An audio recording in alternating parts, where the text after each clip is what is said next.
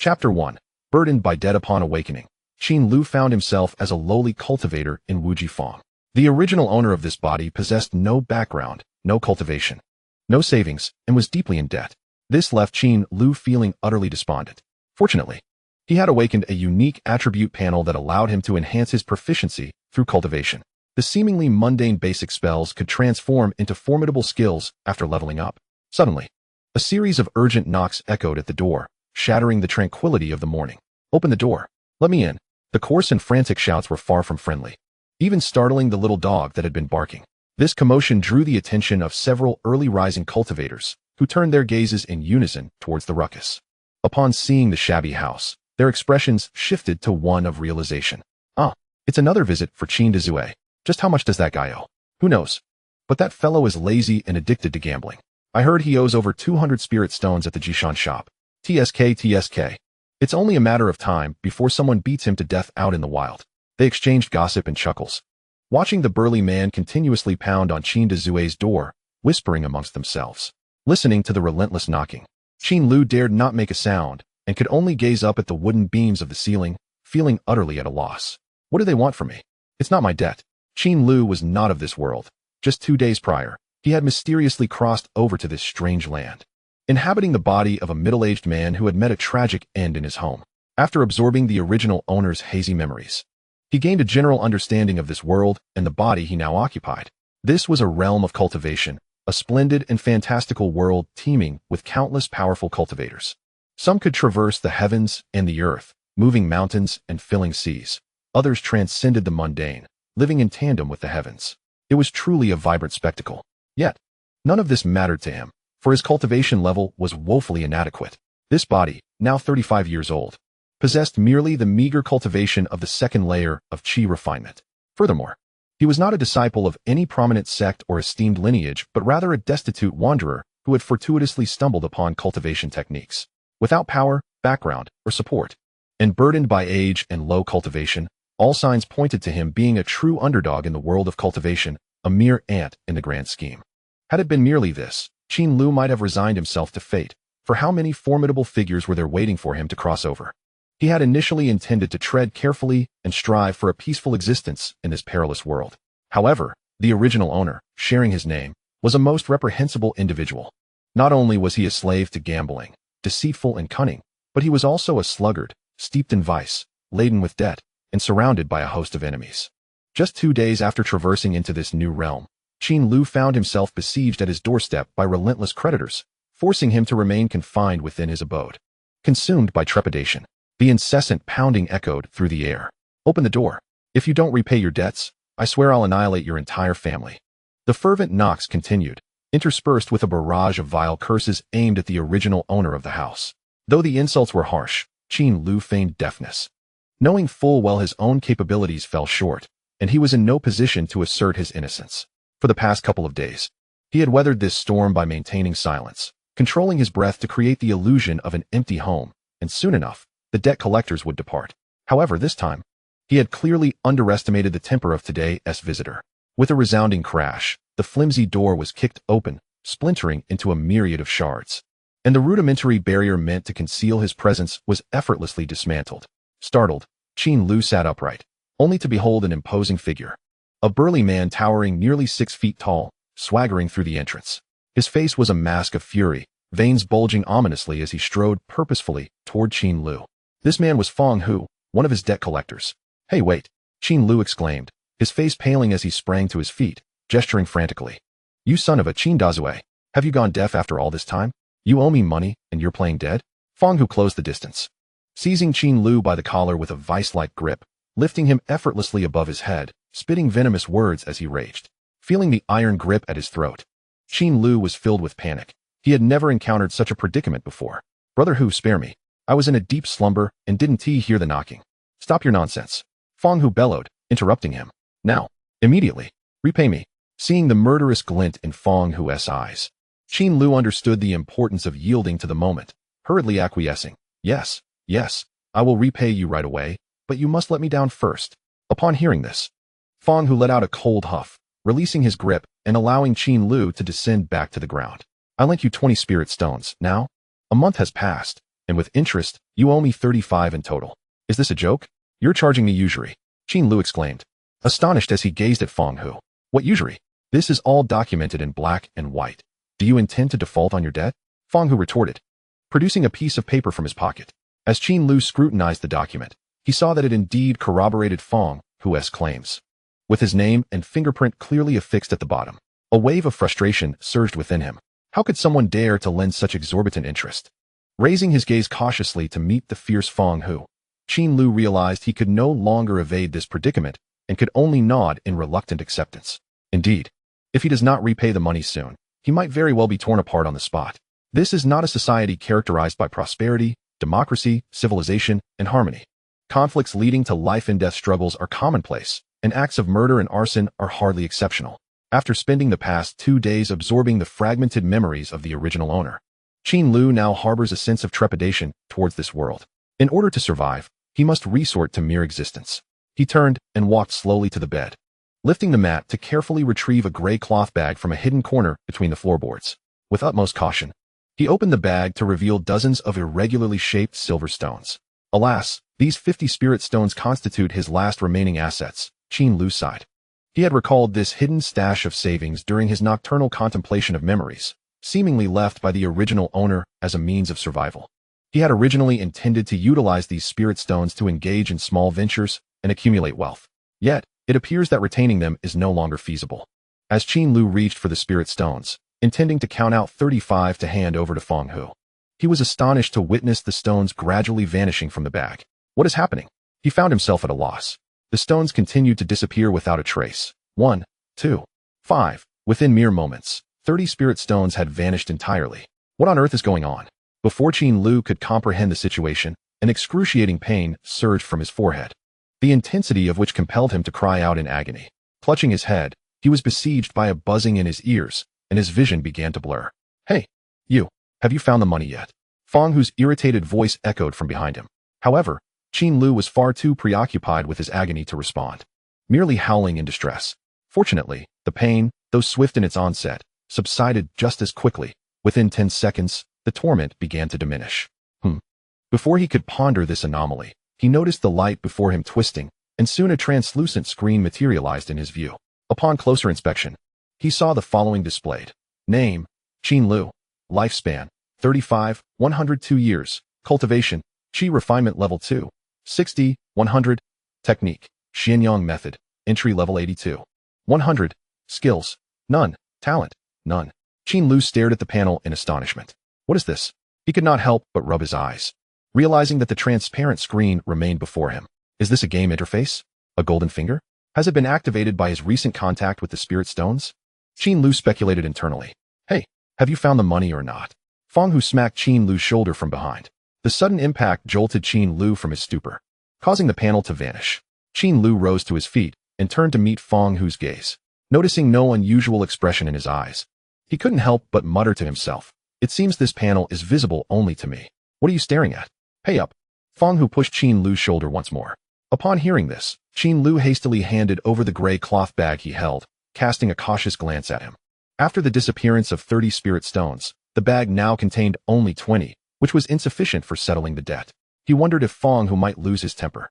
Fang Hu received the bag, tossed it lightly to gauge its weight. Then his expression tightened as he said in a grave tone, "Are you joking with me? This is utterly inadequate." Qin Lu looked troubled and replied softly, "This is all I have. Could you possibly grant me an extension on the remaining amount?" Hearing this, Fang Hu scrutinized Qin Lu with a puzzled look, a flicker of surprise crossing his face. He realized that this young man had changed completely from the past. Previously, when asking for money, Qin Lu had always appeared as a rogue, speaking with a slick tongue and refusing to part with even a single coin, even after taking a beating. But unexpectedly, today he not only returned the money promptly, but also maintained a relatively honest demeanor. He recalled hearing that someone had come to teach Qin Lu a lesson a few days ago. Could it be that he had truly reformed? Fang Hu pondered silently. Little did he know, the Qin Lu before him was no longer the gambling addict known as Qin Dezue. After a moment's contemplation, Fang Hu tucked the gray bag into his bosom and stated sternly, "You still owe me 15 spirit stones. I will return in 10 days to collect. By then, you must repay 20 spirit stones. If not, you will be in serious trouble." With that, Fang Hu turned and departed. Qin Lu watched his retreating figure, glanced at the shattered door, and an expression of resignation crossed his face. He sighed deeply, lamenting, "Life is not easy." Chapter 2. The Attribute Panel. After expressing his thoughts at the door, Qin Lu sighed and propped the broken door back up, allowing it to rest ajar. He slowly returned to his bed and took a deep breath. It was time to investigate his golden finger. Earlier, when his focus had wavered, the panel had vanished. How could he summon it once more? Just as this thought crossed his mind, his vision blurred again, and within half a second, a simplistic game panel materialized before him. It appeared that simply thinking about it was enough to summon the system. He gazed at the screen and quickly scanned the attribute information, which was straightforward and exceedingly clear. However, the data was rather dismal. No skills, no talents. Fortunately, there was still a cultivation method, or else he would truly be a product of 3 deficiencies, utterly useless. Qin Lu had been mentally prepared for this outcome. After all, what talents or skills could a 35-year-old at the second level of Qi refinement possess in the realm of cultivation? His gaze lingered on the lifespan section. Lifespan, 35,102 years. The initial 35 likely represents the individual's current age, while the subsequent 102 signifies the age at which one would naturally succumb to death. Contemplating this, a faint smile graced Qin Lu's face, and joy blossomed within his heart. After all, living beyond a century is a rarity even in his past life, let alone in this impoverished ancient era. From what Qin Lu gathered, the average lifespan of individuals in antiquity typically ranged between 30 to 40 years. It is improbable for an ordinary person to possess such longevity. Perhaps this is a consequence of my status as a cultivator. With this thought, Qin Lu's gaze once again descended, landing on the cultivation technique section. Technique, Xianyangju, Beginner 82100. The term Xianyangju was not unfamiliar to Qin Lu, as it was the very title of the book the original owner had discovered in a cave. It was this tome that enabled him to cultivate spiritual energy, transcending the mortal realm and becoming a practitioner of immortality. Beginner? What does that imply? 82 points, just 18 short of an upgrade. Yet how does one accumulate more points? Qin Lu pondered while stroking his chin. However, after a lengthy deliberation, he found himself at a loss and redirected his focus elsewhere. He began to investigate what other features might exist. With enthusiasm, Qin Lu delved into the mysteries of this so-called golden finger. Yet, after 20 minutes, a hint of exasperation appeared on his face, prompting him to cease his efforts. Through repeated experimentation, he discovered that this system, aside from the panel, offered no other operational avenues. It resembled a game that had not fully loaded, displaying solely an attribute panel with nothing more to offer. There were no lotteries, no check-ins, no marketplace, and certainly no intelligent assistant. What purpose does this serve? Qin Lu lamented, clearly disillusioned that this golden finger was not as formidable as he had imagined. Gurgle. Qin Lu glanced down and patted his belly, rising from the bed. He was hungry. Cultivators do not abstain from sustenance. As a practitioner in the Qi refinement stage, he required 3 meals daily, and his appetite was considerable. After 2 days of exploration, Qin Lu realized that although he was a cultivator, his physical prowess was not extraordinarily superior. Comparatively, it was perhaps akin to the physical capabilities of elite athletes in his past life. Eating without enthusiasm indicates a troubled mind. Time to eat. Qin Lu muttered to himself as he stood and made his way to the kitchen. His dwelling was modest, comprising a single room and a hall, with a total area of approximately 60 square meters. The room was cluttered with various items, clearly indicating that the original owner was not one to tidy up. To the right of the hall lay a simple kitchen, resembling a rural earthen stove. Qin Lu ambled over to the corner where the rice jar stood, lifting the wooden lid. Inside, the jar contained crystal-clear spiritual rice, and a cursory glance suggested there were at least 20 pounds. In his memory, lingmi was not inexpensive, as it possessed the innate ability to accelerate cultivation through its accompanying spiritual energy, making it a favored choice among cultivators. After a brief cleansing of the pots and utensils, Qin Lu retrieved the lingmi, poured it into the rice bucket, added an appropriate amount of water, and rinsed it twice before placing it on the stove. He then crouched down, gazing at a small pile of firewood in the stove. To ignite the fire, it should be done this way, according to his recollection. Qin Lu murmured to himself as he began to rub his fingers together. With a soft pop, a delicate crimson flame suddenly surged forth from between his fingers. Indeed, it is possible. A faint smile crept across Qin Lu's lips. Such a miraculous phenomenon would have been utterly unachievable in his previous life. Yet here, it was effortlessly attainable. This technique, known as the ignition spell, is a simple application of spiritual energy that cultivators can easily master. No incantations or hand seals are required. One merely needs to channel their internal spiritual energy to release it at will. Moreover, it consumes minimal spiritual energy, making it a basic spell known to all in the realm of cultivation. With a flick of his finger, he cast the flame onto the prepared firewood. Upon contact, the wood instantly ignited, radiating a searing warmth. Satisfied, Qin Lu nodded and returned to his bed, awaiting the lingmi to cook. At least I am still a cultivator, capable of performing such minor spells. This is certainly preferable to being reborn as an ordinary commoner, Qin Lu reflected, feeling a bit of the heaviness in his heart dissipate. The situation was not as dire as it could have been. With time to spare, he sat on his bed, continuously rubbing his fingers, the flames flickering to life and extinguishing as he repeatedly unleashed the ignition spell. This novel experience brought him immense joy. However, with the limited spiritual energy of a second-layer Qi refinement, after employing the spell over a dozen times, he found his energy nearly depleted. A wave of fatigue washed over him, akin to having run 10 kilometers, leaving him both physically and mentally exhausted. This was the sensation of overextending his spiritual energy. Realizing he was growing weary, he ceased this trivial activity. Yet, with a thought, he summoned his attribute panel once more. Name: Qin Lu, lifespan, 35. 102 years, cultivation, second layer Qi refinement, 60, 100, technique. Xianyang Ju, beginner 82, 100 skills, spell, ignition spell, beginner 11, 100 talent, none? Qin Lu raised an eyebrow, his expression one of astonishment. The previously unremarkable attribute panel now displayed a new skill. Ignition spell, a new spell. Qin Lu gazed at the newly appeared ignition spell on the panel with unparalleled delight. Upon witnessing this scene, he seemed to grasp how the panel skills could be upgraded. Just a moment ago, I had cast the ignition technique 11 times, and the points had risen to 11, which implied that merely casting a skill once could enhance proficiency by 1. With this realization, Qin Lu promptly rose from his bed, suppressing the discomfort of his depleted spiritual energy, and began to rub his fingers together once more. Suddenly, a flicker of flame erupted from his fingertips, the feeble glow illuminating his face like a lighter, casting a gentle radiance across his features. Disperse. With a mere thought, the flame vanished from his fingertips. He then opened the attribute panel. Indeed, a wave of elation washed over Qin Lu as he observed that the previously recorded proficiency of 11 had now increased to 12. Remarkable. As long as one practices, the points can be elevated. Currently at the novice level, should he successfully upgrade, the power of the ignition technique is bound to enhance. Clenching his fists, confidence sparkled in his eyes. Having unexpectedly arrived in this realm, utterly alone, his paramount objective was to safeguard his own life. Only by surviving could infinite possibilities unfold. Now, with the system in place, as long as he remained cautious and diligently improved his proficiency, he was certain he could endure in this perilous environment. Once I clear my debts, I shall live more freely than anyone else. Just as Qin Lu was encouraging himself towards his goals, he suddenly caught a whiff of an extraordinarily tantalizing aroma. The meal is ready.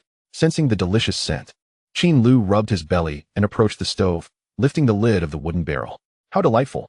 As the lid came off, an unprecedented fragrance wafted towards him, prompting him to lick his lips as saliva pooled in his mouth, the sensation of hunger intensifying almost instantaneously. Hastily, Qin Lu grabbed a porcelain bowl and served himself a generous portion of rice. The spiritual rice, after steaming, appeared translucent with distinct grains, its lustrous sheen resembling jade. A sight that was truly pleasing to behold. Without a moment's hesitation, Qin Lu seized his chopsticks and took a bite. The moment the tender spiritual rice touched his tongue, a soft, glutinous sensation briefly enveloped him, as if he were floating on clouds. Exquisite. Qin Lu's eyes sparkled. He had initially intended to sauté some beast meat to accompany the rice. However, he was astonished to find that the spiritual rice alone was so delectable that, even without any side dishes, he could easily finish an entire wooden barrel of it. With fervor, Qin Lu began to shovel the rice into his bowl. Before long, he had consumed the entirety of the freshly steamed spiritual rice. What a delight! After his meal, Qin Lu reclined on his bed, caressing his pleasantly warm belly, utterly satisfied. It seemed this place wasn't so dreadful after all. At least the food was delightful. After finishing the rice, Qin Lu suddenly noticed that his previously depleted spiritual energy, which had waned from casting the ignition technique, was now beginning to recover slowly. Wait a moment. Qin Lu abruptly sat up in bed, a vivid memory flashing through his mind. After consuming the spiritual rice, meditating would facilitate better digestion. Such a precious opportunity should not be squandered.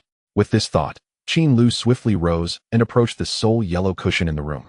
Crossing his legs to sit down, without needing to recall anything, he assumed the appropriate posture and hand seals, allowing the technique to manifest naturally in his mind as he closed his eyes. As the technique began to operate, the spiritual energy within Qin Lu commenced its circulation. Is this the Dantian? Having never experienced such phenomena, Qin Lu was filled with wonder. He could feel a warm current surging from his lower abdomen, coursing through his body. This sensation was immensely pleasurable, drawing him to immerse himself in the experience, letting his familiar instincts guide the flow of spiritual energy. Before long, 2 hours had passed in the blink of an eye. Qin Lu slowly opened his eyes, sensing that his spiritual energy had fully replenished, a smile spreading across his face. This was his first attempt at meditation and energy cultivation, and it had proceeded remarkably well. The restoration of his spiritual energy signified that he could continue practicing the fire technique. Suddenly, a thought struck him, prompting him to open his attributes panel. Indeed, it had increased. Surprise illuminated Qin Lu's face once more. Technique: Xinyangju, Beginner 83100. The proficiency in Xinyangju had slightly improved. This aligned perfectly with his expectations. Through repeated practice, he could elevate his proficiency and rank. This revelation struck a chord with Qin Lu, reminiscent of the thrill he once felt from gaming, instantly filling him with renewed vigor. The principle was clear: relentless effort was the path to mastery. With a serious demeanor and resolute gaze, Qin Lu immediately began to activate the fire technique, depleting all his spiritual energy. He then promptly resumed meditation to restore his energy. The cycle continued unceasingly. Time slipped away rapidly, and before he knew it, night had fallen, transforming the day into the depths of midnight. In the stillness of the night, Qin Lu appeared pale, his internal spiritual energy nearly exhausted, a faint flicker of flame lingering between his fingers. Throughout the day, he had continuously unleashed the fire technique, nearly 100 times. Even the meditative sessions, which he conducted every 2 hours, had reached a total of 8. Such intense practice left his head throbbing, akin to having endured 10 sleepless nights in succession. As the flicker of flame dissipated, Qin Lu supported his head with one hand and exhaled heavily. It was no longer feasible to continue. Pushing further might lead to a fatal collapse. Yet, based on the frequency of his practice, he should be on the verge of leveling up.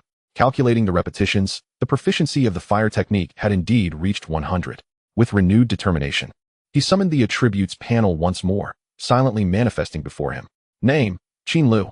Lifespan: 35, 102 years. Cultivation level: Qi refining second layer, 62. 100. Technique: Xinyangju, Beginner 91, 100. Skills: Spell: Ignition technique, Proficient 1, 200. Talent: None. Proficiency has advanced from beginner to proficient. Qin Lu's expression brightened with elation. After a long day of toil, there was finally some change. His cultivation level has also increased. Qin Lu rested his chin on one hand, his eyes narrowing into slits, realizing that continuous meditation and training could indeed enhance his cultivation. At this rate, could it be that in less than 2 months, he would ascend to the Qi refining third layer? Qin Lu immediately rose from the futon. To his astonishment, what had eluded the original owner of this body for over a decade, he seemed to be able to overcome effortlessly in just 2 months. Qin Lu swallowed hard. Suddenly feeling parched, he stepped over to the table and lifted a cup of water. At that moment, he noticed that the kettle was empty. Realizing this, he picked up the kettle and walked to the kitchen, removing the lid from the water bucket. Yet, just then, he froze, halting his actions. Gazing into the water's surface, he was confronted by an unfamiliar visage, evoking an inexplicable sense of strangeness within him. His features were not particularly delicate. One might even describe them as somewhat rugged. However, the contours of his face were smooth and defined, and his skin bore a healthy wheatish hue, imparting a sense of masculinity. He appeared to possess a sort of rugged charm, resembling a rogue, though his mouth seemed rather large. No wonder he was nicknamed Qin Big Mouth. From his memories, Qin Lu learned that the previous owner of this body had several monikers, including Sky-Swallowing Python, Qin Big Mouth, and Man-Eating Monster, all of which were tied to his prominent mouth. Staring at this unfamiliar face, Qin Lu felt somewhat helpless. After pondering for a moment, he opened his mouth wide and grinned at his reflection in the water. His 2 rows of neat, white teeth rendered his smile radiant, adding a touch of approachability to his demeanor. While his mouth was indeed large, he was still far more handsome than he had been before. In contemporary terms, such a visage would classify him among the ranks of suave uncles or domineering CEOs. After a brief glance, Qin Lu diverted his gaze, cupping fresh water in his hands to wash his face.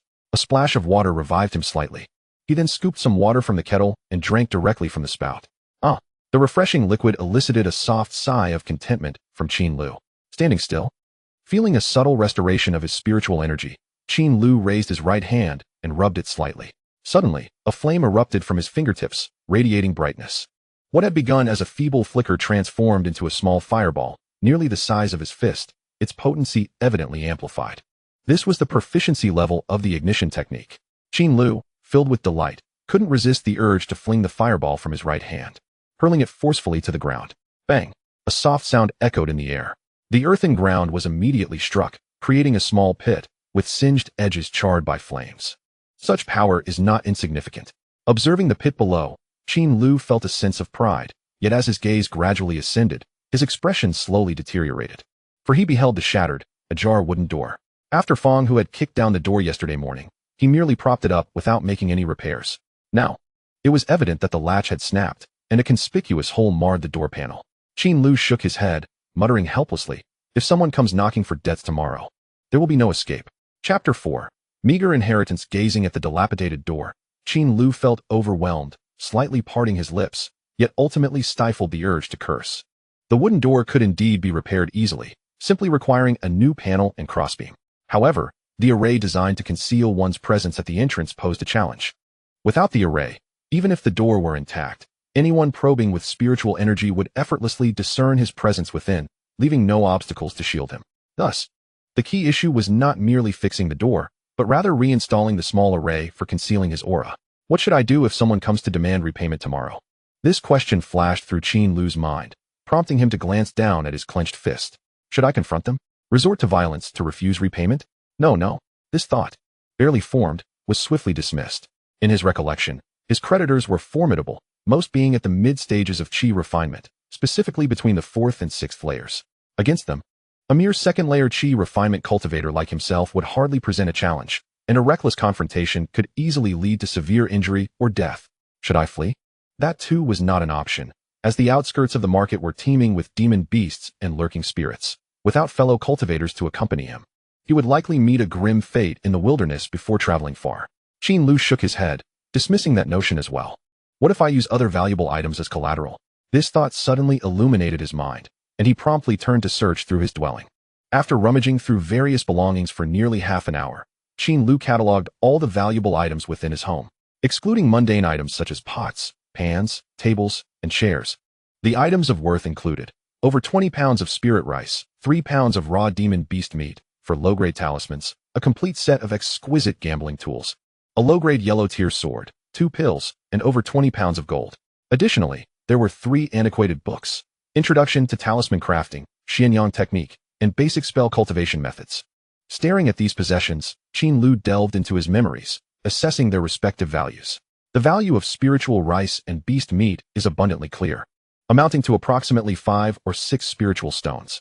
However, they are utterly unsellable, for both spiritual rice and beast meat are readily available fresh in the market, rendering these used items undesirable. Moreover, the few tattered books and talismans he possesses are commonplace and worth little. Before him lies a long sword, measuring 3 feet and 6 inches, forged from black iron and possessing a slender blade that gleams with a faint cold light. The hilt is crafted in the form of a blue eye sculpture, exuding an aura of chilling elegance. This is his personal weapon, the only magical artifact he possesses, known as the Supreme Clarity Sword. With a heavy sigh, he murmurs to himself that he cannot part with it. In such perilous surroundings, being unarmed is akin to wandering the streets in utter vulnerability, devoid of any sense of security. His gaze drifts downward to the gold, which holds little value. While gold was once a precious commodity in a past life, in the realm of cultivation, it serves merely as the most rudimentary currency, primarily utilized by impoverished cultivators. The exchange rate typically sees one inferior spiritual stone traded for 7 or 8 pounds of gold, rendering it worth only a few spiritual stones, of little use. After scanning his possessions, his eyes finally rest upon a set of golden gambling tools. This exquisite collection, housed in a beautifully crafted box, contains various commonly used gambling implements: 5-wood chess, dice, hidden treasures, go pieces, dominoes, and more. According to his memories, this set was acquired by the original owner after an exceptionally fortunate gambling session that netted several hundred spiritual stones. Ultimately purchased for over 100 spiritual stones after being marketed by others, the original owner cherished these items immensely, treating them as treasures, often taking them out to practice gambling techniques, refusing to sell them even in dire straits. Let the eradication of gambling begin with me. He resolutely picks up the exquisite gambling set. Now that his body has been taken over by a new soul, the gambling tools, once treasured by the original owner, seem utterly worthless to him. As the night sky carries a hint of coolness, the bustling slum, once teeming with life, now lies eerily quiet. Qin Lu cautiously pushes open the dilapidated wooden door, peering outside for the first time since his arrival in this world 2 days prior. The chaotic market and the tragic demise of the original owner linger in his mind, serving as a stark reminder to tread carefully. Seeing that the surroundings are deserted, he checks the talismans tucked within his clothing and ensures the Supreme Clarity sword is securely at his waist. Satisfied that he is prepared, he takes a deep breath, cradling the exquisite gambling set, and steps out of the door. What is that strange odor?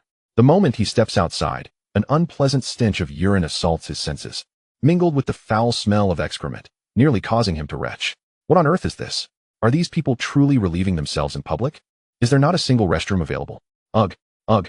Qin Lu spat twice, pinching his nose to endure the foul stench, before cautiously closing the door behind him. He then made his way towards the heart of the market with careful steps. His humble abode was situated on the outskirts of the bustling market, inhabited by destitute wanderers, resulting in a chaotic mix of all sorts of individuals, often referred to as the slums of the market. This area also bore the highest crime rate within the marketplace. As Qin Lu strolled along the muddy path, his gaze swept over the surrounding structures. Before him stood a series of exceedingly rudimentary dwellings. The streets were devoid of any planning, with earthen houses scattered haphazardly along the roadside. The scene resembled the ancient rural landscapes he had seen on television, leaving him momentarily speechless. He felt as though these cultivators were living as if they were mere dogs, enduring such wretched living conditions. In such disarray, it would be preferable to return to the mundane world and be revered as a celestial being. At least there, one would be free from worries about food and clothing. Living in luxury. As Qin Lu continued his complaints, he noticed that despite the late hour, several wanderers were still traversing the streets. Shadowy figures brushed past him on the narrow dirt road, each bearing a hint of wariness upon their faces. Clearly, everyone was acutely aware of the chaos that enveloped this area. In the dead of night, it was not surprising for malevolent deeds to occur. This environment filled Qin Lu with trepidation, and he found himself sweating profusely, his hand instinctively resting on the hilt of his sword. Should anything go awry, he was prepared to unleash the erratic sword technique he had mastered. After all, recalling past memories, brawls and skirmishes were a common occurrence in the slums. With bloodshed and injuries occurring frequently, it was not unusual to find corpses lying in the streets. It was prudent to exercise caution. The slums were not far from the market center, as they were adjacent to the bustling area. Within mere minutes, Qin Lu spotted the imposing city wall of the market.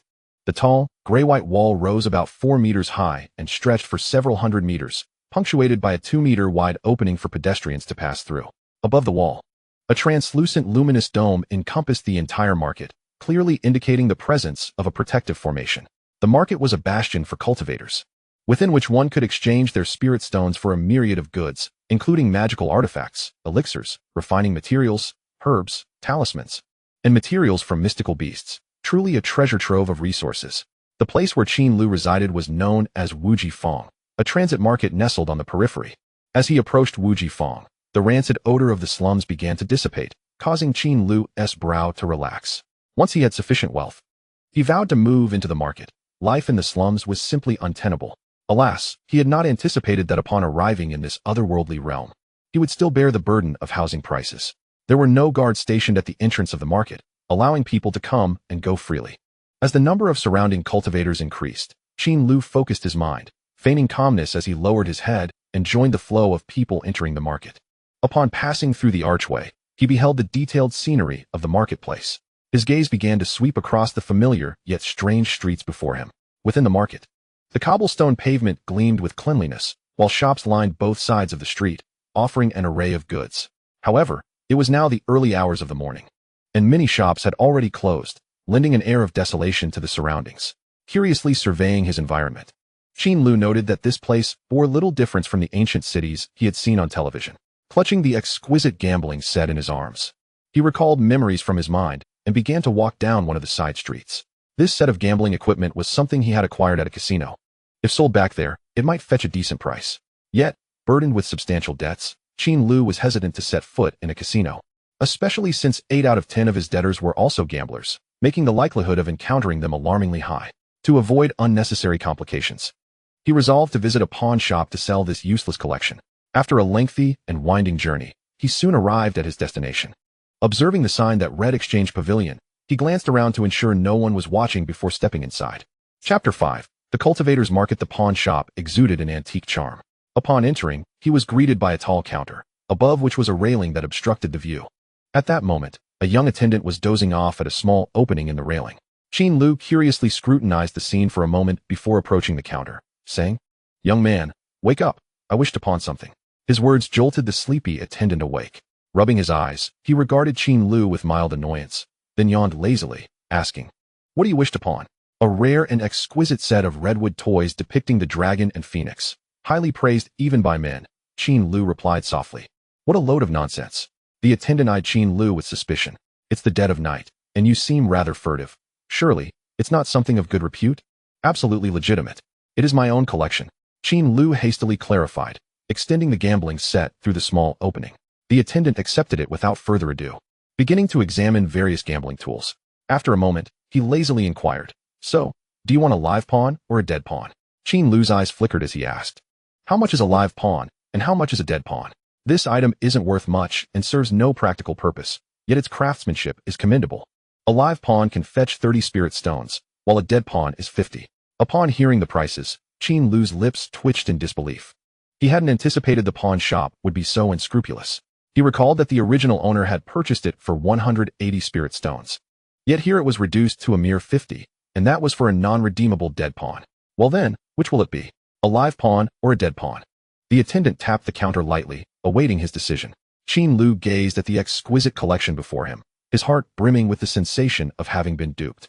However, he found the items utterly useless to him. After a brief moment, gritting his teeth, he uttered, "Damn it." Tightening his grip on the 50 spirit stones nestled in his embrace, Qin Lu stepped out of the pawn shop. He cast a glance around before retracing his steps. With these spirit stones in hand, at least he wouldn't have to worry about creditors knocking on his door tomorrow. The security of possessing wealth brought him a measure of comfort. 50 spirit stones should suffice for a while. After all, occurrences of owing such a substantial amount of spirit stones in one go, like yesterday, were exceedingly rare. Suddenly, Qin Lu halted, standing still as he slapped his forehead with his right hand. "Oh dear, I almost forgot the array." The array at home that concealed his presence was still in a shattered state, and if left unrepaired, he would have no privacy within his own abode. As a young man who meticulously set his social media to display only 3 days of activity, he could not endure the thought of someone constantly watching him. With this thought in mind, Qin Lu promptly turned around and strode forward. In the market, alongside various shops selling goods, there existed another novel business model: street vending. These stalls were typically situated in the heart of the market, allowing numerous itinerant cultivators to engage in low-price transactions, hence the moniker scattered cultivator market. In no time, Qin Lu arrived at this bustling locale. It was a large circular open space where many individuals sat on the ground. Each person had laid out a black cloth before them, displaying an assortment of items. The stalls were a delightful chaos, with several pathways left open, indicating some form of management. Although it was night, the area remained lively, thrumming with the activity of cultivators coming and going, while many vendors called out their wares.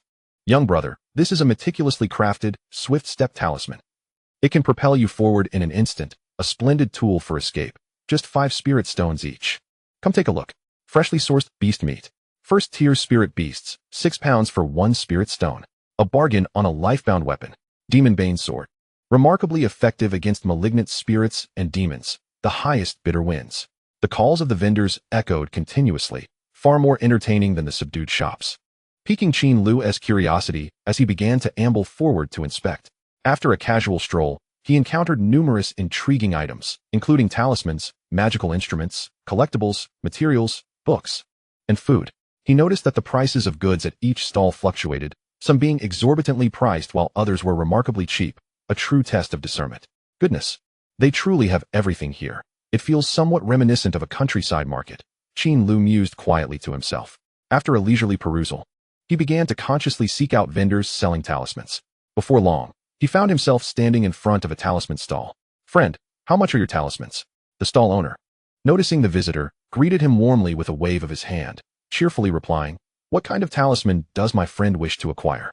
Here I possess the talismans: Swift Step Talisman, Water Shield Talisman, Evil Repelling Talisman, and Golden Light Talisman." Qin Lu feigned a casual glance, before fixing his gaze upon one particular talisman, extending his finger as he inquired, "What is the price of this repair talisman?" "Ah, a discerning eye, my friend. This talisman was just crafted today. Seeing as we seem to share a connection, I shall part with it for the modest sum of 5 spirit stones." "What do you say?" Qin Lu's expression faltered at the price. He found it rather difficult to accept. 5 spirit stones equated to the cost of his meals for 10 days. With the current financial strain, he wished he could split each spirit stone in half for greater utility. That scoundrel. He must demand repayment for the door repair. The thought of the door that the brutish man had kicked in caused him considerable anguish. Noticing Qin Lu's indecision, the vendor interjected, "Well, what do you think, my friend? This price is quite reasonable, I assure you. Once you leave my stall, you will find no better deal. Indeed, while your words may be exaggerated, I shall proceed with the purchase. Ah, my friend, you are rather forthright. Here, please accept the talisman." The vendor appeared slightly embarrassed. Qin Lu gingerly accepted the offered talisman, tucking it carefully into his robes, before retrieving 5 spirit stones to hand over to the vendor. With the transaction complete, he turned to depart. Alas, before the warmth of the spirit stones could even settle, he had already relinquished 1/10 of his total. This was not sustainable. Qin Lu sighed inwardly. Having spent 5 spirit stones made him realize that his 50 stones were not as substantial as he had believed. Without a means to acquire wealth, would he soon find himself compelled to sell his possessions? Perhaps he would have to part with the Supreme Clarity Sword next. The looming crisis of spirit stones weighed heavily upon him. In his previous life, failing to repay debts might result in becoming a pariah or facing imprisonment, protected by law, ensuring at least his life remained unthreatened. Yet here, violence and chaos reigned. Should he fail to repay, his life expectancy would be significantly diminished. No, he must devise a plan to earn some income. Amidst the cacophony of calls from vendors surrounding him, an idea sparked in his mind. Of course, if talismans are so profitable, then I too can sell talismans. I recall there is a manual for talisman crafting at home. Selling a repair talisman for 5 spirit stones. If I could sell several a day, repaying my debts would be a breeze. The more he contemplated, the more exhilarated he became. As if the path to fortune lay beneath his very feet, with numerous spirit stones beckoning to him. Without hesitation, he resolved to act. Determined, Qin Lu swiftly departed the market, making his way toward a shop that sold talisman crafting supplies. To create talismans, one requires at least a complete set of crafting tools, which are typically not sold in their entirety at the market. One must visit a shop to acquire everything in one go. Before long, Qin Lu located a sizable talisman shop. After a series of negotiations, he ultimately spent 20 spirit stones along with 3 pounds of gold to procure a complete set of crafting tools. It included talisman paper, talisman ink, animal skin, brushes, gold powder, and talisman knives. Subsequently, he, through the persuasion of a shop assistant, spent a spirit stone to purchase a faintly ore-emitting mahogany table, which he intended to use as his talisman crafting station. With all his purchases in tow, Qin Lu emerged from the entrance of Wuji workshop, burdened by the sizable table, and trudged heavily homeward. Chapter 6. A skill of one's own. As he gradually approached the slums, the nauseating stench resurfaced. Spitting forcefully twice, Qin Lu held his breath and continued to carry the mahogany table at a slow pace. After a night of exertion, the time had reached the hour of the rabbit. Around 5 in the morning. Although there were a few pedestrians on the road, they were sparse. Many brushed past Qin Lu, heading towards Wuji workshop. Upon observation, he noticed these individuals pushing small carts laden with food ingredients and kitchen tools, reminiscent of street vendors from his past life. They must be going to sell breakfast, he mused, glancing casually at the details. He couldn't help but sigh, realizing that no matter the realm, diligent workers were ever present. In the realm of cultivation, soaring through the skies on swords and commanding the masses was the grand demeanor of high-level cultivators. In reality, the lower-tier practitioners lived quite frugally. Many cultivators, in order to survive, relied on their various skills to make a living, leading a hard life. After all, if they did not strive diligently, they would be forced back to the mundane world, living a life of luxury and abundance, which was not their desire. Creaking open the slightly ajar door, Qin Lu finally returned home. He set the mahogany table down in a corner of the hall and arranged the talisman crafting tools he had purchased neatly. He then twisted his arms to ease the soreness in his shoulders. Although his physical constitution had greatly improved, carrying a nearly 300-pound table for 2 to 3 kilometers still left him feeling somewhat uncomfortable. Hands on hips, he gazed at the pristine workbench with a sense of nostalgia. This is my foundation for prosperity. Right, to repair the talisman. He retrieved a repair talisman from his pocket and turned towards the door. The repair talisman, a level 1 talisman, was specifically designed for mending formations, a crucial tool for maintaining the operation of arrays. The damage shielding array would be perfectly suited for repair with the repair talisman. Reaching the door, he recalled the specific usage of the talisman in his mind. After a moment, he lifted the talisman and slapped it directly onto the center of the wooden door, precisely where the eye of the simple shielding array resided. With a whoosh, a surge of spiritual energy illuminated the entrance, and various runic patterns emerged. In an instant, the damaged array shimmered like rippling water, gently restoring itself to its original state. The hole in the wooden door also mended itself seamlessly. Remarkable. This truly is wondrous, Qin Lu thought, his eyes wide with amazement. He casually discarded the now useless talisman paper, feeling an immediate sense of relief wash over him. With satisfaction, he mused that when practicing his craft alone at home in the future, he would no longer have to worry about others witnessing it. The craft in question was talisman making, a clandestine endeavor not to be exposed to prying eyes. After repairing the door, Qin Lu turned and walked to the corner of the hall, bending down to retrieve a book titled Introduction to Talisman Crafting. Talisman making shouldn't be too difficult, Qin Lu murmured to himself as he settled down at the pristine rosewood table. Rubbing his temples, he exhaled softly and began to peruse the manual. The book was not thick, comprising only a few dozen pages. The initial sections detailed the history and precautions of talisman making, along with preparatory steps. The subsequent pages focused on various techniques and designs for crafting different talismans. Upon a cursory glance, Qin Lu noted the book detailed 15 types of talismans available for crafting: cleansing talisman, soundproof talisman, water shield, lightness talisman, fire talisman, evil repelling talisman, protective barrier, swift step talisman, flash talisman, stone strike talisman, smoke talisman, heavy talisman, feng shui talisman, ice block talisman, and repair talisman. The myriad of talismans described filled Qin Lu with growing excitement. However, the next moment, a particular admonition from the text doused his enthusiasm like a bucket of cold water. Although all 15 talismans were classified as first level, they could not be crafted at will. A practitioner whose cultivation level did not meet the requisite standard would find it exceedingly difficult to succeed in their creation. Currently, Qin Lu was at the second layer of qi refinement, belonging to the early stages of this practice, which limited him to crafting only 3 talismans: cleansing talisman, soundproof talisman, and water shield. The constraints of his low cultivation rank were palpable. Examining the 3 pages dedicated to these talismans, Qin Lu stroked his chin, deep in thought. The cleansing talisman served to purify the body and surroundings, making it a staple for many practitioners who preferred to avoid bathing. Thus, it was in high demand and easily sold. The soundproof talisman, when employed, could diminish noise levels, making it ideal for discrete activities. It could even be affixed within one's home to reduce sound disturbances. The water shield could transform into a defensive barrier of water vapor to fend off attacks, though its defensive capabilities seemed somewhat limited. Each talisman possessed its own unique function. Before Qin Lu could fully contemplate which talisman to create, a sudden commotion pierced through his thoughts. A series of sharp knocks echoed in the air. "Open the door! Open the door! Pay up!" Upon hearing this, Qin Lu shook his head in resignation, rising to approach the door and extending his hand to unlock it. To his surprise, the knocker's expression shifted to one of astonishment at the rapid opening of the door, but he quickly regained composure, his countenance hardening as he barked, "Tian Mang, you owe me 10 spirit stones from a month ago. When will you repay?" Before he could finish, Qin Lu promptly thrust 10 spirit stones into the man's hand. With a decisive slam, the door closed behind him, devoid of any further conversation. The outsider stared blankly at the spirit stone in his hand, his lips gently pressed together, swallowing unspoken words. Wasn't it said that the sky-devouring python was exceedingly difficult to collect debts from? Why was today so straightforward? The outsider gazed at the wooden door, his expression rife with confusion.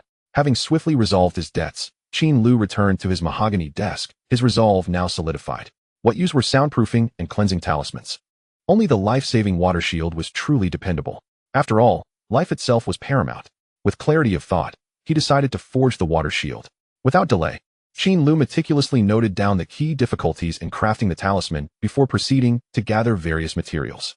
The essential component for talisman crafting was, of course, talisman paper, which required a sharp talisman knife to cut it or beast hide into suitable sizes. Following this, one must concoct the talisman ink, as different talisman papers demanded varying types of ink. Commonly used inks included black ink, red sand, gold powder, and beast blood. The talisman creation process involved dipping a talisman brush into the ink and delicately inscribing the desired patterns onto the specially crafted talisman paper using spiritual energy. Qin Lu swiftly prepared all the materials, arranging them neatly within reach. He exhaled slowly, closing his eyes with a sense of calm. Focusing his mind, he adjusted his state to its optimum. In his mind, the intricate structure and exquisite artistry of the talisman flashed like slides in a presentation, looping in his thoughts. After a brief respite, Qin Lu opened his eyes, his left hand firmly pressing down on the talisman paper while his right hand gripped the talisman brush, gently dipping it into the ink to commence his meticulous talisman drawing. This endeavor directly impacted his livelihood, leaving no room for error. Spiritual energy continuously flowed into the talisman brush as the tip lightly touched the paper, gliding smoothly across its surface. Qin Lu was wholly absorbed, unwavering in his concentration, meticulously following the manual's instructions as he sketched each stroke with precision. However, as time progressed, his right hand inevitably began to tremble, and beads of cold sweat formed on his forehead. This was a result of the tremendous pressure from the delicate manipulation of spiritual energy. He had to persevere. Qin Lu silently encouraged himself, enduring the overwhelming fatigue as his spiritual strength waned. Finally, with a decisive sweep of his right hand, he completed the final stroke of the water shield, retracting the brush. It was done. Watching the brilliance on the talisman paper gradually fade into obscurity, a relieved smile spread across Qin Lu's face. It seemed he possessed a modicum of talent. Succeeding on his first attempt at crafting a talisman was no small feat. As he understood, creating talismans was not something just anyone could achieve. It required exceptional attention to detail and a proficient grasp of spiritual energy. Yet, he had not anticipated succeeding on his first try. Gazing at the talisman paper before him, Qin Lu couldn't help but smile broadly. In this desolate place, he had finally acquired a skill worth having. Suddenly, a thought crossed his mind, prompting him to open the attribute panel. Upon witnessing this, Qin Lu smiled faintly. Indeed, he had acquired the art of talisman crafting. Qin Lu tilted his head back and yawned, as a wave of profound drowsiness began to engulf his mind following the completion of his task. The prolonged lack of sleep and the continuous exertion of spiritual energy had rendered him utterly fatigued. He rose slowly, stretching his arms languidly, his right hand gently caressing his abdomen as he ambled towards his bed. It was time to sleep. Indeed, by resting now, he could forego breakfast. He thought with a smirk, a small gain for the day. Lying on the bed, Qin Lu quickly drifted into slumber. Chapter 7. An unexpected encounter for several consecutive days. Qin Lu remained quietly ensconced at home, entirely oblivious to the affairs of the world, his sole focus being the accumulation of experience. Daily, he tirelessly engaged in relentless practice. Understanding the adage that one cannot bite off more than they can chew, he dedicated this time to mastering the skills he had already acquired. Among them, the progress of the ignition technique was particularly promising. After days of unceasing practice, he successfully elevated his proficiency to mastery. The effects of this upgrade were remarkably evident, as not only had the range of the fireball expanded, but its speed and power had also significantly increased. Additionally, he grew increasingly adept at crafting the aqua shield. Aside from 2 failures caused by momentary distractions, he had achieved perfection in his attempts. The quantity of aqua shields had accumulated to 12, readily available for sale. What delighted Qin Lu the most was that after establishing a more balanced routine, the proficiency of his cultivation technique, Xianyangju, was steadily climbing. Currently standing at 99 points, on the verge of a breakthrough. Everything was progressing favorably. However, during these days, an unwelcome debt collector had knocked on his door, depleting his already scant supply of spirit stones. As his spiritual resources dwindled, a sense of anxiety began to creep into Qin Lu's heart. At noon, Qin Lu sat at his mahogany desk, fervently jotting down notes, occasionally pausing to ponder before resuming his writing. Soon, he finished, the paper bearing 9 names, each followed by a corresponding number, arranged neatly in a sequence. This precisely represented all his current debts. Reflecting on the amounts owed, Qin Lu let out a sigh. Gazing at the total, which amounted to 300 spirit stones, he couldn't help but mentally scold his previous self. It was worth noting that 300 spirit stones could easily sustain a leisurely existence in the Wujifang for a year or two. With a decisive slap, Qin Lu affixed the white paper to the wall as a reminder to himself. After staring at it for a while, he reached into his pocket to feel the remaining spirit stones, his expression immediately turning troubled. Of the 50 spirit stones exchanged for gambling tools, only 2 remained. Qin Lu glanced at the several talismans on the table, then at the dwindling supplies of spiritual rice and beast meat, his demeanor growing serious. The spirit stones were running low. It appeared he would need to venture out today. Resolute, Qin Lu began preparing for his outing, starting with the essential black cloth, a requisite for setting up a street stall. If he were to sell these talismans at a shop, they would hardly fetch a few coins. It is likely that no one would even accept them. He could only resort to setting up a stall at the market. He should also bring along the sword, spirit stones, talismans, and gold. Perhaps he could buy some fruit to snack on, as it is essential to replenish his vitamins. He has worn this robe for several days. Should he purchase a cleansing talisman to wash it, or perhaps buy a new one instead? The supply of talisman paper is also dwindling, so he must procure more. As Qin Lu busily prepared his plans, he chattered to himself. After about 10 minutes, he finally had all his items ready, tightening the numerous bags slung over him. He rubbed his face, donned a serious expression, and gently pushed open the door. In the slums, the number of pedestrians during the day far exceeded that of the early morning. It was a time of bustling activity. Moreover, the guarded expressions on the faces of the crowd were not overly pronounced, indicating that daytime offered a certain degree of safety. Qin Lu naturally noticed this characteristic and mused to himself. It appears I should venture out during the day from now on. The night still harbors some danger. Hey, Lao Qin. Suddenly, a voice called out from behind him. Qin Lu turned to see a young man of similar age approaching, with thick brows and large eyes. His seemingly honest features bore a hint of shrewdness. His complexion appeared somewhat pale, as though he had indulged excessively. Just one glance was enough for Qin Lu's memory to rekindle.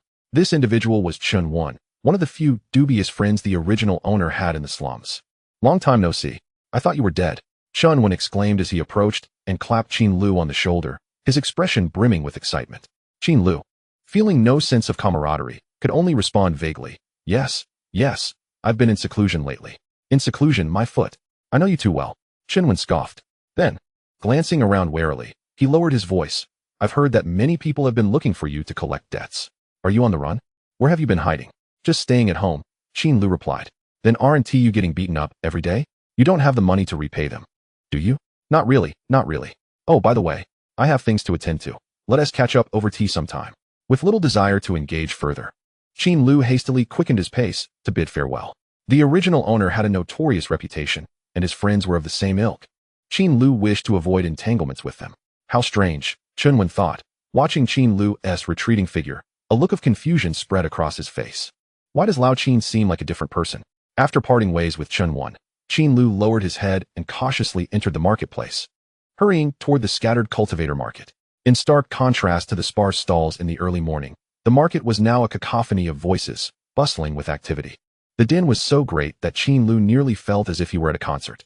Goodness, with so many people, I hope there is still space. Qin Lu thought anxiously, feeling as though he might be a bit late. Carefully maneuvering through the crowd, he began to search for a spot to set up his stall. Laden with bags, Wuji Square, a bustling marketplace under the auspices of Wuji sect, is situated near the renowned East Head Ridge Beast Forest. Consequently, many wandering cultivators and disciples from various sects frequent this locale to rest and prepare for their expeditions into the forest in search of beasts. This has cultivated the vibrant and lively atmosphere of Wuji Square. If one cannot find an open space to set up a stall, they are left with no choice but to sell their wares in shops, uncertain of whether they will be accepted. Qin Lu, in a state of inner turmoil, scanned his surroundings in search of a suitable spot. Suddenly, his eyes brightened as he noticed an elderly cultivator in a corner of the market, tidying up his belongings, evidently preparing to close his stall. Upon this realization, Qin Lu hurriedly made his way over to the elderly man, quickly standing before him. The old cultivator acknowledged Qin Lu's presence with a slight smile and continued to pack up his items. There are no strict rules governing the stalls in the marketplace. As long as they do not obstruct the thoroughfare, the station cultivators of Wuji sect will not impose too many regulations. Stalls are generally first come, first served. Before long, the old cultivator lifted his black cloth and stood, cheerfully stating, "You may take this spot, young friend." Qin Lu felt warmth spread through him and respectfully replied, "Thank you, fellow cultivator." The old man nodded slightly and departed from the stall. Just as Qin Lu approached to arrange the black cloth, an unexpected force struck his shoulder, causing him to lose his balance and stumble backward. Thud! He crashed to the ground, his muscles aching painfully. Startled, Qin Lu looked up to find a fierce-looking young man standing in his original spot, gazing down at him with an air of arrogance. "What are you staring at? This spot belongs to me," the young man barked. "You." Qin Lu quickly rose to his feet, his face flushed with anger. How dare this person seize his position and resort to violence? "What? Do you wish to confront me?" The young man scoffed, rolling his shoulders dismissively. Chapter 8. Selling talismans. The young man's name was Meng Chao, who usually set up his stall in this area. Today he had arrived late, only to find no available spots. While wandering about, he fortuitously noticed an opening but saw someone about to claim it. Without hesitation, he kicked aside the weak, cheer-refining cultivator, seizing the position for himself. "What? Do you wish to confront me?" Meng Chao sneered. Qin Lu, now standing, gritted his teeth and muttered, "I was here first. What gives you the right to monopolize this spot?" "What gives me the right?" Meng Chao raised his fist menacingly and retorted, "Simply the fact that my fist is larger. Get lost."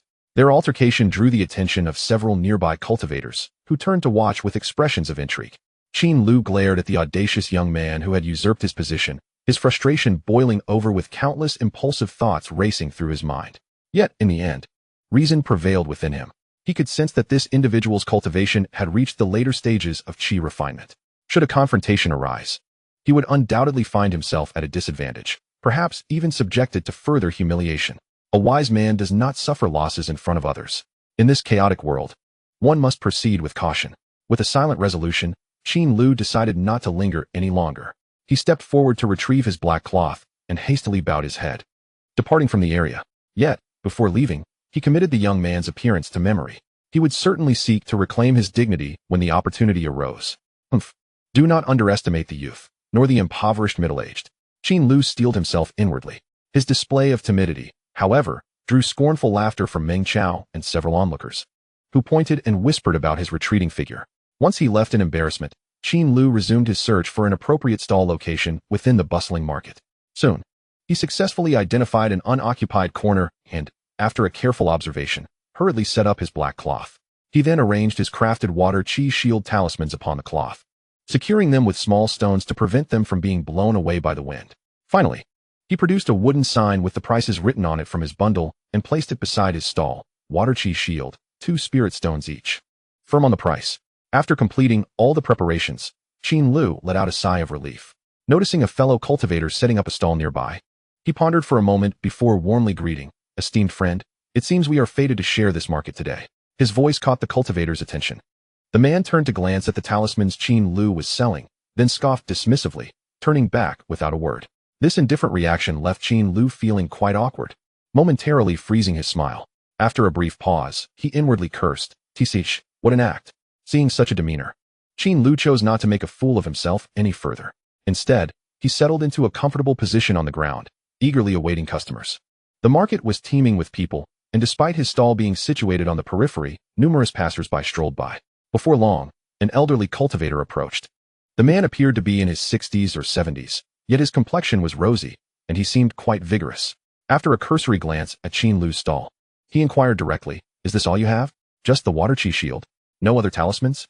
"That's correct. This is the only one I can produce," Qin Lu replied.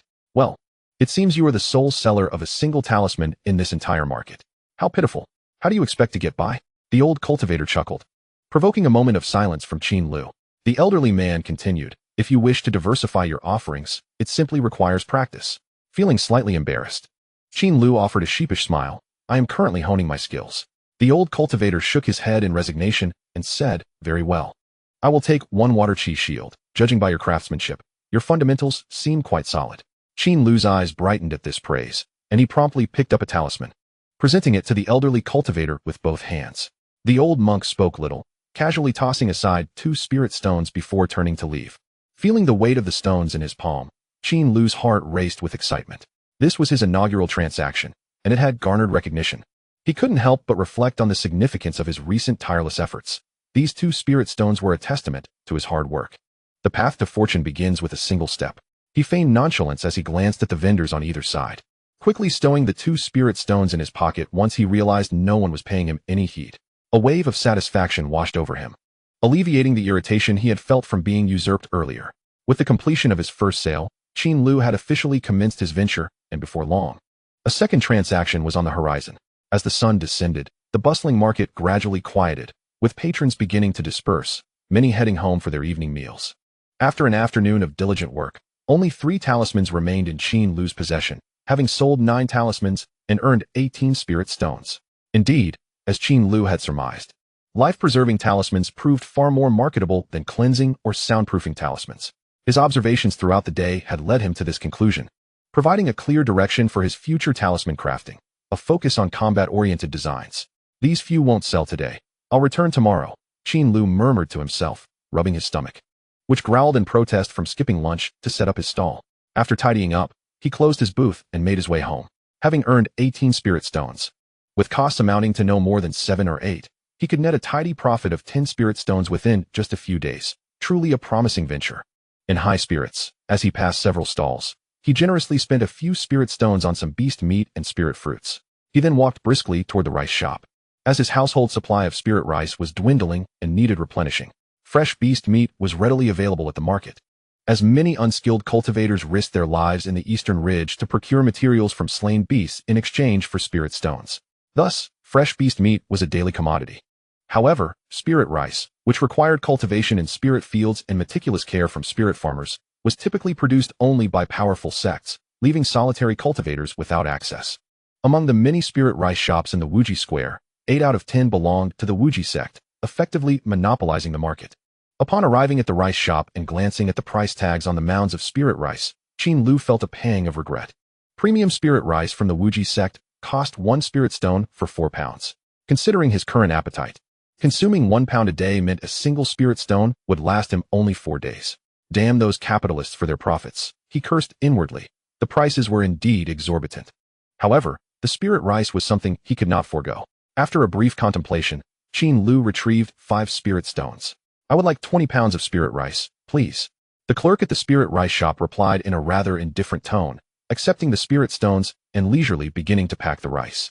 Observing the sluggish pace of his movements, Qin Lu felt a wave of exasperation, yet dared not voice his impatience.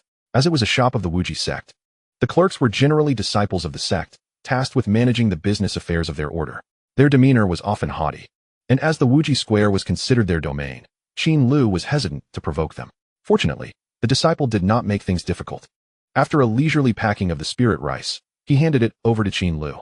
With the spirit rice in hand, Qin Lu made his way to the talisman shop, spending 5 spirit stones to acquire a substantial amount of talisman paper.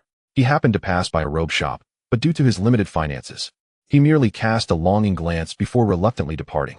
Afterward, he briskly headed home, feeling quite satisfied with his day, aside from being kicked once. Chapter 9. The urgency of life. Upon returning home in a tranquil manner, Qin Lu, parched and weary, poured himself a glass of water and drank it in one gulp. The refreshing liquid was as invigorating as soda, leaving him feeling elated. The cool sensation prompted an involuntary burp, and as the spirit water flowed through him, he felt utterly relaxed, akin to reaching a euphoric peak. Gazing at the nearly empty water bucket, Qin Lu fell into contemplation. It seemed he would need to find time to fetch more water. Here, there was no running water. Those residing on the lower tiers had to go to the nearby Xiaotuo River to draw water. There was no need to worry about contamination, for by simply adding a purification pill to the ordinary river water, it could be transformed into clean drinking water imbued with a faint trace of spiritual energy. Meals required expenditure, and so did water. Sighing, Qin Lu shook his head in resignation. He dismissed his grievances about life and stood up to neatly arrange the items he had purchased that day. Subsequently, he sat at the mahogany table, took out a sheet of rice paper, and began to calculate his finances. Today, he had earned 18 spirit stones. He spent 5 spirit stones on spirit rice, 2 on spirit fruits and beast meat, and finally 5 more on talisman paper, totaling 12 spirit stones in expenses. This left him with 6 spirit stones, plus an additional 2 from his previous balance, making his total assets merely 8 spirit stones. What is this? This meager sum is hardly enough to settle a debt. How disheartening. Qin Lu scratched his head, his expression one of frustration. The thought of owing nearly 300 spirit stones weighed heavily on his mind. After a moment of reflection, he devised a strategy. Tomorrow, I shall venture out early to evade the debt collectors and, in the process, sell these talismans, thereby securing a few more days of respite. The sale of talismans proves quite lucrative.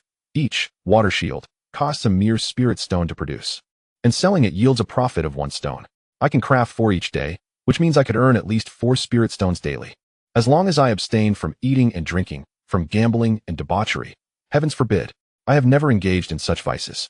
If I remain steadfast, I could settle my debts within 2 months. With this thought, Qin Lu felt rejuvenated, a radiant smile illuminating his face as if a promising life beckoned him forward. Oh, the road ahead is long and arduous. Setting down his brush, he rubbed his hands together and rose to his feet. First, a meal to reward my diligent work. Amid the oppressive shadows of his existence, the successful sale of talismans shone like a ray of sunlight, illuminating Qin Lu's path forward.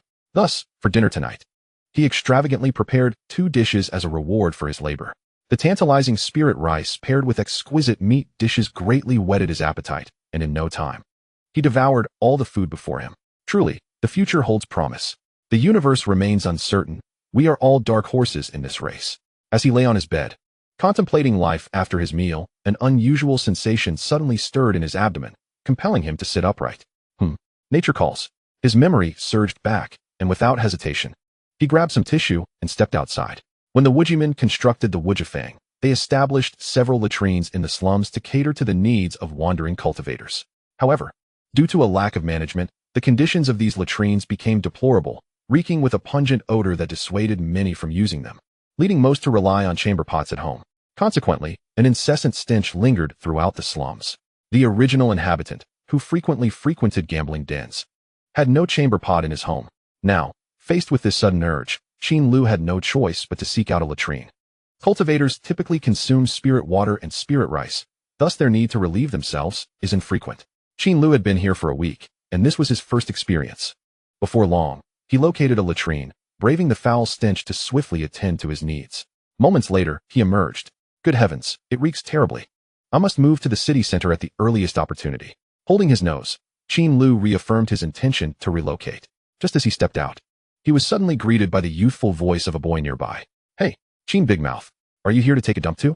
Qin Lu turned, his expression darkening. The voice belonged to a chubby boy of about 13 or 14, his round face exuding an endearing charm, and his plump figure indicating a well-fed upbringing. This child was Qin Lu's neighbor, named Chao Mo. From his recollections, he knew the original owner held a certain fondness for this little rotund fellow, often finding joy in teasing him, a rare happy memory untainted by gambling. Chao Mo casually patted Qin Lu's shoulder, greeting him with a smile. Hey, I've noticed quite a few visitors at your place recently. When did you amass such a circle of friends? What friends? Those are merely creditors. Qin Lu responded internally with a sense of exasperation, glancing at Chao Mo's hand resting on his shoulder, his expression more one of helplessness. Hey, have you washed your hands? You're just slapping around recklessly. Chao Mo exclaimed, visibly surprised. Wash my hands. Where's the water in that restroom? You know it all too well. Besides, wasn't this trick taught to me by you? Hee hee.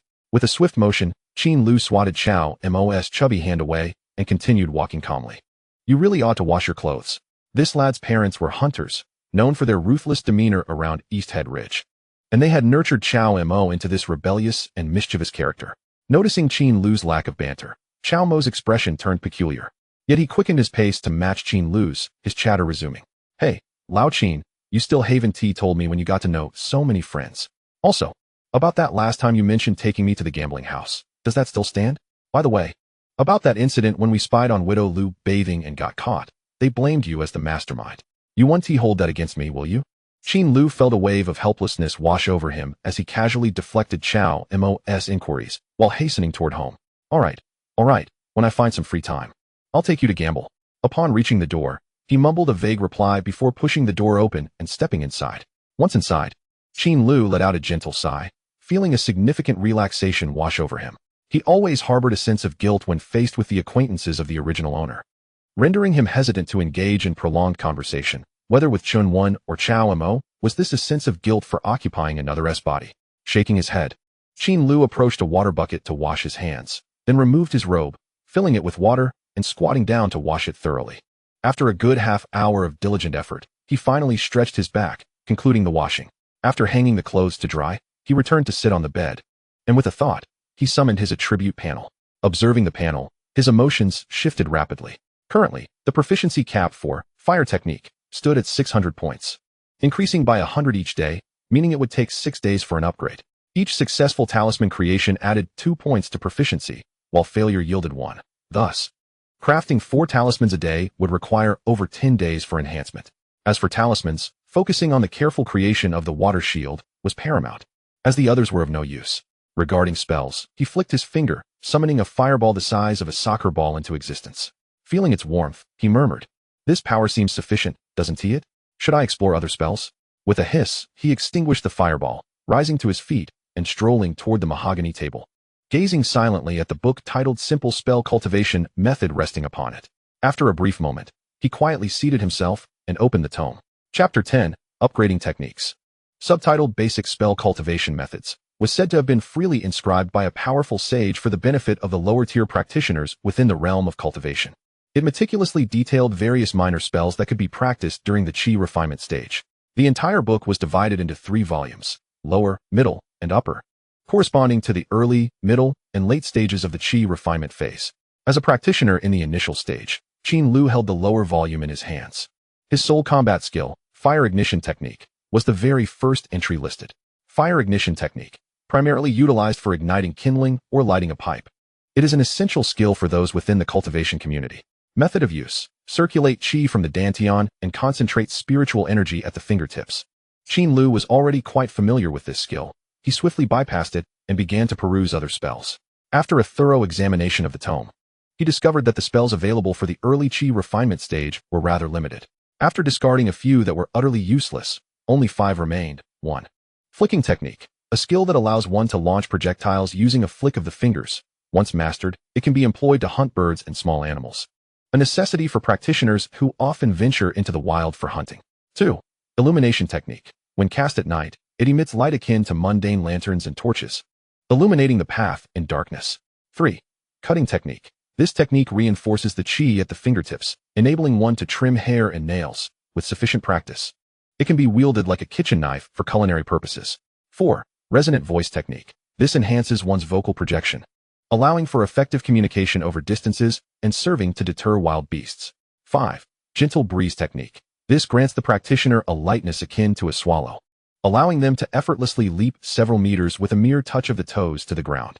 Upon reviewing the 5 spells, Qin Lu instinctively moved his left thumb back and forth beneath his lips, deep in thought. The available skills were disappointingly few, and those present seemed largely mundane, lacking in significant utility. It appeared that only the gentle breeze technique held any promise.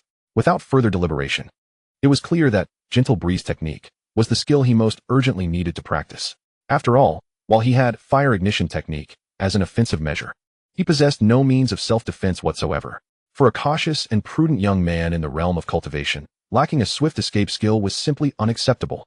With this resolve, Qin Lu commenced his study of the gentle breeze technique. The text indicated that it was not particularly difficult. One merely needed to extract the associated spiritual energy from the dantian and distribute it throughout the body to lighten one's weight, thereby enhancing speed. However, while the concept was simple, execution proved challenging. He took a deep breath and began to experiment within the confines of his room, striving to evenly distribute the spiritual energy throughout his form. Crash! In his eagerness, he accidentally toppled over the furniture. Clang! A porcelain bowl shattered upon hitting the floor. Bang! He fell clumsily, landing in a most undignified manner. After a brief pause, Qin Lu came to a halt, wiping the fine sweat from his forehead. This won't do. The space here is far too confined. Practicing the gentle breeze technique is exceedingly challenging. If only there were a courtyard, things would be much more manageable. In this cramped environment, mastering the technique seems utterly impossible. Furthermore, he hesitated to practice outdoors, well aware of the perils that lurked beyond. Expending spiritual energy in the wilderness could attract the attention of malevolent fiends, leading to dire consequences. Sigh, never mind, perhaps I should focus on other skills instead. With a furrowed brow, Qin Lu returned to his desk, scrutinizing the various spells inscribed in the tome before him. Soon, his gaze settled upon one particular skill. Suddenly, a peculiar gust of wind erupted from his middle finger, shooting straight toward the ground and stirring up a few specks of dust. Success! Qin Lu's eyes brightened. After numerous attempts, he had finally mastered the flicking finger technique. However, upon witnessing the results of his efforts, his expression dimmed slightly. The power of this technique was hardly sufficient to inflict harm upon a practitioner of the mystic arts, let alone a mere chick standing before him. In fact, it lacked even the lethality of a slingshot. With such feeble strength, it was unlikely to yield any substantial effect, even at the highest level. Qin Lu shook his head in resignation. No wonder the tome advised that only with ample practice could one pose a threat to ordinary animals. Its potency was truly underwhelming. Well, at least I have learned it. I shall practice diligently. After a brief moment of encouragement, Qin Lu continued to execute the flicking finger technique. Pop, pop. As he practiced, he began to realize that this technique had a somewhat cleaning function as well. He rose and began to move about the room, flicking his fingers towards the dusty corners. Pop, pop, pop. With each surge of spiritual energy, dust swirled into the air. Observing this, Qin Lu quickly opened the window and continued to apply the flicking finger technique, expelling the dust outside, where it drifted gently toward Xiao Mo's home. After performing the technique over a dozen times, and seeing his spiritual energy nearly depleted, he finally ceased. Glancing around at the significantly cleaner room, Qin Lu nodded in satisfaction, closed the window, and then opened his attribute panel to review. A new entry appeared in the skills section. Flicking finger technique, Novice 12100. Oh. The proficiency increases by 1 with each practice, just like the fire starting technique. I shall practice for a few days and aim to elevate it to proficiency. Having established his training plan, Qin Lu turned his attention to his cultivation method. After several days of diligent practice, the proficiency of Xianyangju had reached 99 points, nearing an upgrade. Tonight, I shall focus on cultivating this method and observe the effects. After contemplating for a moment, Qin Lu resolved to proceed, settling back onto his mat, arranging his hand seals, closing his eyes, and beginning to circulate his cultivation method. Before long, a familiar warmth began to rise in his abdomen, and as he chanted the incantation, it began to circulate throughout his body. Qin Lu was no stranger to this sensation. He surrendered to the comforting embrace it provided. Time flows gently. Just as he was halfway through his cultivation, he suddenly felt a substantial surge of spiritual energy within him, accompanied by an unprecedented acceleration. This abrupt transformation was undoubtedly the result of the Xianyangju advancing. Oh, this intensity is too abrupt and swift. It is rather overwhelming. The sudden change in spiritual energy left Qin Lu feeling uncomfortable, as the previous sensation of ease vanished, replaced by a pervasive soreness throughout his body. It felt as though someone were relentlessly hammering at him. The pain intensified, battering his internal organs and meridians. His brows furrowed tightly. This sensation was reminiscent of running. He typically engaged in leisurely jogging to strengthen his physique. Now, however, it felt as though he had abruptly switched to a sprint, and his body seemed to have gained several extra pounds, rendering him unable to bear it. Qin Lu gritted his teeth, beads of cold sweat trickling down. No, I must endure. A courtesan does not wait for desire to receive clients, nor should one wait for the right state to take action. Now that I have commenced, I cannot simply abandon it. Qin Lu maintained his posture, continually circulating his energy. Fortunately, this sensation did not last long. After persevering for several minutes, the soreness and pain gradually receded, and his body began to acclimate to this intensity. The familiar warmth returned, albeit diminished compared to before. After a moment, Qin Lu slowly opened his eyes, releasing a long breath, signaling the conclusion of this meditation session. Upon examining his panel, as expected, the proficiency of Xianyangju had elevated to an adept level. His cultivation level had also increased by 2 points, reaching 67. This filled Qin Lu with elation, alleviating much of his fatigue. The advancement of Xianyangju would accelerate his training speed. At this rate, he was not far from the third layer of qi refinement. After a moment of reflection, Qin Lu noticed that time was slipping away. Embracing the mindset of relentless effort, he returned to the mahogany table, unfurled his talisman paper, and began crafting talismans. He intended to rise early the next day to evade his debts, so he could not afford to squander time tonight.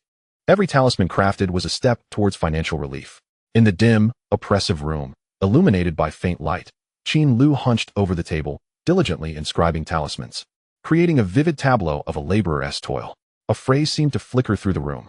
Lying flat is not an option. Winning by lying down is impossible. Now is the time to strive. Chapter 11. A call for help. Time flowed like water, and in the blink of an eye, 5 days had passed.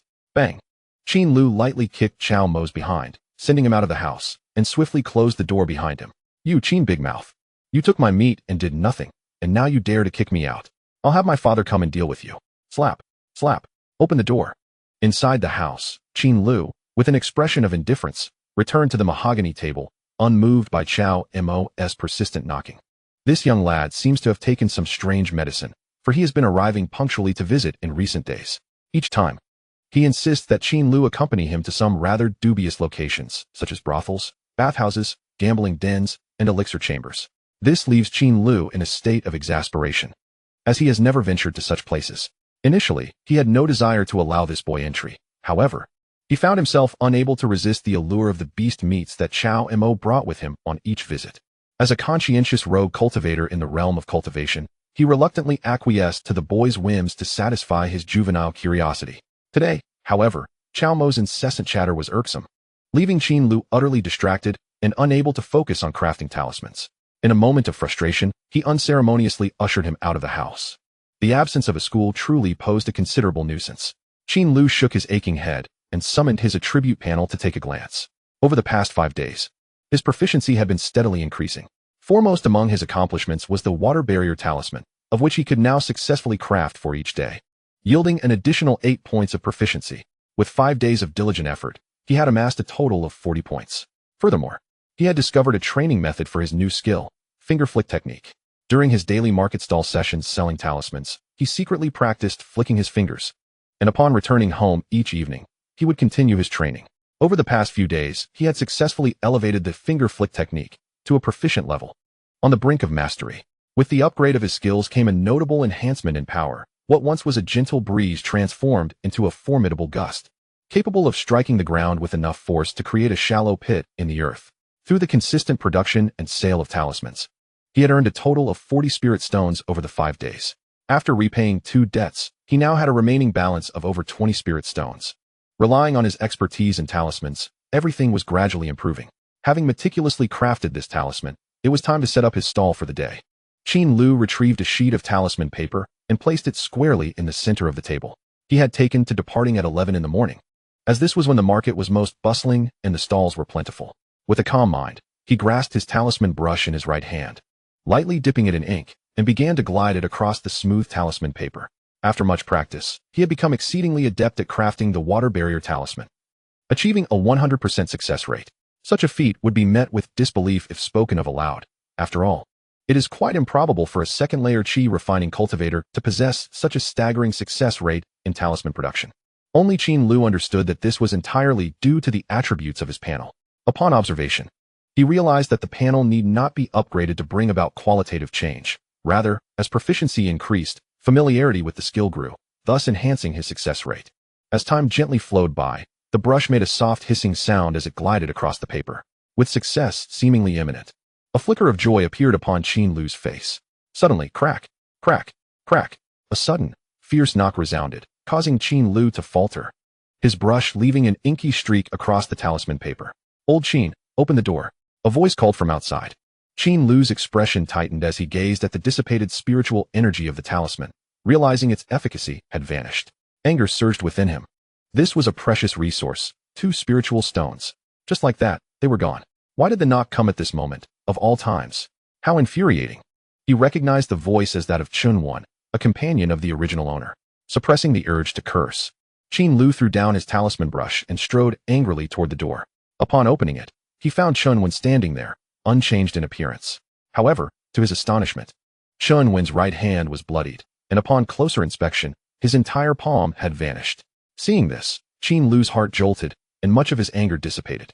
"Old Qin, I need your help urgently. Lend me 10 spiritual stones. It's a matter of life and death." Chunwan grasped Qin Lu's shoulder with his left hand, urgency lacing his voice. Qin Lu, taken aback, queried, "What happened to you? How could you lose your hand?" Fear flickered in Chunwan's eyes as he stammered, "Ugh. It's a long story. I got into a scuffle at Ichuan courtyard, and now they demand 30 spiritual stones as compensation. If I can't provide them, my life is forfeit." Qin Lu's expression stiffened. Ichuan courtyard was a notorious establishment in Wujifang. From Chunwan's words, it seemed he had stirred trouble over jealousy, not only sustaining injuries, but now facing financial ruin as well. Observing Chunwan's severed hand, Qin Lu felt a wave of sorrow and offered, "Sigh. You should have refrained from indulging in such vices. The courtyard is no place for daily visits. It's rife with chaos. Enough of that, old Qin. Just lend me 10 spiritual stones for now." Chunwan implored, desperation etched on his pale face. Qin Lu's countenance fell, and he waved his hands dismissively. "Where would I find such funds? You know my situation. I'm already buried in debt, barely managing to survive. What are we to do then?" Chunwan sighed heavily, his face growing even paler. Qin Lu found himself at a loss, staring at him helplessly. "I'll ask others."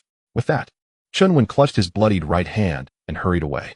Watching Chunwan's retreating figure, Qin Lu felt a swirl of emotions. Indeed, the security here was troubling. The brutality of severing hands was utterly appalling. Caution was imperative. Qin Lu glanced down and noticed a small pool of blood forming at the entrance from Chunwan's wounds. Contemplating for a moment, he curled his middle finger and, gathering his energy, flicked it. Flicking finger technique. A gust of wind erupted from his fingertip, forcefully striking the ground and sending the small pool of blood flying, leaving behind a small crater. Upon seeing no traces of blood, Qin Lu turned and closed the door, returning to his desk with a soft sigh. Alas, those who suffer must possess faults of their own. I can offer little assistance, so it is best to prioritize my own well-being. The world is harsh, the environment perilous. Safeguarding one's own safety is of utmost importance. Shaking his head to dispel the lingering worry, Qin Lu discarded the ineffective talisman and retrieved a new piece of paper, placing it before him on the table. Just as he began to dip his brush in the talisman ink, there came another knock at the door. Knock, knock, back again. Qin Lu mused, immediately placing down the brush and rising to approach the door. Upon opening it, he was met with a startling sight. It was not Chunwan standing there, but a towering figure, a hulking man measuring nearly 2 meters tall, with a robust build and a knife sheathed at his waist. Fang Hu. Chapter 12. The First Battle. Humph. Who else could it be? Fang Hu snorted, arms crossed, and a cold gaze fixed upon Qin Lu. The 10 days have passed. There is nothing more to discuss. It is time to repay your debt. Very well. Qin Lu had not forgotten this matter. He nodded slightly, retrieving a handful of spirit stones from his pocket, counting them before handing them over to Fang Hu.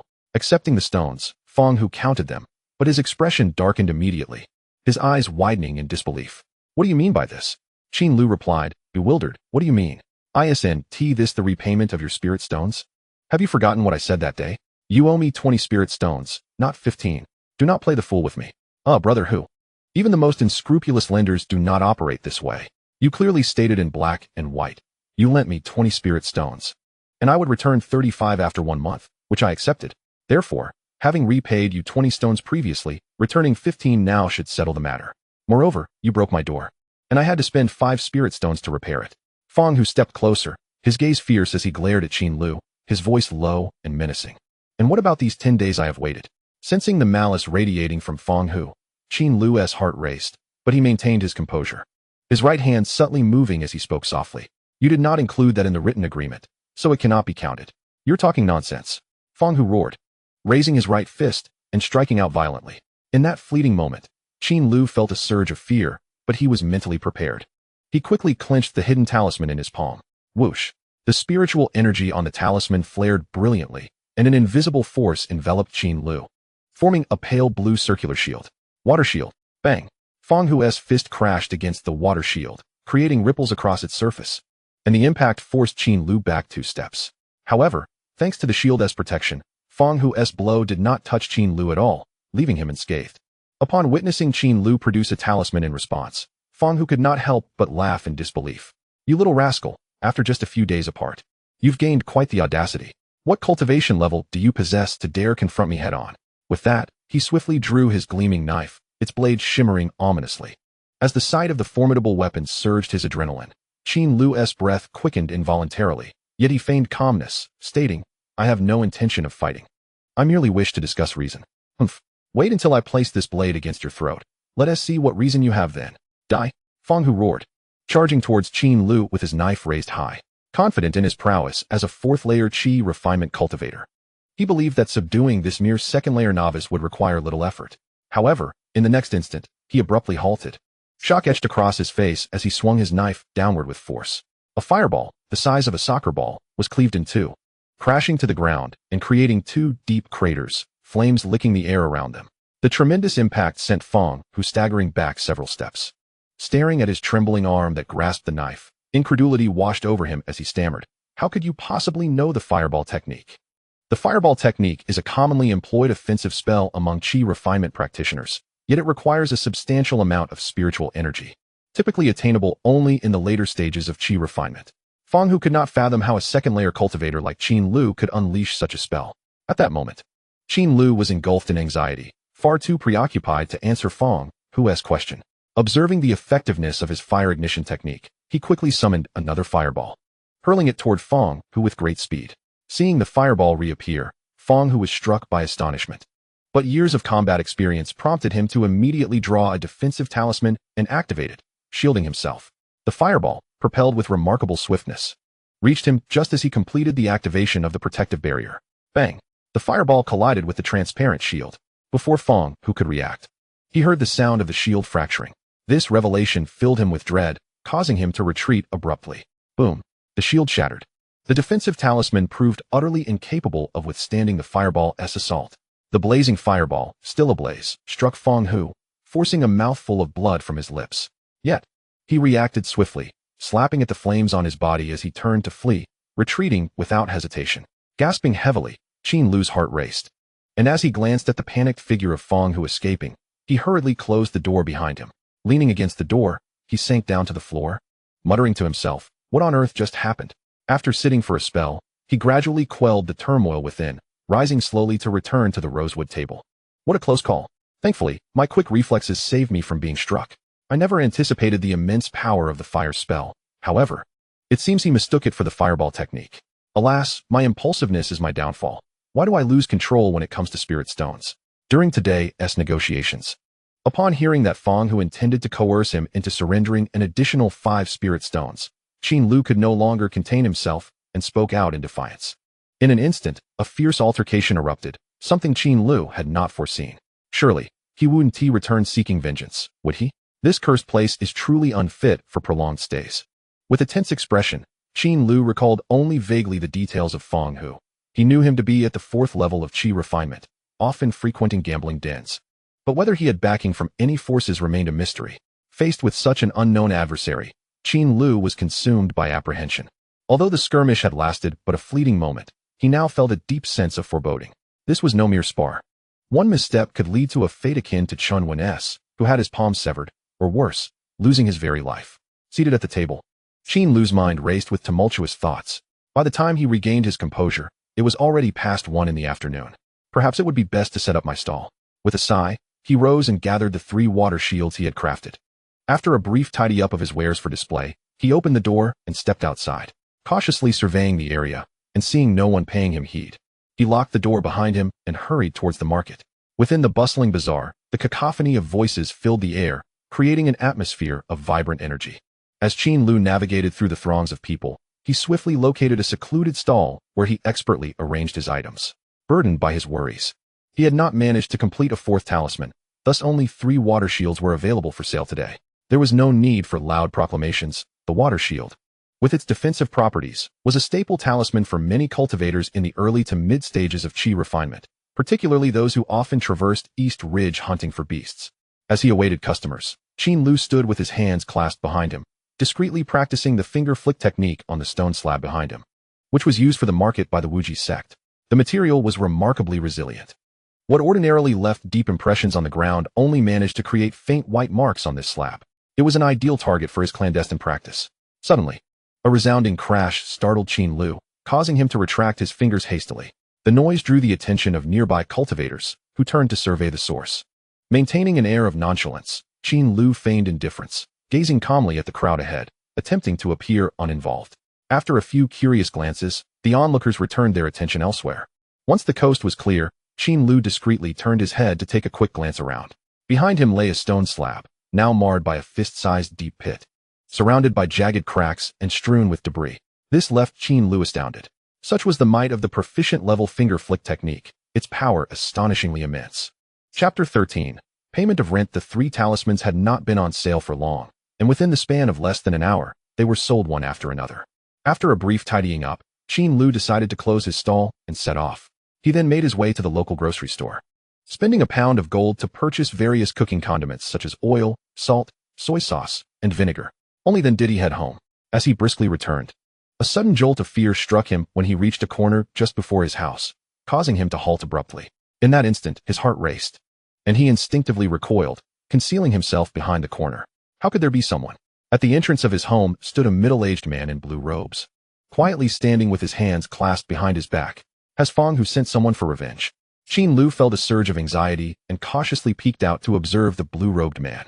Upon closer inspection, he was momentarily taken aback. The figure seemed familiar. Oh, it's him.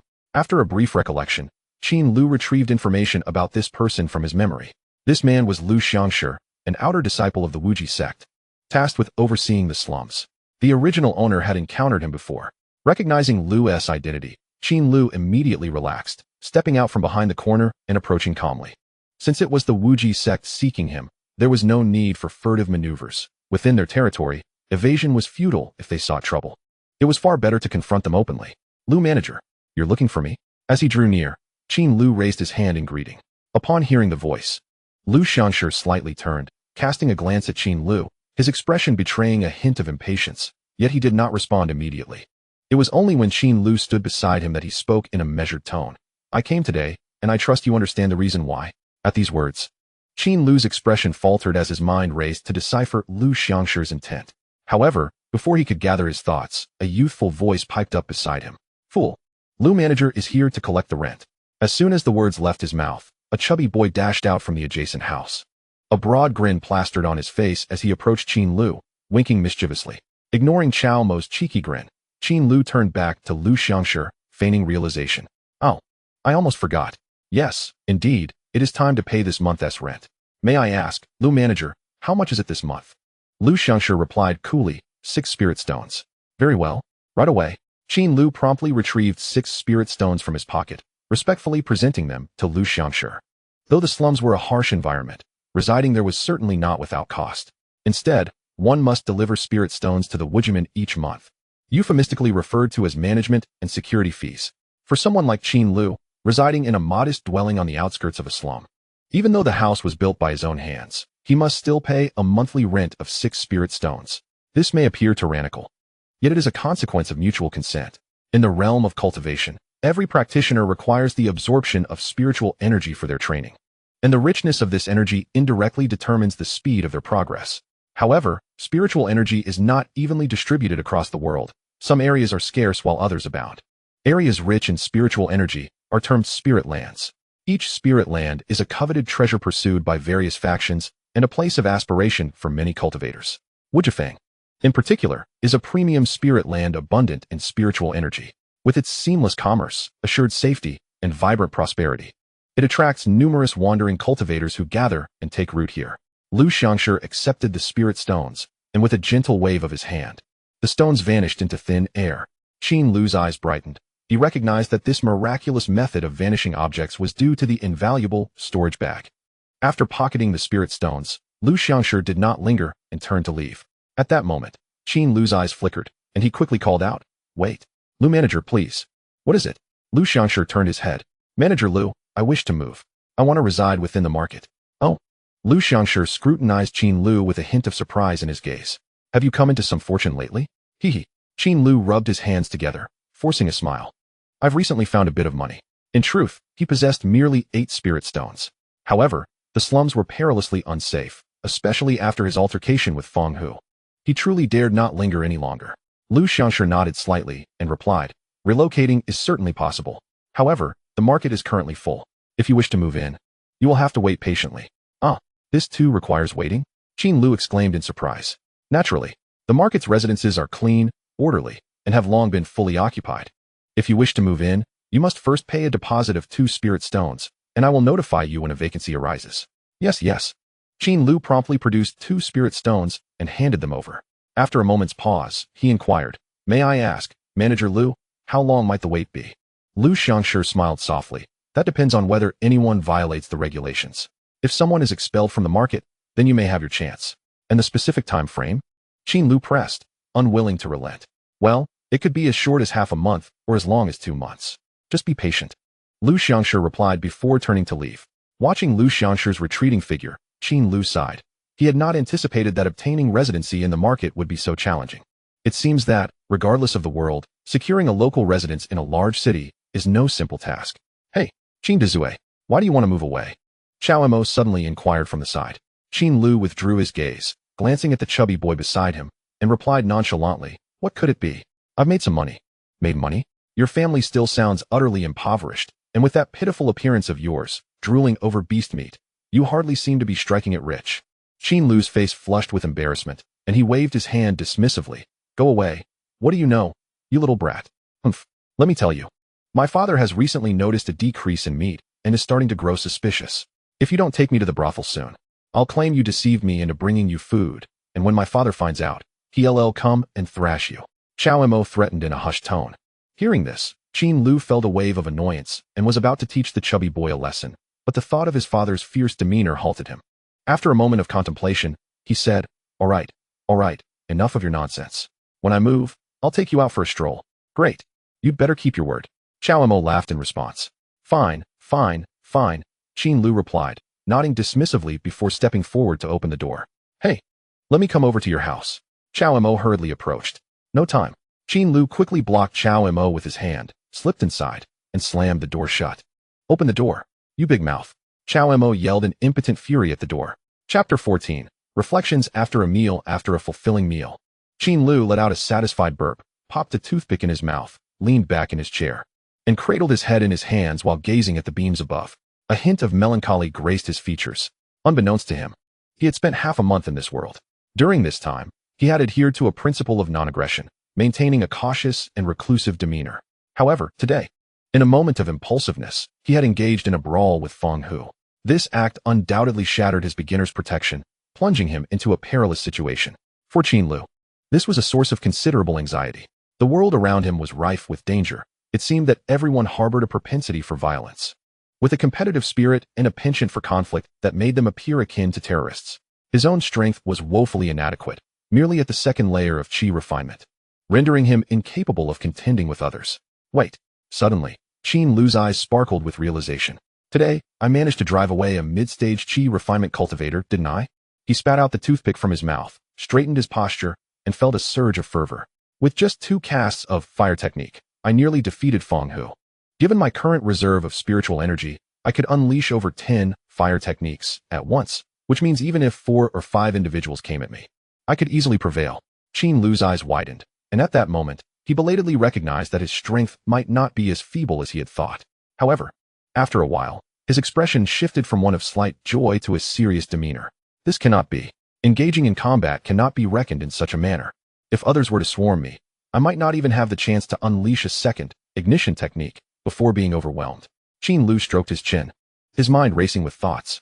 Since relocating to the market is not an immediate option, I cannot simply stand idly by. Feng Hu is merely at the mid-stage of Qi refinement. If only my strength were a tad greater, I should not have to worry excessively about him causing me further trouble. What can enhance my power? With this thought, Qin Lu focused his mind, and his attribute panel materialized before him. He glanced over it briefly and murmured, "The proficiency for both spells requires 600. That is quite challenging. Their current potency should suffice, so an upgrade is unnecessary for now. Whether it be the ignition technique or the flicking technique, upon reaching mastery, they seem to undergo a qualitative transformation. Their power escalates exponentially with a single ignition technique capable of shattering defensive talismans. As for my cultivation, the current value stands at 80 points. I require 20 more to ascend to the 3rd layer of Qi refinement. Cultivation points can only be increased through meditation." Based on Qin Lu's observations, he had previously gained 1 point for every 5 meditation sessions. After the Xianyang decision reached proficiency, the same number of sessions yielded 1.5 points. Cultivation is indeed the slowest to improve. Qin Lu slowly shook his head. This approach is also inadequate. Each meditation session requires 2 hours, and it takes 10 hours to increase by 1.5 points, which is excruciatingly slow. At this rate, it would take at least half a month to advance. His gaze drifted again, landing upon the talisman crafting section. As for the water barrier talisman, I can currently produce 4 each day. If I refrain from practicing spells, I could manage 7, allowing me to upgrade in 3 days. However, the efficacy of defensive talismans seems limited. Qin Lu shook his head once more. In a confrontation, talismans solely meant for defense do not enhance one's combat capabilities. What am I to do? Qin Lu sighed deeply, clasping his hands behind his head and leaning back against his chair, his gaze scanning the disarray of his home. A look of deep frustration etched upon his features. Suddenly, his eyes fixed upon an object on the table, a glimmer igniting in his gaze. It was a white porcelain vial. How could I have forgotten about this? Qin Lu smacked his thigh, chastising himself, and hastily reached for the vial, removing the cork stopper. Instantly, a fragrant aroma surged forth, enveloping his senses. He tilted the vial, pouring its contents into his palm. The items were smooth, oval-shaped, a bluish-green hue, no larger than a pinky finger, radiating a faint aura of spiritual energy. Indeed, they were 2 pills. What kind of pills are these? Qin Lu closed his eyes in recollection. After a brief mental search, he finally recalled that these pills were called spirit-gathering pills, designed to assist Qi refinement practitioners in their meditative cultivation. As long as one consumes the elixir during meditation, the speed of absorbing spiritual energy can be enhanced, thereby indirectly accelerating the process of cultivation. However, the specific origins of this elixir eluded his memory. Let us first see what effects it might yield. Qin Lu, resolute in his decision, promptly retrieved a piece of talisman paper from the table and began grinding ink, preparing to draw the talisman. After all, meditation aids in the replenishment of spiritual energy. With his current reservoir overflowing, it would be more prudent to meditate after depleting his energy, making it all the more worthwhile. Qin Lu was already well-versed in the process of crafting the water shield talisman. With no interruptions, he swiftly completed the talisman with precision. Having done so, he shifted his position and seated himself on the meditation cushion. Once he assumed the proper lotus position, he wasted no time and directly placed a fragrant, gathering spirit pill into his mouth. The pill dissolved instantly. In a mere moment, Qin Lu felt a surge of potent medicinal energy erupt in his mouth, cascading down his throat like a rushing river, rapidly advancing towards his dantian. Such intensity. Startled, Qin Lu quickly gathered his focus, silently reciting the incantation and activating his cultivation technique. As he did, the spiritual energy within him gradually awakened, soon merging with the vaporous medicinal power, growing thicker and more robust. They then began to traverse through his meridians, hand in hand, as if they were dear friends. How delightful! The wonders of technology truly are remarkable, Qin Lu mused, as he continuously guided the energy through his body. Time slipped away swiftly. An hour later, Qin Lu opened his eyes at the designated hour, and with a thought, summoned his attribute panel. Upon reviewing the information, a glimmer of joy sparkled in his eyes. The cultivation value that once stood at 80 had now risen to 83. Remarkably, a single elixir had equated to 20 hours of cultivation. This is fantastic. At this rate, my time to advance to the third level of Qi refinement will be significantly reduced. Elated, Qin Lu immediately rose and returned to the table to craft more talismans. He intended to exhaust his newly acquired spiritual energy and continue his meditation. In an instant, his fervent spirit was reignited, brimming with enthusiasm. Chapter 15. Fetching water by the river. Time quietly slipped away as night fell, and the dawn gently emerged from the horizon, casting a soft glow that illuminated the entire land. Unbeknownst to Qin Lu, who had unknowingly endured an entire night, it dawned on him that morning had arrived. After a night of diligent effort, he had successfully elevated his cultivation value to 87 and even crafted 5 water shield talismans. Truly, his efficiency was at its peak. With a long sigh, Qin Lu exhaled, shaking his arms and loosening his aching shoulders. Weariness etched on his face. As one ages, bodily functions inevitably decline. If one fails to exercise restraint and control desires as in their youth, it could lead to significant troubles. At 35, Qin Lu, a middle-aged cultivator, found that a single night of indulgence left him with aching limbs, a stark contrast to the vigor of youth. Supporting his liver, he slowly rose and made his way to the kitchen, intending to splash some water on his face to rejuvenate himself, only to discover that the water bucket was completely empty. When misfortune strikes, it often brings a cascade of troubles. Cursing softly under his breath, Qin Lu resignedly picked up the bucket and headed outside to fetch water. The source of his water was a stream known as the Little Camel River, which flowed gracefully from west to east, its clear waters nurturing many cultivators who resided in the region of Wujifang. The nearest stretch of the river was less than 200 meters from his home, and with the bucket in hand, Qin Lu stepped out the door and walked towards it. In the early morning, the slum was already bustling with activity. Many had risen, some were squatting at their doorsteps, washing up and exchanging pleasantries. Others, like Qin Lu, carried large buckets to the river, evidently all on the same mission. "Hey, isn't that Qin Big Mouth? Why are you up so early today?" called out a man nearby. Qin Lu turned his head, struggling to recall the man's face, and managed a bashful smile upon hearing the greeting. Yes, early to bed, early to rise," he replied, only to be interrupted by another voice. Look at his face. Clearly a sign of kidney deficiency. He must have been up all night, perhaps just returned from the gambling den. "Huh, you're the one with kidney deficiency. I merely have a sore liver." Qin Lu silently cursed while forcing an awkward smile, admitting, "Forgive me, everyone. In my youth, I was foolishly fond of gambling. But I have since quit." "Ha, you quit gambling? Then I'll quit rice. I'll quit my wife." Came the laughter. "You might be able to quit your wife, but your wife can't quit you." His words elicited laughter from several onlookers, revealing their disbelief in his claim to have forsaken gambling. Qin Lu chuckled lightly, choosing not to elaborate, and quickened his pace towards the riverbank. The Little Camel River was merely 10 meters wide, its waters flowing smoothly and transparently, revealing the riverbed below. A few middle-aged female cultivators were nearby, rhythmically beating clothes with wooden sticks, their laughter and chatter creating a warm atmosphere. Qin Lu had no recollection of these women, so he dismissed any thought of greeting them and hurried to the river's edge, tossing the bucket into the water. With a splash, he pulled it back up, filled to the brim.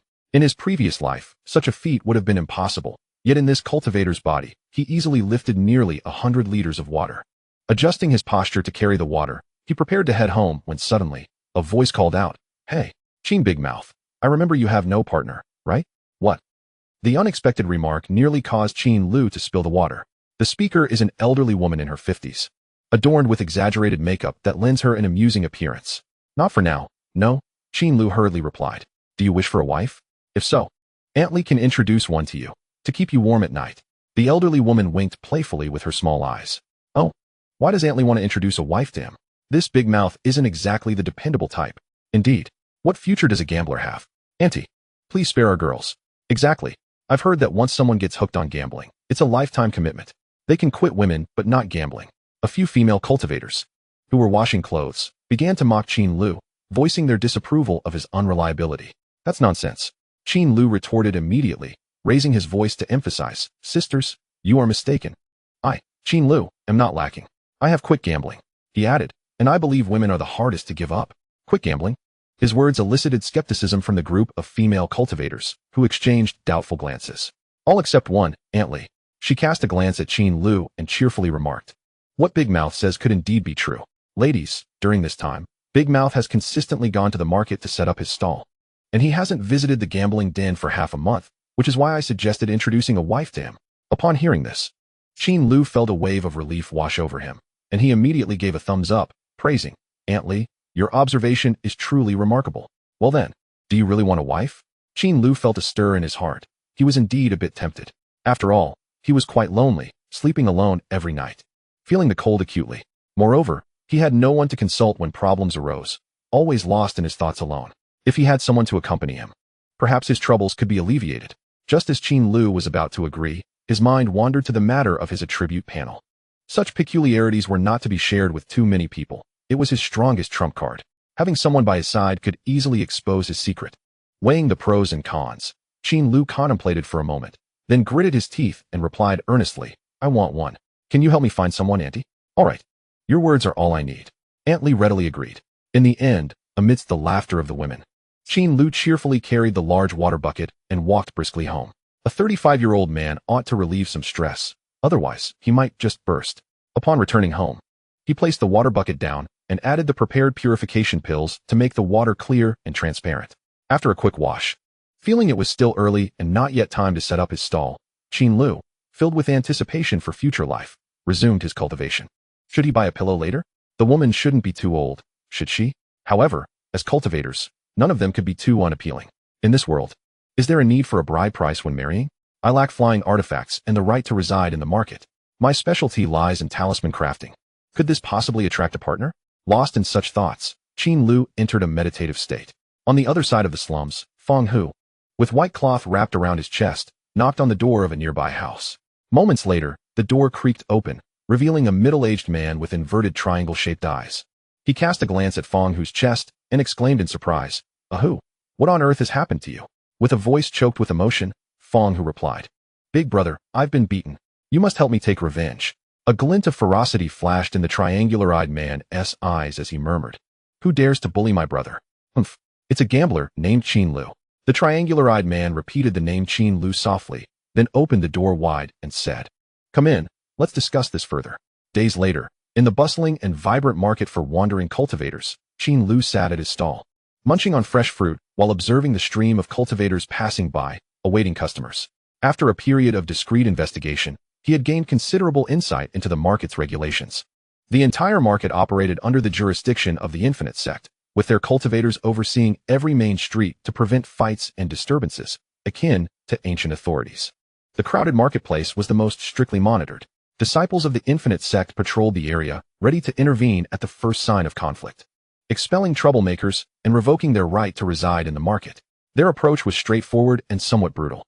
Thus, setting up a stall in the market generally ensured a degree of safety, which contributed to Qin Lu's current relaxed demeanor. The market buzzed with the sounds of chatter and vendors calling out. Even the two stall owners beside Qin Lu were vociferously competing for the attention of passers-by. In contrast, Qin Lu remained quiet, refraining from shouting to attract customers. Firstly, he was not yet accustomed to such behavior and felt somewhat embarrassed. Secondly, the limited offerings at his stall, only talismans, left him feeling unworthy to call out. At that moment, his stall displayed a few scattered talismans, aside from the familiar water shield. There was another talisman with a completely different design, the cleansing talisman. In the past few days, he had remained indoors, tirelessly crafting talismans. At last, he had elevated the level of the water shield from novice to proficient. Following this upgrade, the speed of crafting the water shield had significantly increased, and with enhanced quality. The energy consumption had notably decreased. The progress was evident. To diversify his offerings at the stall, Qin Lu had also begun developing the cleansing talisman. With the experience gained from crafting the water shield talisman, he effortlessly mastered the cleansing talisman. Thus, today he ventured out to set up his stall, armed with the refined cleansing talisman and the water shield he had preserved from days past. As he sat on the ground, Munching on inexpensive fruits procured with a few ounces of gold, Qin Lu felt a sense of ennui. Typically, he would practice the finger snap technique to alleviate his boredom. But since the technique had significantly increased in power after its upgrade, he refrained from practicing it in the marketplace, fearing that members of the Wujimen might seek him out for damages to their stone tablets. Suddenly, his eyes lit up as he discarded the fruit in his hand. Noticing a young female cultivator standing before his stall, with a cordial smile, he greeted her. "Dear friend, please feel free to browse." After an hour's wait, she was finally his first customer of the day. The young woman casually glanced around and replied coolly, "What is there to see? Aren't there just two types of talismans?" Embarrassed, Qin Lu scratched his head and offered a sheepish smile, refraining from retorting. The female cultivator picked up one of the talismans and inquired, "What makes your water shield different, that it is priced 50 taels higher than the others?" On the price tag, Qin Lu had already marked up the original price of 2 spirit stones for the water shield to 2 spirit stones plus 50 taels of gold. "You have a discerning eye. This talisman boasts exceptional defensive capabilities, personally crafted by my elder brother, who is at the late stage of Qi refinement, hence the elevated price." Qin Lu fabricated this story with a steady demeanor. As a product of the new era, he understood the significance of a prestigious endorsement for a brand. Given that his own talisman struggled to fetch a good price due to his limited cultivation, he figured it best to conjure an esteemed elder brother to elevate the perceived value of his talismans. The young woman nodded slightly, beginning to probe the talisman with her spiritual energy. Noticing her lack of suspicion, Qin Lu discreetly exhaled a breath of relief. After a moment, she set down the talisman and remarked, "Your talismans are indeed well crafted. How many do you have? I will take them all." At her words, Qin Lu's eyes sparkled with excitement. He had encountered a generous cultivator for the first time after setting up his stall 7 or 8 times. "Wonderful. I have a total of 20, he exclaimed, promptly retrieving all the talismans from his bag and the few displayed on the black cloth, presenting them to her in one swift motion. After a careful examination, the young woman stated, "A few of these are lacking. How about 45 spirit stones in total?" "Certainly." Qin Lu responded eagerly. The exchange was completed, with one party delivering the goods and the other providing payment. Qin Lu's eyes gleamed as he gazed at the small cloth pouch, now containing over 40 spirit stones, his heart swelling with exhilaration. This was the fruit of his arduous labor. Placing the cloth bag into his embrace, Qin Lu surveyed his surroundings, only to discover numerous gazes fixed upon him, causing his heart to tighten instantly. The smile on his face faded rapidly, replaced by a serious demeanor. These stares seemed to harbor ill intentions. Noticing the scattered, cleansing talismans on the black cloth, Qin Lu's eyes sharpened, and he promptly began to pack up his belongings.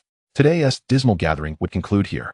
He swiftly organized his possessions and cautiously made his way toward the entrance of the market. Navigating through the throngs of people, he exited the city gates. Casting a wary glance over his shoulder, he detected no irregularities before proceeding toward the slums. As he neared the periphery of the impoverished area, the foot traffic dwindled significantly.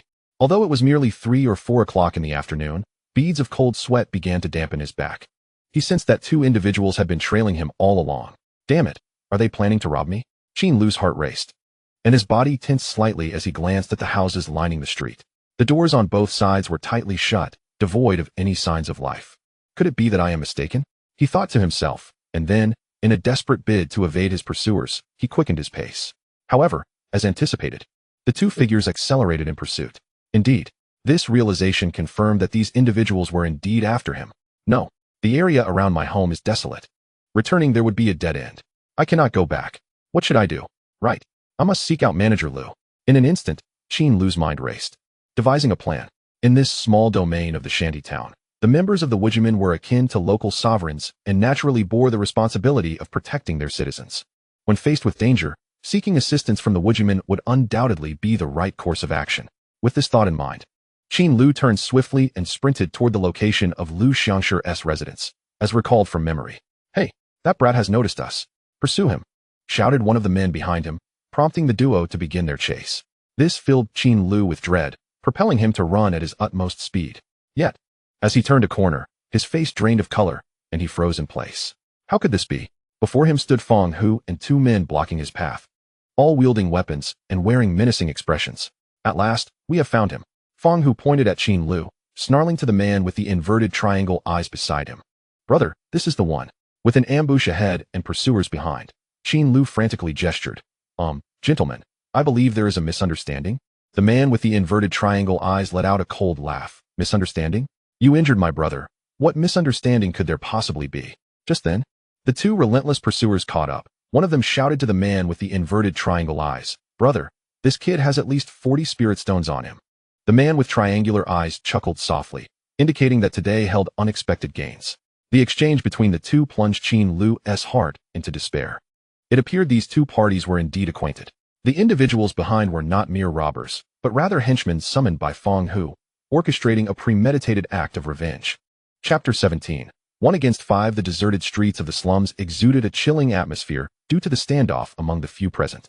The man with triangular eyes, relaxed in posture, wielded a long knife, his gaze fiercely locked onto Qin Lu. He barked, "Hey kid, will you come with me voluntarily? Or shall I incapacitate you first, and then take you away?" Qin Lu's heart raced with anxiety. He was aware Feng Hu would seek revenge. Yet he miscalculated the time and place. He had anticipated Feng Hu would sneak into his home at night for a destructive reprisal, never imagining this group would dare to confront him in broad daylight. Moreover, 5 of them had come at once, which was a testament to their underestimation of his capabilities. 3 men stood in front, with 2 behind. As Qin Lu's mind raced, he recalled the combat strategies he had envisioned over the past few days. His body taut and prepared for battle. "Brother, there's no need to waste words on this little punk. Just kill him and be done with it." Feng Hu sneered cruelly. "All right." The triangular-eyed man narrowed his gaze, lifting his right hand and swinging it forward with a shout. "Take this kid down. Kill." As the command echoed, the 2 men behind Qin Lu swiftly drew their blades and lunged forward. The speed of cultivators was astonishing. A mere dash equated to the peak sprinting speed of elite athletes from his past life. In less than a heartbeat, they closed the 20-meter gap and stood before Qin Lu. At that moment, with a soft thud, a fireball the size of a soccer ball ignited at Qin Lu's fingertips. Ignition technique. Having been well prepared, Qin Lu seized the opportunity, flicking the flame towards the advancing assailants. The sudden emergence of the fireball momentarily halted their advance, shock plastered on their faces. Bang! One of them, unable to evade, was struck directly by the fireball. His forward momentum abruptly halted as he was propelled backward by the force of the impact. The fireball's potency shattered his defenses, and he crashed to the ground, blood spewing from his mouth, his body charred and battered. It was evident he was gravely injured. This turn of events rendered the other assailant, who had been charging alongside, frozen in place. Fireball technique. How could he possibly know that? Before his astonishment could fully settle, the triangular-eyed man bellowed, "This kid is tougher than he looks." Everyone, attack together. His voice jolted the others into action. Aside from the injured rogue now incapacitated, the remaining 4 surged toward Qin Lu once more. This scene sent Qin Lu's heartbeat racing to its peak, adrenaline flooding his system. As a commendable citizen of the new era, his previous life of brawling could be traced back to the broomstick battles he had with classmates in elementary school. He had only witnessed confrontations with knives on the streets in gangster films. Now, as he observed 2 groups rushing towards him, despite having mentally prepared for combat over the past few days, he found himself momentarily paralyzed, sensing the presence of a man dangerously close behind him. Qin Lu could almost feel the breath of death. Without a moment's hesitation, he extended both arms in a straight line, fingers curling, and unleashed his skill. With a sudden burst, 2 streams of peculiar wind erupted from his fingertips. The technique, known as flicking fingers, struck with tremendous force against the assailant behind him, capable of shattering the cobblestones of the marketplace. In an instant, a circular wound opened up on the man's abdomen, blood gushing forth, revealing the stark white of bone and the glistening of internal organs. The scattered cultivator stared in disbelief, glancing down at his injury before collapsing to the ground, gasping for breath. In just 2 exchanges, the 2 pursuers were grievously injured. The 3 attackers, initially charging forward, suddenly found themselves frozen in shock. "Hold 7!" shouted the man with triangular eyes. Incredulity etched across his face as he gazed at the fallen cultivators behind Qin Lu. How could a mere second-tier Qi refinement cultivator possess such formidable skills? At that moment, the cultivator beside him, visibly alarmed, urged, "Big brother, this kid is not right. We should retreat." He had narrowly avoided an attack by blocking it with his blade, only to witness old 7 suffer a severe injury from the same blow. Such power could not possibly belong to a second-tier Qi refinement cultivator. Seeing the trio hesitate to advance, Qin Lu gritted his teeth and activated a fireball once more. With a vigorous flick, he hurled it directly at them. The soccer ball-sized fireball flew forth with ferocity, prompting the 3 men to scatter in a panic, fearing the impact. This time, forewarned, they evaded the blast, which exploded upon hitting the ground without inflicting any harm. "Big brother, I don't want to lose my life here. I'm out," shouted one of the cultivators, hastily retreating and fleeing at remarkable speed, not daring to look back. "Get back here, you fool." Fang Hu yelled desperately at the retreating figure. However, his voice had no effect. Within mere moments, the man had vanished around the corner, leaving no trace behind. With only 2 adversaries remaining, Qin Lu felt a sense of relief wash over him, though his expression remained tense as he focused intently on Fang Hu and the triangular-eyed man. The triangular-eyed man suddenly exclaimed, "How do you possess the fireball technique?" Qin Lu, exasperated, retorted, "What business is it of yours?" Having spoken, he immediately curled his fingers and aimed at the 2 individuals standing before him, casting the technique of finger flick once more. 2 fierce and menacing gusts of wind shot forth from his fingertips, prompting the duo to hastily flee, wielding their weapons to disperse the force. Their frantic movements betrayed their utter disarray. It would be hard for anyone to believe such a tale. 2 cultivators at the mid-stage of Qi refinement being so thoroughly outmatched by a mere second-layer loose practitioner. Suddenly, Fang Hu's eyes widened in astonishment as he exclaimed, "Brother, that technique resembles the finger flick. Ridiculous. Do you think I am ignorant of the finger flick? Flicking a mere bug is already a challenge. This cannot possibly be the finger flick." The man with triangular eyes retorted angrily. Yet, he continued, "But for heaven's sake, do not underestimate this kid. We must retreat." With a decisive wave of his hand, the man turned and fled. Fang Hu cast a fearful glance at Qin Lu before hastily following in his brother's footsteps. The 2 vanished swiftly around the corner, one after the other. Meanwhile, Qin Lu, watching their retreating figures, felt a wave of relief wash over him. Thankfully, they had not fought to the death. His spiritual energy was scarce, allowing him to execute only a dozen techniques. Within that brief span of half a minute, he had already unleashed 6. If the confrontation had persisted and his energy was depleted, he would have become a mere lamb to the slaughter, at the mercy of others. With a heavy sigh, Qin Lu turned his attention to the 2 fallen loose practitioners. To his astonishment, they lay completely still, their eyes wide open, faces etched with agony, dead. Witnessing this scene, Qin Lu froze, his expression shifting to one of horror. "Have I killed? I actually took 2 lives? How could this be?" Panic surged within him, a wave of fear engulfing him as he anxiously scanned his surroundings, realizing that no one was present to witness the deed. "No one can know it was me. I must leave swiftly." He turned and hurriedly departed, leaving behind the 2 corpses, racing towards his home with a speed surpassing even that of his earlier escape. Like a startled bird, he rushed back, unrelenting. Upon closing the door behind him, he collapsed onto the floor, cradling his head in his hands, his face a mask of terror. Chapter 18. Third layer of Qi refinement. Qin Lu rested his head upon the table, hands clutching his skull, as the images of the 2 deceased individuals replayed incessantly in his mind. He had taken lives.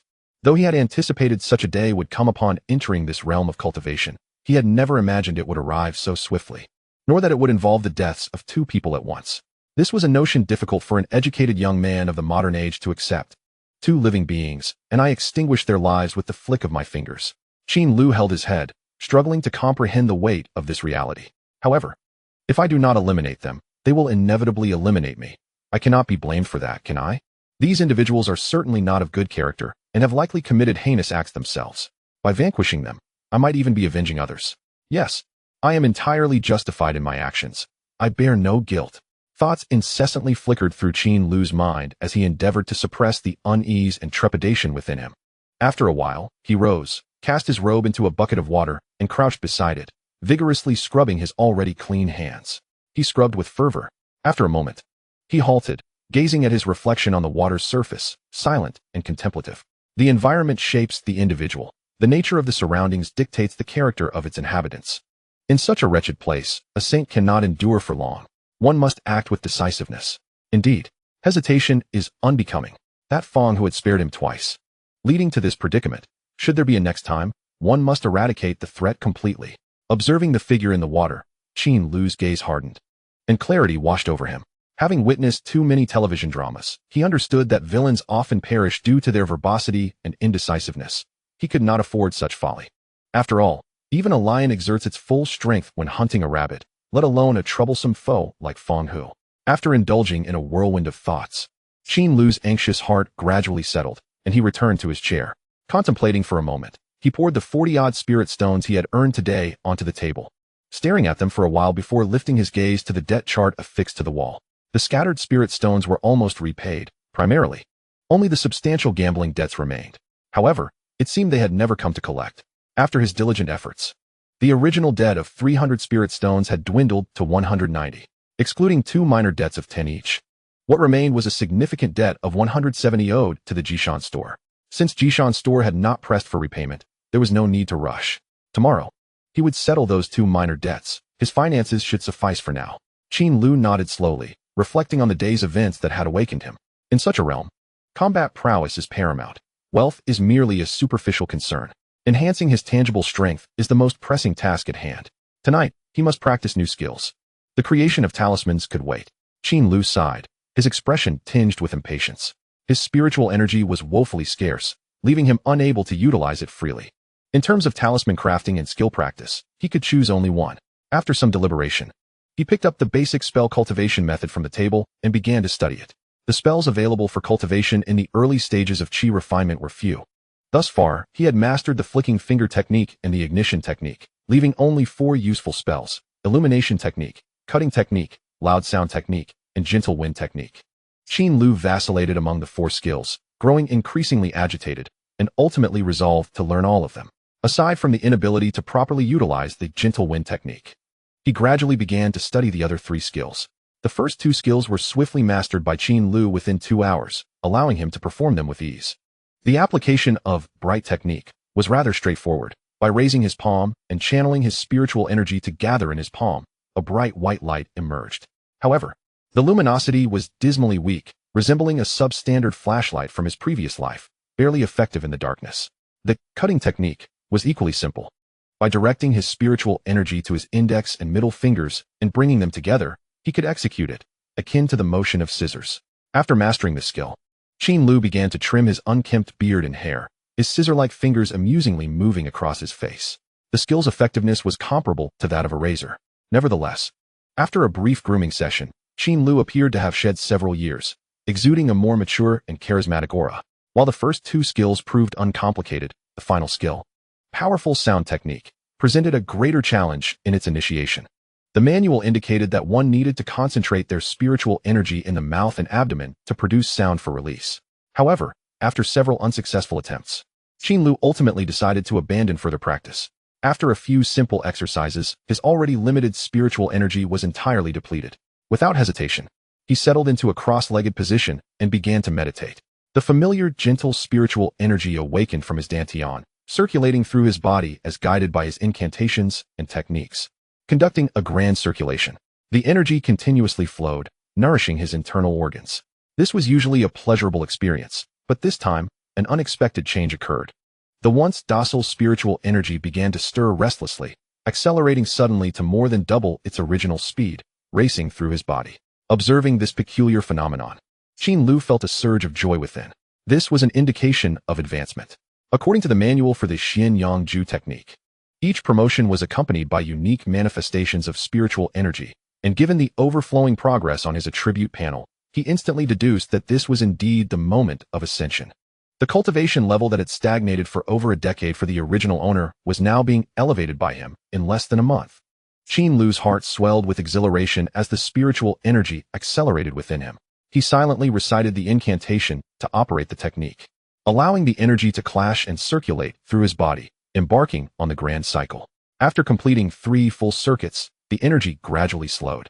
Yet its overall density had become significantly more profound. The operational speed returned to normal. Suddenly, Qin Lu felt a jolt throughout his body as a wave of warmth surged from his feet, coursing through him and ascending to the crown of his head. His inner self felt remarkably clear and expansive. Success! Qin Lu silently rejoiced. With a downward motion of his hands, he concluded his meditation, slowly opened his eyes, and let out a long sigh of relief. At long last, he has ascended, a feat not easily attained. Originally, his progression was not this swift. But thanks to 2 spirit-gathering pills, procured from an unknown source, his advancement speed has significantly increased. With a mere thought, Qin Lu summoned his attribute panel.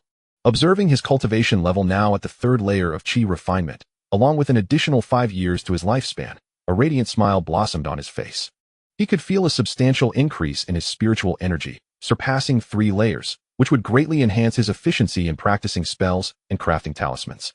After gazing at the panel for an extended period, Qin Lu stretched, feeling a slight alleviation of the gloom that had clouded his heart. Indeed, I am remarkable.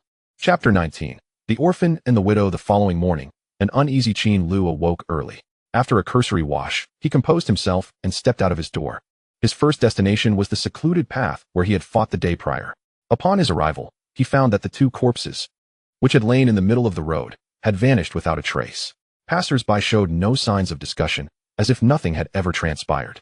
The absence of the bodies left Qin Lu pondering whether they had been removed by the Wuji sect or by Feng Hu and his associates. He exhaled deeply, calming his nerves before turning to leave. After departing the scene, Qin Lu did not head directly to the market. Instead, he relied on his memory to locate a secluded house in the slums, where he knocked firmly on the door. "Who the hell is it? Who is knocking so early?" A man's irritated voice called from within. "It's me, Qin Lu."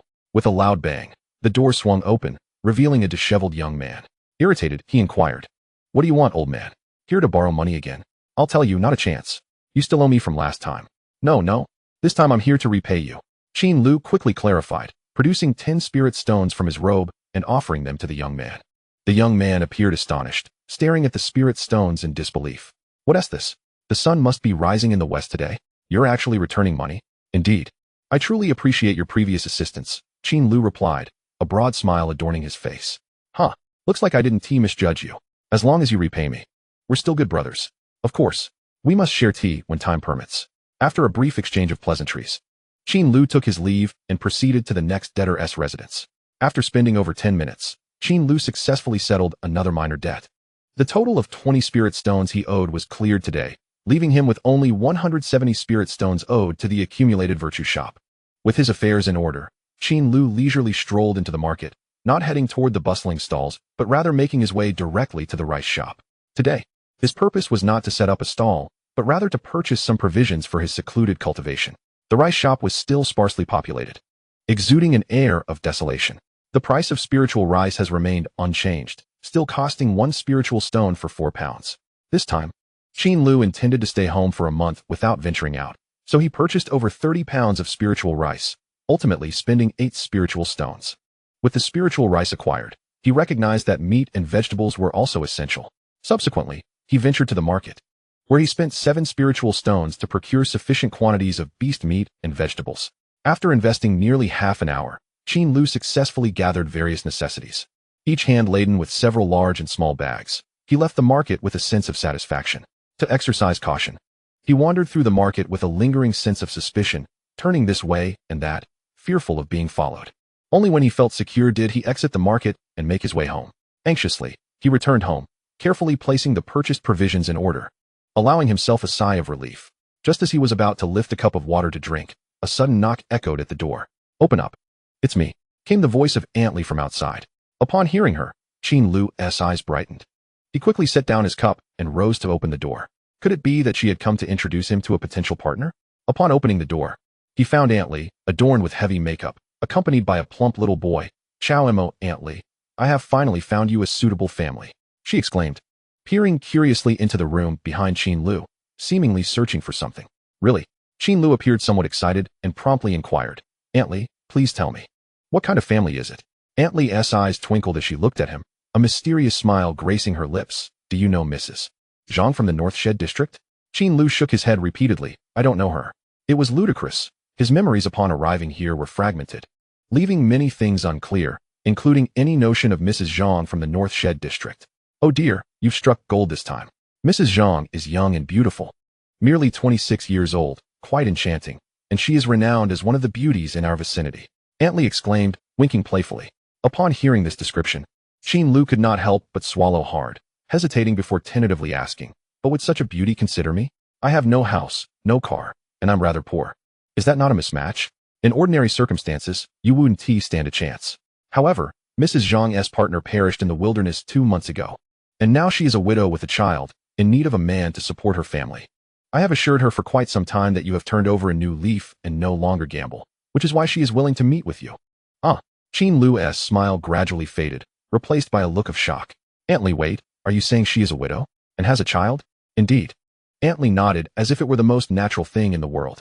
She then paused, scanning Qin Lu from head to toe, frowning slightly. "What is the matter? Could it be that at your age, you still dare to disdain others? This is rather inappropriate. I find it hard to accept," Qin Lu said, troubled. "He is not a treacherous villain. Oh, come now, you should be overjoyed to have found someone as lovely as Zhang. You ought to keep your mouth shut and smile, instead of being so picky." All right. Once Zhang has some time, I will inform you to meet her. With that, Aunt Li turned on her heel and left, offering Qin Lu no opportunity for refusal. As he gazed at her departing figure, he wore a helpless expression. Indeed, he desired a wife.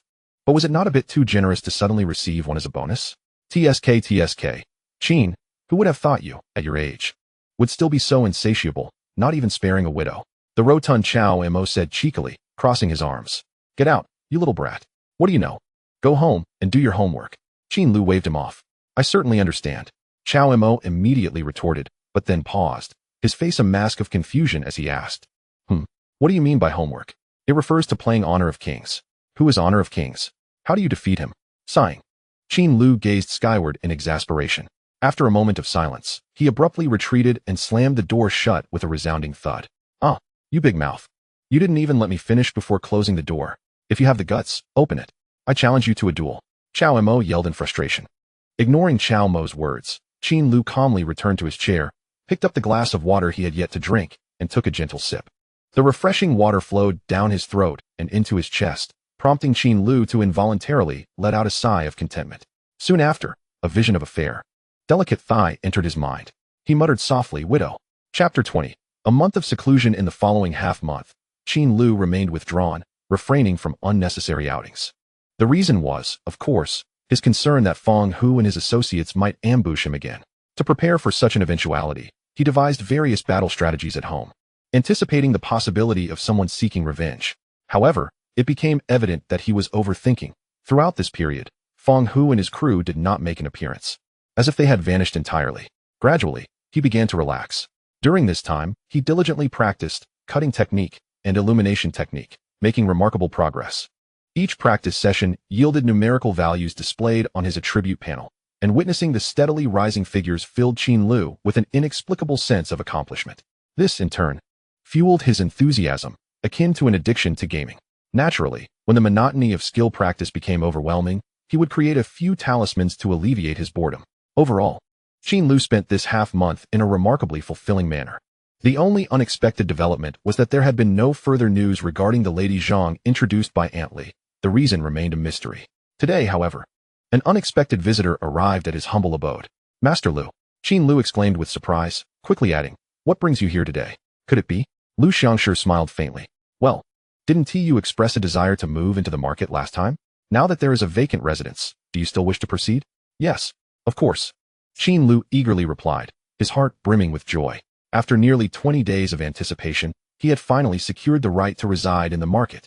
However, I must inform you in advance that the living expenses within the market differ significantly from those in the slums, and they must be paid promptly.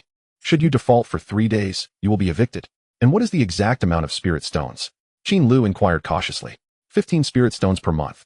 Upon hearing this, Qin Lu was taken aback. The cost was not only exorbitant, but also more than double that of his previous lodgings in the slums. To earn 15 spirit stones, he would have to sell at least a dozen water shields, a truly outrageous expense. If you wish to move in, you must first pay the first month's rent, Lu Xiangshi stated calmly. Of course, Qin Lu replied sheepishly, suppressing his discomfort as he retrieved his remaining spirit stones, counting out 15 and handing them over. After the transaction, only a solitary spirit stone remained in his small pouch, giving it a rather pitiful appearance. Lu Xiangshi, however, showed no concern, casually collecting the spirit stones and, after a brief glance, redirected his gaze, saying indifferently, all right, I will take you to see the house today. Very well. With a disciple from the Wujimin leading the way, Qin Lu felt a surge of security, unconcerned about any potential disputes.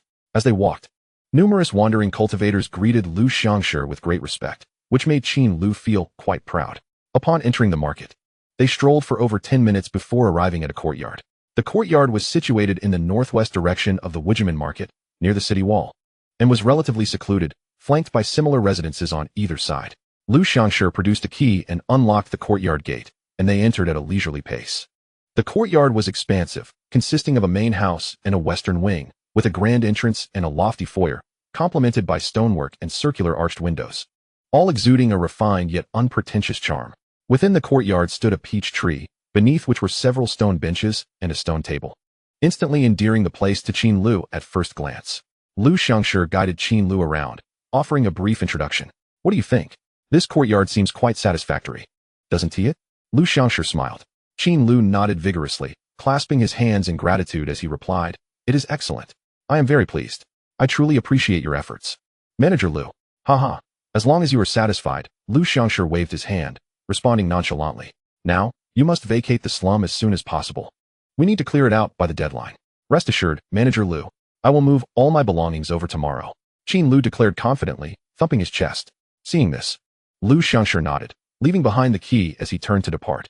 Once Lu Xiangshi had left, Qin Lu continued to scrutinize his new abode, his excitement palpable. "With this small patch of land, I can finally practice the gentle wind technique. Moving into the marketplace, I need not worry about anyone seeking revenge.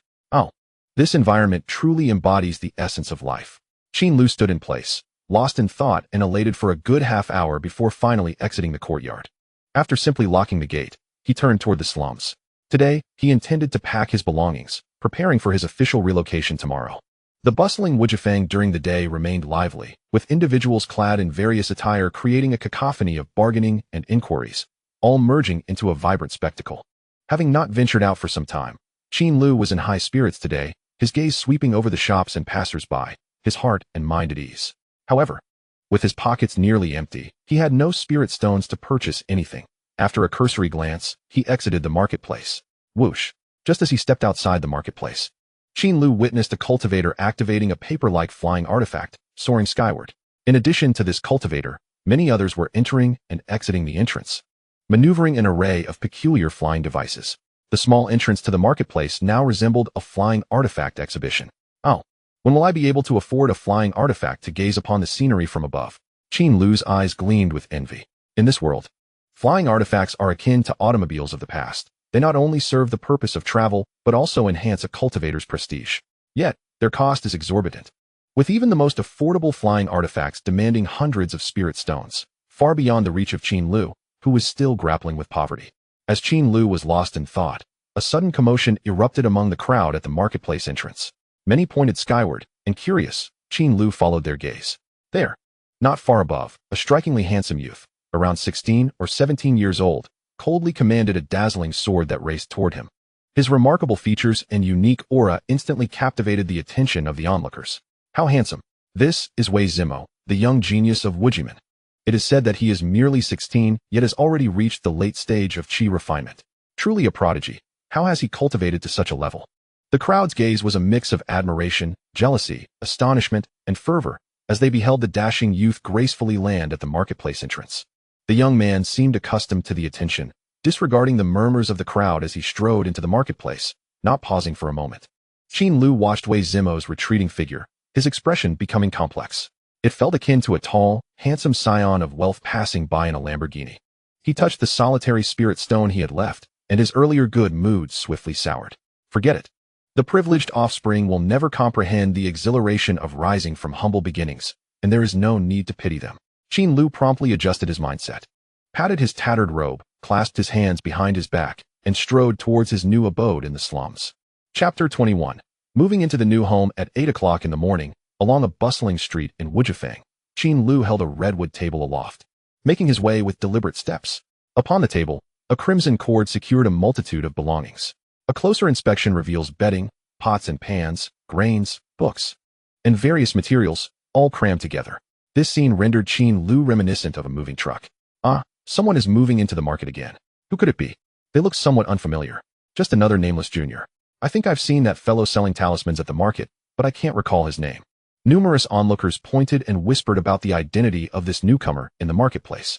To these murmurs, Qin Lu remained indifferent, steadfastly advancing towards his new residence with all his possessions in tow. However, while he exhibited no reaction, his companion, Chao Mo, was not as composed. At that moment, Chao Mo bore a large water bucket on his shoulder, his gaze fixed on the ground as he walked slowly, overhearing the hushed discussions around him, which caused his face to flush with embarrassment. The act of carrying a water bucket was, in his mind, profoundly humiliating. A respectable cultivator. And yet he was transporting such lowly belongings. What a disgrace. Thus, he kept his head down, hoping to avoid recognition from acquaintances. Fortunately, as they traversed the bustling street, the crowd gradually thinned, and the two soon arrived at their new home. Qin Lu single-handedly propped up the redwood table while using his other hand to open the courtyard gate, then swiftly entered. Hey, chubby boy, just set my water bucket there. And be sure to take out the beast meat from inside the bucket and place it properly. Move swiftly. Don't dawdle. Upon entering, Qin Lu immediately directed Chow Mo to begin working. The two busied themselves with their belongings, adorning their new residence. Qin Lu even took a small broom, diligently sweeping both the interior and exterior of the house until it sparkled with freshness. After nearly half an hour of toil, they finally completed all tasks and sat together on a stone bench beneath a peach tree to rest. This environment is truly delightful. I never expected you, a gambler, would have the means to move here, Chow Mo remarked, his eyes glimmering with envy. The air was crisp, and the house exuded an antique charm, starkly contrasting with the harsh conditions of the slums. Qin Lu, too, wore a satisfied expression, clapping his hands and cheerfully proclaiming, in any era, wealth commands respect. This is an unchanging truth. But you dare to call me a gambler? Have you ever seen me visit a gambling den? Upon hearing this, Chow Mo's eyes sparkled with intrigue as he leaned in and exclaimed, it certainly seems that way. Speaking of which, I feel as though you have transformed into a different person lately, completely unlike your former self. Qin Lu's expression faltered momentarily, and he feigned nonchalance as he rubbed his nose, vaguely responding, people do change, after all. All right, today you shall assist me in moving, and I will fulfill my promise to take you to that place you have long yearned for. Wonderful. I have been awaiting your words. Chow Mo replied eagerly. However, Qin Lu swiftly redirected the conversation, gesturing toward the corner where his stall tools lay. At the moment, I lack funds, and we must first set up a stall to sell some talismans. After all, one must possess money to fully enjoy oneself. Agreed. I will accompany you to the stall, Chow Mo readily affirmed. During this period, while Qin Lu was sequestered in training, he had also crafted a considerable number of talismans. Upon reflection, he realized he had produced over 10 water barrier talismans. Of course, had he not exhausted his supply of talisman paper, he could have created even more. After gathering their stall equipment, the two ventured out of the courtyard. Qin Lu's residence was not far from the market, merely about a kilometer away. Upon their arrival at the marketplace, they found many stalls unoccupied due to the early hour. Drawing from past experiences, Qin Lu selected a favorable spot and set up his wares to commence business. Chow Mo squatted beside him, his waist adorned with a plump layer of flesh. Observing the passing cultivators with keen interest, his eyes sparkling with mischief. Is it true that you have earned so much from selling talismans? Chow Mo suddenly inquired. Indeed. Qin Lu replied nonchalantly. I never realized you possessed such a skill. When did you learn it? I have many talents. How much can a little brat like you comprehend? Focus on your studies, Qin Lu chided playfully. Could you possibly teach me? Perhaps, but first, call me Big Brother for me to consider it. Big Brother. Throughout their time at the stall, the two engaged in light banter, and hours swiftly slipped by. To expedite the sale of talismans, Chow Mo even assisted by vocally enticing customers. Ultimately, with his help, several water barrier talismans were sold, yielding a total of 30 spirit stones, marking a successful conclusion to their endeavors. After tidying their belongings, the two set off toward a narrow street behind the marketplace. The market not only boasted establishments serving exquisite dishes, but also featured small stalls offering simple, yet delectable food items. Much like a gourmet street from a past life, these stalls were primarily operated by wandering cultivators, showcasing a diverse array of affordable culinary delights, making it a favored haunt for numerous lower-tier cultivators. The small food street of Wuji Square lay just beyond the bustling marketplace. As Qin Lu and Chow Mo arrived, drawn by the impending mealtime, they found the area vibrant with activity. Stalls lined the streets, artisans beckoning to passers-by, and the air was thick with the enticing aroma of food. Big Brother, what shall we eat? Chow Mo inquired, his face alight with curiosity as he looked around eagerly. Qin Lu found himself in this vibrant locale for the first time, gazing at the multitude of delectable food stalls lining the roadside, momentarily at a loss for what to indulge in. He casually replied, I'm not sure. What would you like to eat? Observing his surroundings, Chow Mo suddenly pointed at one of the stalls and exclaimed, let us try this one. This particular stall, renowned for its noodle dishes, was called Old Tan Beef Noodles. A few scattered low tables and chairs were set up by the roadside, where several patrons were enthusiastically savoring their meals, creating a lively atmosphere. Very well. Qin Lu accepted without hesitation, leading Chow Mo to the stall where they casually took a seat. Friend, 2 servings of the signature beef noodles, please. Certainly. Just a moment. The stall owner, a shrewd-looking lean man, responded cheerfully upon seeing the business opportunity and immediately set to work. As Qin Lu surveyed the surroundings, he noticed many cultivators casually seated along the roadside, engaged in lively conversation, exuding a vibrant, down-to-earth ambience that was truly eye-opening for him. Meanwhile, Chow Mo eagerly held a pair of chopsticks, anticipation etched across his face as he awaited their meal. The stall owner, swift and efficient, soon presented 2 steaming bowls of aromatic beef noodles. Having spent the better part of the day busy, both Qin Lu and Chao Mo were famished. The enticing appearance of the noodles instantly whetted their appetites, and without further ado, they dove into their meal. In no time, they were satiated and ready to settle the bill, which amounted to 2 pounds of gold for the 2 bowls of beef noodles. In the realm of cultivation, gold, which was highly prized in the mundane world, served merely as the most rudimentary currency, akin to small change in transactions. A piece of low-grade spirit stone could be exchanged for 7 to 8 pounds of gold, with 1 pound equating to 16 taels. Typically, the fare at such roadside stalls cost around 1 pound of gold, meaning a piece of low-grade spirit stone could cover 7 to 8 inexpensive meals.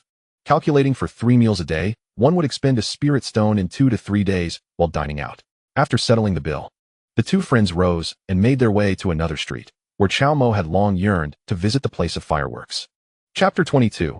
Joyful Alley. The streets were bustling with a throng of people, their shoulders brushing against one another. As the sun dipped in the west, its gentle rays illuminated the marketplace, casting elongated shadows, including those of Qin Lu and Chao Mo. This was the renowned entertainment street of Wuji Square, where a significant portion of the leisure establishments within the marketplace converged. From brothels to theaters, chess rooms, tea houses, inns, bathhouses, beast fighting arenas, gambling houses, and alchemy shops, this street boasted an array of entertainment venues to cater to various tastes, drawing numerous pleasure-seeking cultivators eager to partake. Whether disciples residing in the marketplace or destitute wandering cultivators from the slums, all frequented this vibrant locale. As the saying goes, the marketplace earns while the marketplace spends. None intend to take it home, aptly describing this very place, which was also affectionately referred to as Joyful Alley. At this moment, Chao Mo rubbed his chubby hands, his gaze frequently sweeping across the surrounding shops, his expression animated as he murmured to himself, "Brother, isn't it customary to engage in such activities at night? Have we arrived too early? By the way, how late are we planning to stay out tonight? Alas, I really must return home, otherwise my parents will not spare me. I feel rather anxious. Look at how sweaty my palms are. This is my first time after all. Wow, brother, look at that woman. She's dressed so scantily. Isn't she cold?" Listening to Chao Mo's nervous chattering, Qin Lu could hardly be bothered to respond. Instead, he observed the rows of shops with keen interest, secretly appraising them. A blend of both familiarity and strangeness stirred within his heart. Since it was still early, some of the less reputable establishments had yet to open, but that did not diminish the lively atmosphere here. Cheers, laughter, and the sound of music resonated throughout, showcasing the vibrancy of the locale. Suddenly, an impulse struck Qin Lu, prompting him to gaze towards a building ahead. The entrance was adorned with 2 flagpoles inscribed with the phrases "Small Bets, Big Wins, and Win the World." A cloth curtain slightly obscured the entrance, and the walls on either side bore large characters for gambling, while an ornate plaque above proclaimed Accumulating Goodness Tavern. "This is a gambling house, my major creditor." Upon seeing the sign for Accumulating Goodness Tavern, Qin Lu felt an uncontrollable itch in his hand. It was as if a little voice within him was incessantly urging, "Just one game, just one." He recognized this as a remnant of his former self and quickly suppressed such erroneous thoughts. Yet, in the next moment, a pang of guilt surged through his mind, swiftly taking hold of his heart. Indeed, he still owed this establishment over 100 spirit stones. How dare he loiter in front of his creditor? If discovered, wouldn't it spell significant trouble for him today? He needed to escape. Qin Lu promptly reacted, glancing sideways and feigning a scratch on his head to obscure his face, hastening his steps as he strode past the gambling house. Unbeknownst to him, Chao Mo was also caught up in his swift departure. However, what Qin Lu failed to notice was that from the second-floor window of Accumulating Goodness Tavern, a pair of eyes were fixated on his retreating figure, filled with malice and resentment, only withdrawing their gaze once he vanished around the corner. Once past the tavern, Qin Lu finally exhaled a sigh of relief, slowing his pace to observe the various entertainment venues that occasionally appeared along the roadside. Beside him, Chao Mo was utterly overwhelmed, having never encountered such places. He widened his eyes, inhaling the heavy scent of perfume, his mouth watering as he appeared entirely naive to the world. Brother, this establishment looks rather promising. That woman seems to possess considerable skill," Chao Mo suddenly remarked. Upon hearing this, Qin Lu glanced over, but upon seeing the woman at the entrance, a dark line appeared on his forehead. "Hey, what peculiar taste do you have? You find her appealing despite her size? Moreover, she's a madam. She doesn't entertain guests. What does a madam do?" A look of regret flickered across Chao Mo's face. Qin Lu felt a surge of speechlessness in his heart and pondered for a moment before speaking in a grave tone. Young man, you must understand. The women on this side of the establishment are adept at ensnaring souls and draining vitality. A fledgling like you, after a fleeting night of passion, is most susceptible to being thoroughly drained. Chao Mo's expression turned slightly panicked, and he hastily inquired, what happens if I get drained? What can be done? Your cultivation will plummet, and your realm will regress. If it gets any worse, you might never be able to. Qin Lu cast a sidelong glance at Chao Mo's groin. The implication unmistakable. Chao Mo instinctively shielded himself with his hands, his face paling. No way. Why didn't you tell me this earlier? Enough. Qin Lu patted Chao Mo on the shoulder and urged him to continue walking. Let's save this discussion for when you are of age. Today, I will take you to another delightful place. This feels wonderful. Qin Lu leaned against the wall, allowing the waves to wash over him, eyes closed. Relishing this rare moment of indulgence. Chao Mo, beside him, mimicked his posture, occasionally letting out a soft moan. Aside from the two of them, there were several others present, most of whom shared a similar expression, men, all of them. This place was none other than a bathhouse. Since his arrival in this realm, Qin Lu had not had the chance to enjoy a proper bath, which was quite unacceptable for a cleanliness-loving young man. Thus, seizing the opportunity presented by Chao Mo, he had specifically come to the bathhouse, intending to indulge in a thorough cleansing. The bathhouse's decor was rather unremarkable. However, beneath the bath pools lay an intricate array of formations that maintained the water at a pleasantly suitable temperature, providing a delightful experience. There were also attendants, cultivators offering back scrubs for the price of 3 gold ingots, constantly inquiring if customers required their services. As Qin Lu leaned against the edge of the bath, he suddenly recalled something and turned to Chao Mo, saying, by the way, regarding my move, Aunt Li is still unaware. If she comes looking for me, just tell her I've moved into the market district. While Qin Lu had little interest in the young and beautiful widow, Zhang, he wanted to maintain his connection with Aunt Li, the enthusiastic neighbor who acted as a matchmaker. After all, she might be his only opportunity to find companionship in this new setting. Got it, Chao Mo replied vaguely. Qin Lu nodded slightly, but after a moment's contemplation, he added, aside from Aunt Li, if anyone else comes looking for me, keep it confidential. Do not disclose my whereabouts to others.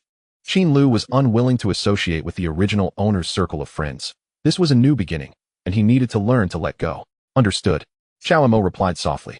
Seeing this, Qin Lu felt reassured, leaned against the edge of the bath, closed his eyes, and began to enjoy the long-awaited sensation of relaxation. Time always flies when one is in bliss. By the time night fell, the two emerged from the bathhouse. Chao Mo, brimming with vitality, yearned to continue his revelry in the joyful alley. However, Qin Lu, citing a lack of spiritual stones, hastily ushered him home. After ensuring the youth's safe return, Qin Lu returned to the marketplace, where he expended 20 spiritual stones to replenish his stock of talisman, crafting materials, and daily necessities before making his way to his new residence. Unbeknownst to him, his presence in the joyful alley had attracted the attention of those with ulterior motives. Chapter 23. The accumulation of virtue gambling house in the raucous gambling den. Deliberately shrouded in dim lighting, throngs of cultivators encircled the gambling tables, their voices rising in fervent excitement. Come, bet big to win big, bet small to win small. Once the bet is placed, there's no turning back. 3 sixes a full house. Ha. My hand is the supreme treasure. Who can stand against me? Many cultivators flushed with excitement, their hands gripping tokens tightly, their voices hoarse from fervent shouts. This was the accumulation of virtue establishment, a place Qin Lu had once frequented with great enthusiasm. The atmosphere was lively, with everyone engaged in gambling, save for one solitary figure, standing at the second-floor window. A towering man over 6 feet tall idly toyed with a token, his gaze dark and brooding as he surveyed the bustling crowd below. This man was Feng Hu. At that moment, a middle-aged cultivator sporting a small mustache approached Feng Hu, giving him a friendly pat on the shoulder. Hey, Tiger, what are you staring at? I've noticed your expression has been off since this afternoon. What's bothering you? The mustachioed cultivator, known as He Liang and nicknamed He Lao Lu, was a bouncer at the accumulation of virtue, familiar with regulars like Feng Hu. Feng Hu turned slightly, offering a slight bow as he replied, Brother Lu, you jest. I happened to see a nemesis passing by today, which has put me in a rather foul mood. A nemesis? He Liang furrowed his brow, shifting to stand beside Feng Hu with curiosity. Have you attracted the ire of someone significant recently? Not at all, merely a petty scoundrel. Feng Hu slowly shook his head. He Liang stroked his chin, chuckling, that is strange. Given your temperament, you would typically seek vengeance. Why the melancholy here, then? Aren't you inclined to confront him? At the mention of this, Feng Hu's thoughts drifted to the tragic demise of his 2 brothers on the streets, darkening his expression further. He could hardly fathom that the ambush had ended with the death of two on his side, while Qin Lu emerged unscathed. Such an occurrence was utterly perplexing. Qin Lu's inexplicable methods of attack had instilled such fear in his elder brother that any thoughts of retaliation were swiftly extinguished. Noticing Fong, whose fluctuating demeanor, He Liang ventured a guess. Could it be that this young man possesses formidable skills? Not at all. He is merely at the second level of qi refinement. Fong, who hesitated, his tone lacking confidence. It's just that he seems to have acquired some peculiar techniques from somewhere. Their power is rather significant, making him somewhat challenging to deal with. Second level of qi refinement. He Liang cast a skeptical glance over Fong, who, incredulous. Really, Huzi? Has this mere youth managed to confound you? How long has it been since you last practiced? Fong, who scratched his head, his face flushed with embarrassment. It was indeed a disgrace. A mid-stage qi refinement practitioner unable to subdue one in the early stage would surely invite ridicule. However, after a moment's pause, Fong, who recollected something and spoke up, by the way, this individual, sixth brother, you should know him. He used to frequent your place for gambling. Oh, who is it? The one known as the Devourer, Qin Lu. Who? He Liang exclaimed, his voice rising uncontrollably, his expression a mixture of shock and disbelief. Fong, who, taken aback by He Liang's reaction, stammered, Qin Lu. He Liang lowered his head, his expression shifting between uncertainty and contemplation. How could this be? It was impossible. What's wrong, sixth brother? Fong, who inquired curiously. Just then, He Liang regained his composure, a smile reappearing on his face as he patted Fong, whose shoulder. It's nothing. I have some matters to attend to. You carry on. With that, He Liang turned and left, leaving Fong, who in a state of bewilderment. On the third floor of Jishan's store, within a private room, the decor was simple yet elegant. In the center stood a large redwood desk, at which sat a middle-aged man with a hawk-like nose, meticulously sketching on rice paper with a brush. At that moment, He Liang entered the room, shutting the door behind him, and approached the man with a serious demeanor. Shopkeeper, I have something to report. The hawk-nosed man set aside his brush, gazing intently at He Liang, his tone calm. What is it? He Liang hesitated. It's about that Qin Dezue who offended you some time ago. He has resurfaced. Resurfaced? The hawk-nosed man scrutinized He Liang, speaking softly. What do you mean? Did you not say you had infiltrated his home and eliminated him? How could he appear again? Yes, I find it strange as well. I distinctly remember having strangled him to death. Yet today, someone claimed to have seen him, alive and well. Humph. The hawk-nosed man scoffed, his tone sharp. What is there to discuss? Clearly, you failed to execute your task properly, allowing him to slip through your fingers. Liuzi, your recent performance has been increasingly careless. But after I acted, I checked his breath and confirmed he was dead before returning. He Liang's voice dwindled, revealing his waning confidence in his account. Enough. The hawk-nosed man interrupted, his voice cold and commanding. He is merely an arrogant youth. If you did not finish the job, then do it again. You shall handle this matter, and be sure not to cause any further complications. Yes, He Liang responded promptly, bowing, his eyes filled with a fierce, murderous intent. As he turned to leave, the hawk-nosed man suddenly recalled something and called out to halt him. Wait, what further instructions do you have, shopkeeper? He Liang asked. I nearly forgot. Has a little thief recently emerged in the market? Indeed, this little rogue has been pilfering from various shops each night, making off with a considerable amount of spirit stones. Has the Wuji sect tightened their investigations? They have indeed bolstered several patrol teams, significantly increasing their vigilance during the night. In light of this, the hawk-nosed man spoke in a low, grave tone. Do not act rashly regarding this matter. If you are expelled from the market because of it, the loss would far outweigh any gain. What should we do then? After pondering for a moment, the hawk-nosed man inquired. When you confronted him that day, did he see your face? He Liang shook his head. No, I incapacitated him with smoke before entering. He remains unaware of who struck. Very well. This scoundrel still owes us spirit stones. Use that as your pretext to approach him. If you can recover the money, do so. If not, seek an opportunity to deal with him. The hawk-nosed man slashed downward with his hand, his expression icy. Understood. He Liang replied immediately. Chapter 24. A promising future in the dead of night. Qin Lu sat on a stone chair in the courtyard, half reclining against the stone table. His right hand curling into a finger, continuously launching the flicking technique into the sky. Puff, puff. A series of peculiar forces erupted from his middle finger, accompanied by a muffled sound, dissipating into the night sky. After extensive practice, his flicking technique had become increasingly adept, the force more concentrated, and its power continually enhanced. According to Qin Lu's estimation, the current potency of this technique was akin to a handgun from his previous life, comparable to that of a desert eagle. Moreover, his practice of the illumination technique and cutting technique had progressed remarkably, both now reaching a level of mastery, their power vastly superior to before. With a sudden thought, Qin Lu stood up, placing his left hand on his hip and raising his right hand high, fingers splayed, striking a pose reminiscent of the Statue of Liberty. Then turning his head and closing his eyes. Illumination technique. Suddenly, a brilliant white light erupted from his palm, illuminating the entire courtyard and casting a radiant glow throughout the space. At the entry level, the illumination technique produced a light akin to a faint flashlight. However, now it resembled a flashbang, capable of blinding anyone in an instant.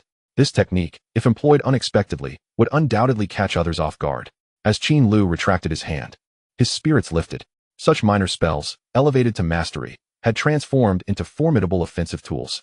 After a brief pause, Qin Lu raised his index finger before him, silently invoking the cutting technique in his mind.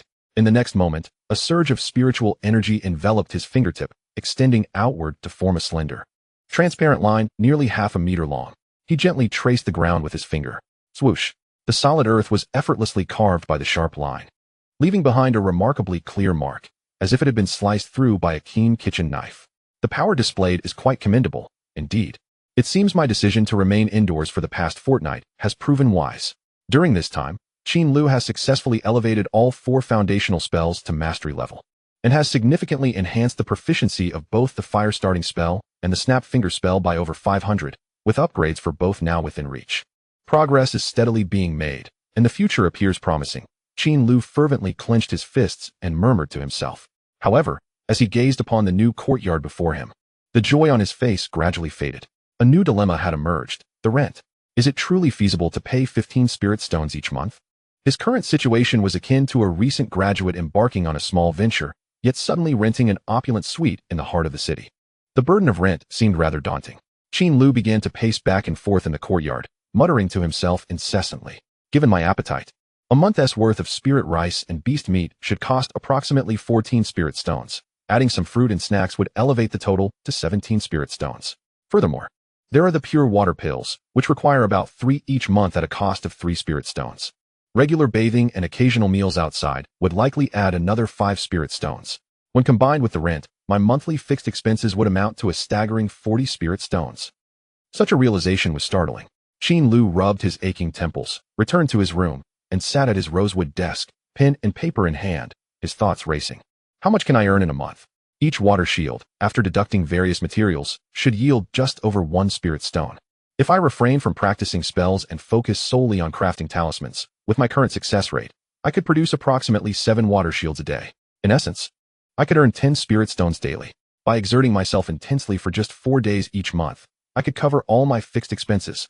A satisfied smile crept across Qin Lu's face. It appeared that mastering talisman crafting would render survival here a trivial matter. Yet, he understood that his smooth progress was predominantly due to his remarkable success rate in talisman crafting. Typically, during the initial stages of Qi refinement, the success rate for crafting talismans is quite low. Achieving 2 successes out of 3 attempts is already considered commendable. Individuals like Qin Lu, who can boast a 100% success rate, are exceedingly rare and can justifiably be dubbed prodigies in talisman crafting. Gazing at the paper before him, Qin Lu stroked his chin thoughtfully and murmured, I currently owe the accumulated goodness shop 170 spirit stones. If I diligently craft talismans this month and refrain from frivolous spending, I shall be able to save enough spirit stones to settle all my debts. After calculating his finances, Qin Lu realized that his situation was not as dire as he had initially perceived. His eyes sparkled with newfound determination, radiating confidence. Let us proceed. With determination, Qin Lu silently encouraged himself before taking out a fresh talisman paper and neatly placing it on the table. He then picked up a newly purchased ink block and began grinding it with utmost care. Once everything was prepared, he focused his mind, pressing his left hand on the talisman paper while lifting the talisman brush with his right hand to commence the intricate drawing. By now, he had developed a muscle memory for crafting talismans, especially after his recent successful upgrade, making the process feel even more familiar. During the drawing, even if someone were to suddenly knock on the door, he could suppress any distractions and complete the talisman first. The tip of the brush glided gently over the paper as Qin Lu continuously infused his spiritual energy into the design, imbuing it with power. The energy coalesced, radiating light. In a moment, the talisman was complete. Wiping the fine sweat from his forehead, he set down the brush and gazed at the yellow talisman emanating a faint aura. A smile creeping onto his face. Another spiritual stone earned. After carefully placing the completed water shield talisman aside, Qin Lu rose and settled onto a cushion, crossing his legs. With a thought, he opened his attribute panel. Observing the steadily rising values, a satisfied smile graced his lips. Both the ignition technique and the finger flick technique were on the verge of upgrading, with their proficiency levels reaching such extraordinary heights. The prospect of them advancing further was tantalizing. Qin Lu chuckled softly, closing the attribute panel, and naturally began to circulate his cultivation method, entering into meditation. The next morning, Qin Lu opened his eyes on time, sitting on the edge of his bed to rub his face and stretch lazily. It was a brand new day. Since arriving in this world, devoid of the distractions of smartphones and computers, his lifestyle had gradually become more regulated. His daily routine revolved around cultivation and talisman drawing, leaving little else to occupy his time. This adjustment had also fine-tuned his biological clock, allowing him to rise promptly each day. After a brief wash-up and downing a large glass of warm water, Qin Lu stretched his body and leaned back in his chair, preparing to begin his work for the day. However, upon noticing the gray robe he wore, he paused, letting out a sigh. He had been wearing this outfit for a month. A person lives by their appearance, just as a tree flourishes with its bark. It was clear he needed to save up for a new set of clothes. Relying solely on cleansing talismans was not a sustainable solution. Furthermore, his boots were nearly worn out. In a dangerous situation, he might not even be able to run quickly. He needed to purchase new ones, along with some powerful talismans for self-defense, as this world was perilous. A few chi-refining pills were also essential. Qin Lu pondered this, realizing that beyond his daily expenses, he required numerous supplies. The pressure of financial constraints surged once more in his mind. Knock, knock, knock. At that moment, a sound echoed from outside the door. Huh. Qin Lu turned to look, his expression peculiar. The knocking did not resemble that of Chao Mo. Yet, who else could possibly be seeking him? Who could it be? He stood up cautiously and called out loudly. I am your neighbor next door, a fellow cultivator who has recently arrived here. And I have come to pay a visit today. A deep voice echoed from outside. They are here. Qin Lu promptly responded and hurried to open the door. At the entrance stood a middle-aged man in his 40s, with a ruddy complexion, thick eyebrows, large eyes, and a square face. Dressed in a clean blue robe and holding a bag of fruit, he exuded a gentle disposition. Qin Lu did not dare to be remiss and quickly cupped his hands in greeting. Esteemed fellow cultivator, I truly apologize for not welcoming you sooner. Please come in. Ha ha, no need for such formalities. The man in blue chuckled lightly as he followed Qin Lu into the courtyard, where they settled at a stone table. The two exchanged pleasantries before quickly introducing themselves. The man in blue, named Lucien, resided in the courtyard to the right of Qin Lu and had lived there with his family for several years. Upon seeing new neighbors move in, he decided to bring a gift and pay a visit. Who would have thought that just as old Wang was driven away, you, Dao friend, would move in so swiftly? Lucien mused, stroking his beard softly. Curious, Qin Lu inquired. What did the previous occupant do to deserve such treatment? Ah, it's unfortunate for old Wang. After a few drinks, he insisted on starting a fight, only to be spotted by the patrol of the Wuji sect, leading to his expulsion, Lucien replied. Such severity took Qin Lu by surprise, raising his caution. He realized he could not afford to be driven away from his new home due to such incidents. Let us not dwell on that. Lucien shifted the topic, asking, what business do you engage in, Dao friend? Qin Lu replied honestly. I merely set up a stall to sell talismans. Upon hearing this, Lucien's eyes dimmed slightly, and he responded with a drawn-out "oh," in a somewhat indifferent tone. Ah? So you also practice talisman drawing? Noticing the change in Lucien's demeanor, Qin Lu was momentarily taken aback, but soon realized that his new neighbor seemed to look down upon his trade. I only have a rudimentary understanding of talisman drawing, Qin Lu remarked, pausing as he took out 2 water shield talismans from his pocket and presented them to Lucien with a beaming smile. I truly apologize for the oversight in not visiting you first upon my arrival. In my moment of distraction, I caused you to come here personally. Please accept these talismans as a token of my apology. Upon seeing the talismans, a flicker of delight passed through Lucien's eyes, and his tone became warm once more. Haha, no need for such formality. As neighbors, we should look out for one another. You are too courteous, Dao friend. Lucien cheerfully accepted the talismans. What does Dao friend Lu typically do in the market? Qin Lu seized the opportunity to inquire. With a hint of pride on his face, Lucien replied nonchalantly, oh, I don't do much. I merely work as an auctioneer at the Wanbao Pavilion. Today happens to be my day off, allowing me the leisure to chat with you. Wanbage, the auction house within Wuji Square, is said to host an auction every 3 months. Qin Lu had previously passed by this establishment, but due to financial constraints, he had never ventured inside. To his surprise, he learned that Lucien was employed there, which explained his somewhat arrogant demeanor. As their conversation continued, Lu Xian revealed that his wife worked as a sales cultivator in a magical artifact shop, and both of them held respectable positions. They also had a son, though Lu Xian was reluctant to elaborate on that matter. Through their brief exchange, Qin Lu discovered that Lu Xian was rather straightforward and enthusiastic, albeit prone to self-aggrandizement. Recognizing this, Qin Lu promptly adopted a humble attitude, offering compliments and seizing the opportunity to inquire about the market dynamics. Upon learning that it was Qin Lu's first time in the market and that he was utterly inexperienced, Lu Xian proudly declared, "You have indeed come to the right person. I, old Lu, have navigated this market for many years and know its ins and outs quite well. Allow me to enlighten you." He began with the Wuji sect, which boasts a golden core ancestor of immense power, overseeing 4 markets, with Wuji Square being merely one of them. As Lu Xian elaborated, Qin Lu gradually grasped the power distribution within Wuji Square. In addition to the Foundation establishment cultivators stationed by the Wuji sect, there were 5 other Foundation establishment cultivators in the market, representing the 5 major forces: Qingshan sect, Xianyang sect, Sunset Valley, Wei family, and Yu family. These 5 powers encompassed a multitude of shops and aspects pertinent to cultivators. Notably, the Wanbeige auction house, where Lu Xian worked, was affiliated with the Xianyang sect. In simpler terms, for rogue cultivators seeking to make a living here, there exists a fundamental truth: one must never provoke the 5 major forces. Qin Lu marveled at the intricate dynamics within the market, feeling enlightened by the day's discourse. Chuckling, Lu Xian stroked his beard and remarked, "Just keep your head down. If you catch the eye of a Foundation establishment senior, you might never have to worry about food and drink for the rest of your life."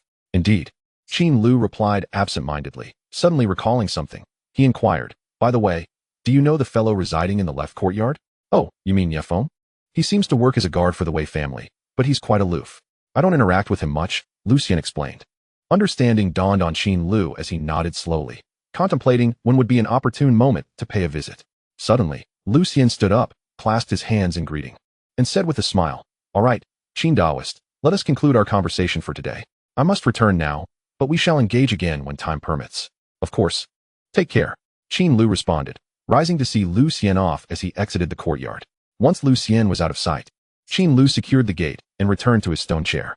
It seems that the neighbors here possess a considerably higher quality of character, as at least profanity is not uttered casually. However, the presence of numerous individuals with noteworthy backgrounds in this seemingly modest marketplace calls for utmost caution, otherwise, provoking even one of them could prove perilous. After a moment of contemplation, Qin Lu shook his head to dismiss these unproductive thoughts and returned to his abode, preparing to commence today's talisman crafting. Chapter 26. The Shadow Blade Technique. The repetitive cycle of crafting talismans, meditating, and dining unfolded several times until afternoon arrived. Having restored his spiritual energy, Qin Lu rose and lazily stretched his limbs. The once monotonous practice of cultivation seemed less tedious now, thanks to the numerical display of his attribute panel. Gazing at the courtyard outside, a sudden inspiration struck him. With a day free, it was the perfect opportunity to practice the gentle breeze technique.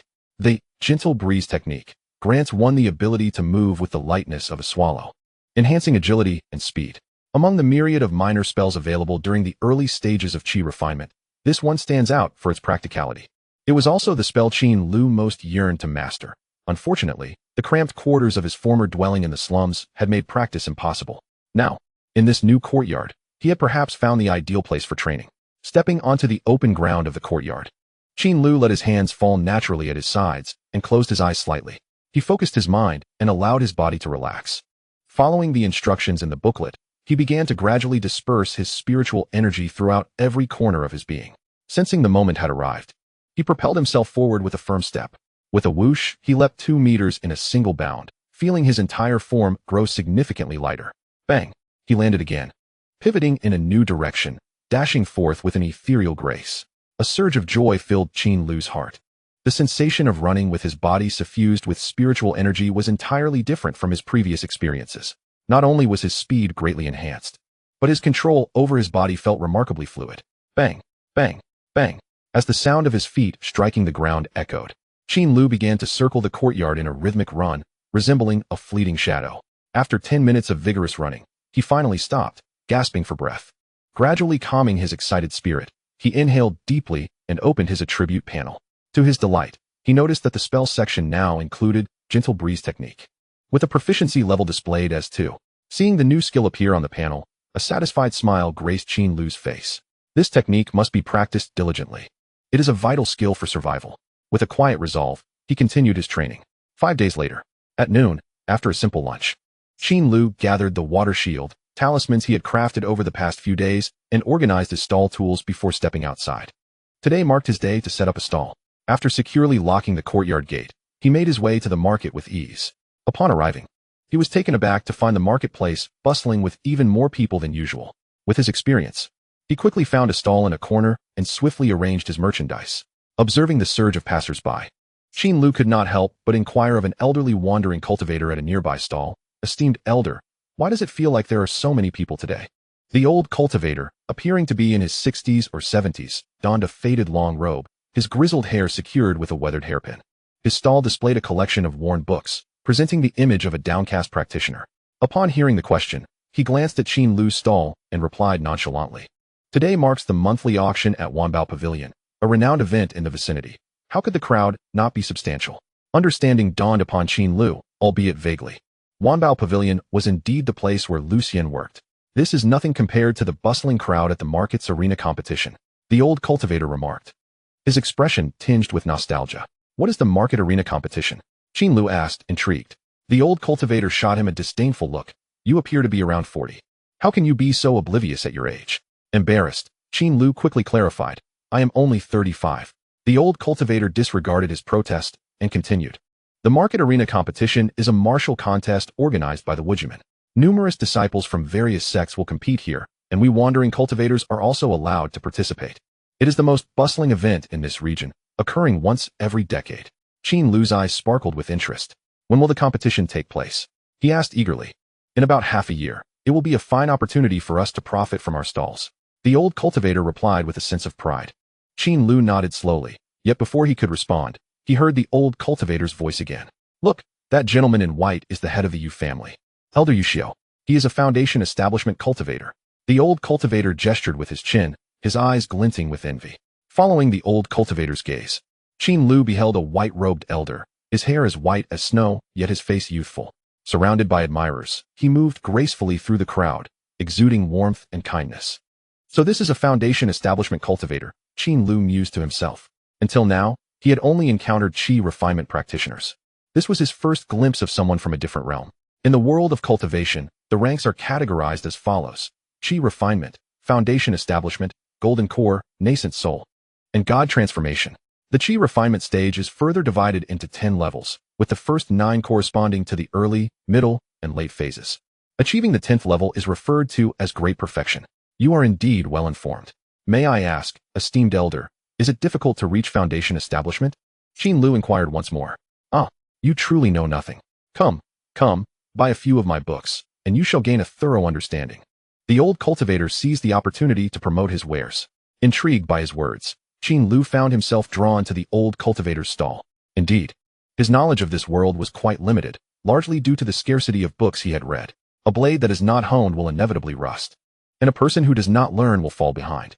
Upon sensing Qin Lu's interest, the old wanderer immediately altered his demeanor to one of affability, hastily picking up several tomes and introducing them. "This one is an introduction to the cultural landscapes of Luyan Prefecture. This one is everyday knowledge of the cultivation realm. And this here is 30 matters to know during the Qi refinement stage. They are all excellent books." Under the old wanderer's eloquent recommendations, Qin Lu was soon captivated. Unbeknownst to him, he spent 8 spirit stones to acquire several books, including one rather flamboyant manual on mundane sword techniques titled Gray Shadow Sword Technique. The primary reason for purchasing this sword technique was that he had recently mastered the Gentle Breeze technique. Engaging in monotonous running practice had become rather dull. Thus, it seemed far more rewarding to practice some swordplay. After the successful transaction, Qin Lu exchanged names with the old wanderer, who introduced himself as Li Gui. Currently residing in the slums, he primarily dealt in the resale of various books and scripts. Due to the increased foot traffic, Qin Lu's talisman business thrived more than usual. Within 5 days, he had successfully sold all 25 water shield talismans he had crafted. Eventually, he even decided to put up for sale a cleaning talisman that he had intended for personal use. And to his surprise, it sold as well. As the sun began to set, Qin Lu successfully sold all the talismans he had brought, earning a total of 62 spirit stones. After bidding a brief farewell to Li Gui, he packed up his stall and departed from the market. He then made his way to a talisman shop, where he spent 30 spirit stones on a variety of talisman-making materials, feeling thoroughly satisfied as he headed home. Chapter 27. An Introduction to Sword Techniques. As night descended, the silvery moonlight cascaded from the heavens, illuminating the bustling Wuji Square. The gentle glow of the moon rendered the autumn night refreshingly cool. Qin Lu sat at his table at home, illuminated by the feeble light of an oil lamp, diligently studying late into the night. The books he had purchased from Li Gui's stall captivated him entirely, akin to an innocent child eagerly absorbing information about the outside world. Through his studies, he gained a clearer understanding of the world around him. Firstly, he learned that this world is vast, according to the texts. The ancient chaos caused by the battles of primordial deities had led to a cataclysmic upheaval of the universe.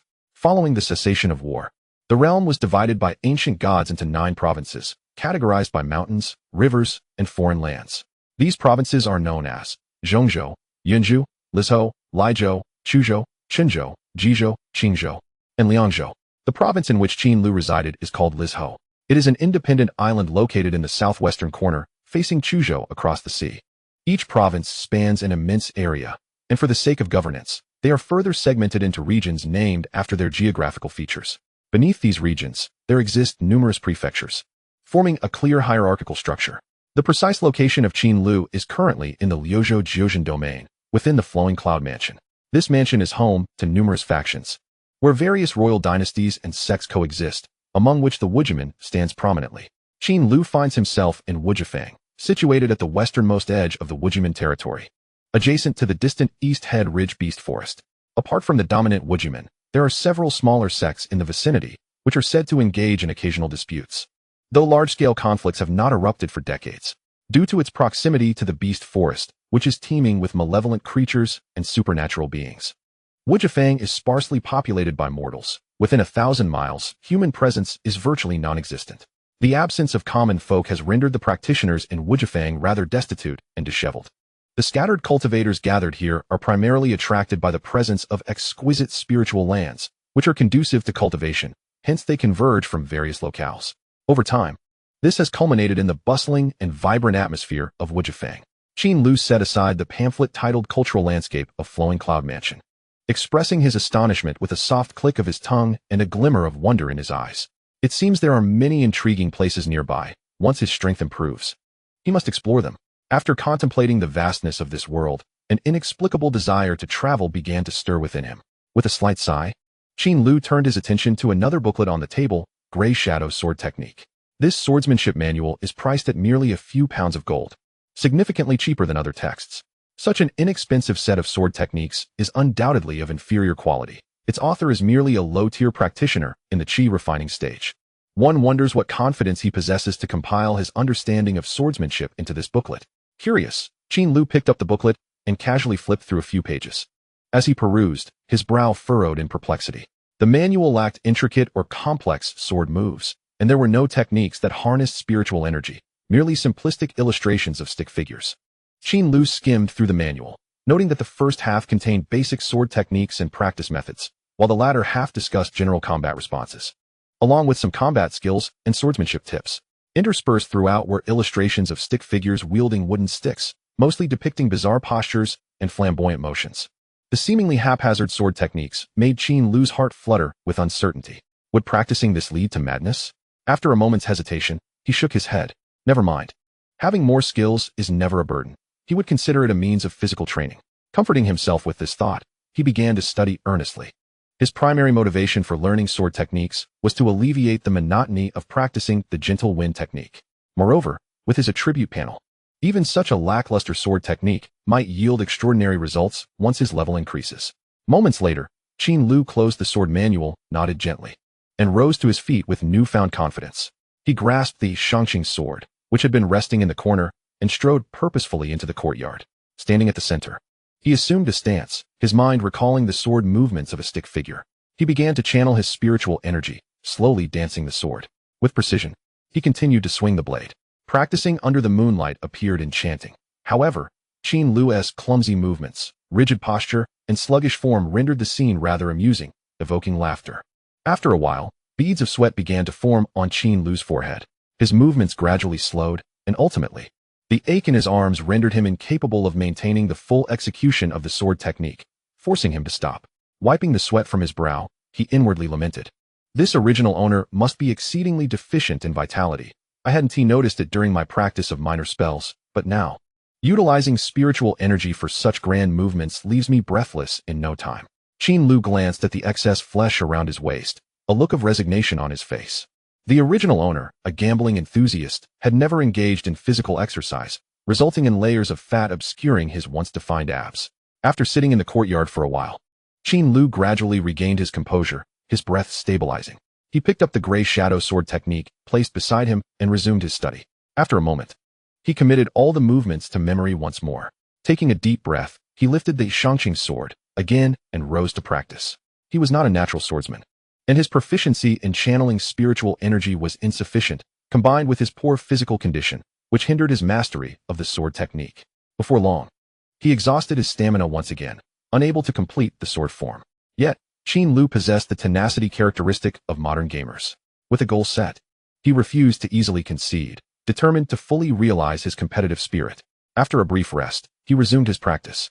Thus, after several stops and starts, as the hour grew late into the night, Qin Lu finally executed the entirety of the gray shadow sword technique. Though his movements were somewhat unsightly, he had indeed completed the form. Afterwards, drenched in sweat, Qin Lu sat on a stone bench to rest, and with a thought, he opened his attribute panel. As expected, a new entry appeared in the skills section. Gray shadow sword technique, beginner 1100. Closing the panel, Qin Lu glanced at the pale blue, Shangqing sword beside him. A faint smile gracing his lips. It seemed this sword finally had a purpose. Chapter 28. Narrow paths of enmity. The following morning, Qin Lu awoke, his body sore from exertion. After stretching slightly, he picked up a water bucket, yawning as he pushed open the courtyard door. He was headed to fetch water. However, upon stepping outside, he noticed that the door to the courtyard on his left was also ajar. At the entrance sat a tall and robust young man, one hand clutching a cup of water while the other held a willow branch, rinsing his mouth and brushing his teeth. Upon seeing him, Qin Lu immediately recognized him as Nia Feng, his neighbor. Greetings, Taoist Nia. It's a pleasure to meet you. Qin Lu raised his left hand in a warm salutation. Nia Feng glanced at him, spat out the water in his mouth, and replied nonchalantly, New here? Indeed, I just moved in not long ago. I am Qin Lu, he said, setting down the water bucket and performing a polite bow. Oh, was Nia Feng's curt response as he turned and retreated into his courtyard. Bang! The door slammed shut. Qin Lu remained standing, fists clasped, staring at the closed door, a look of astonishment on his face. Although he had heard from his neighbor, Lu Xian, that Nia Feng was aloof and preferred solitude, he did not expect such a lack of courtesy. What does that even mean? I'll throw a punch your way later. Qin Lu made a fierce face, shaking his fist at the courtyard gate. After a moment, he shook his head, reassuring himself. Never mind. It's best not to stoop to his level. Perhaps this fellow is simply socially anxious. Unfazed, Qin Lu picked up the water bucket and continued his walk towards the river. He immersed himself in drawing talismans and cultivating. Before long, the afternoon had arrived. Just as Qin Lu completed drawing a talisman, a visitor arrived at his small courtyard. It was Chao Mo, whom he had not seen in several days. Accompanying him was the extravagantly adorned Aunt Li. Aunt Li, it's been a while. Please come in. Qin Lu's face lit up with joy. His heart stirred once more. Seeing Aunt Li was akin to witnessing a multitude of women waving at him. In this era, where communication was often fraught with difficulty, Aunt Li's presence served as a social app, an indispensable tool for connection. As Aunt Li entered the courtyard, she surveyed the surroundings with a smile, saying, Who would have thought, Big Mouth, you've actually managed to move into the market. This place is quite nice. Chao Mo followed suit, boasting, See? I told you he has changed. Indeed, he has.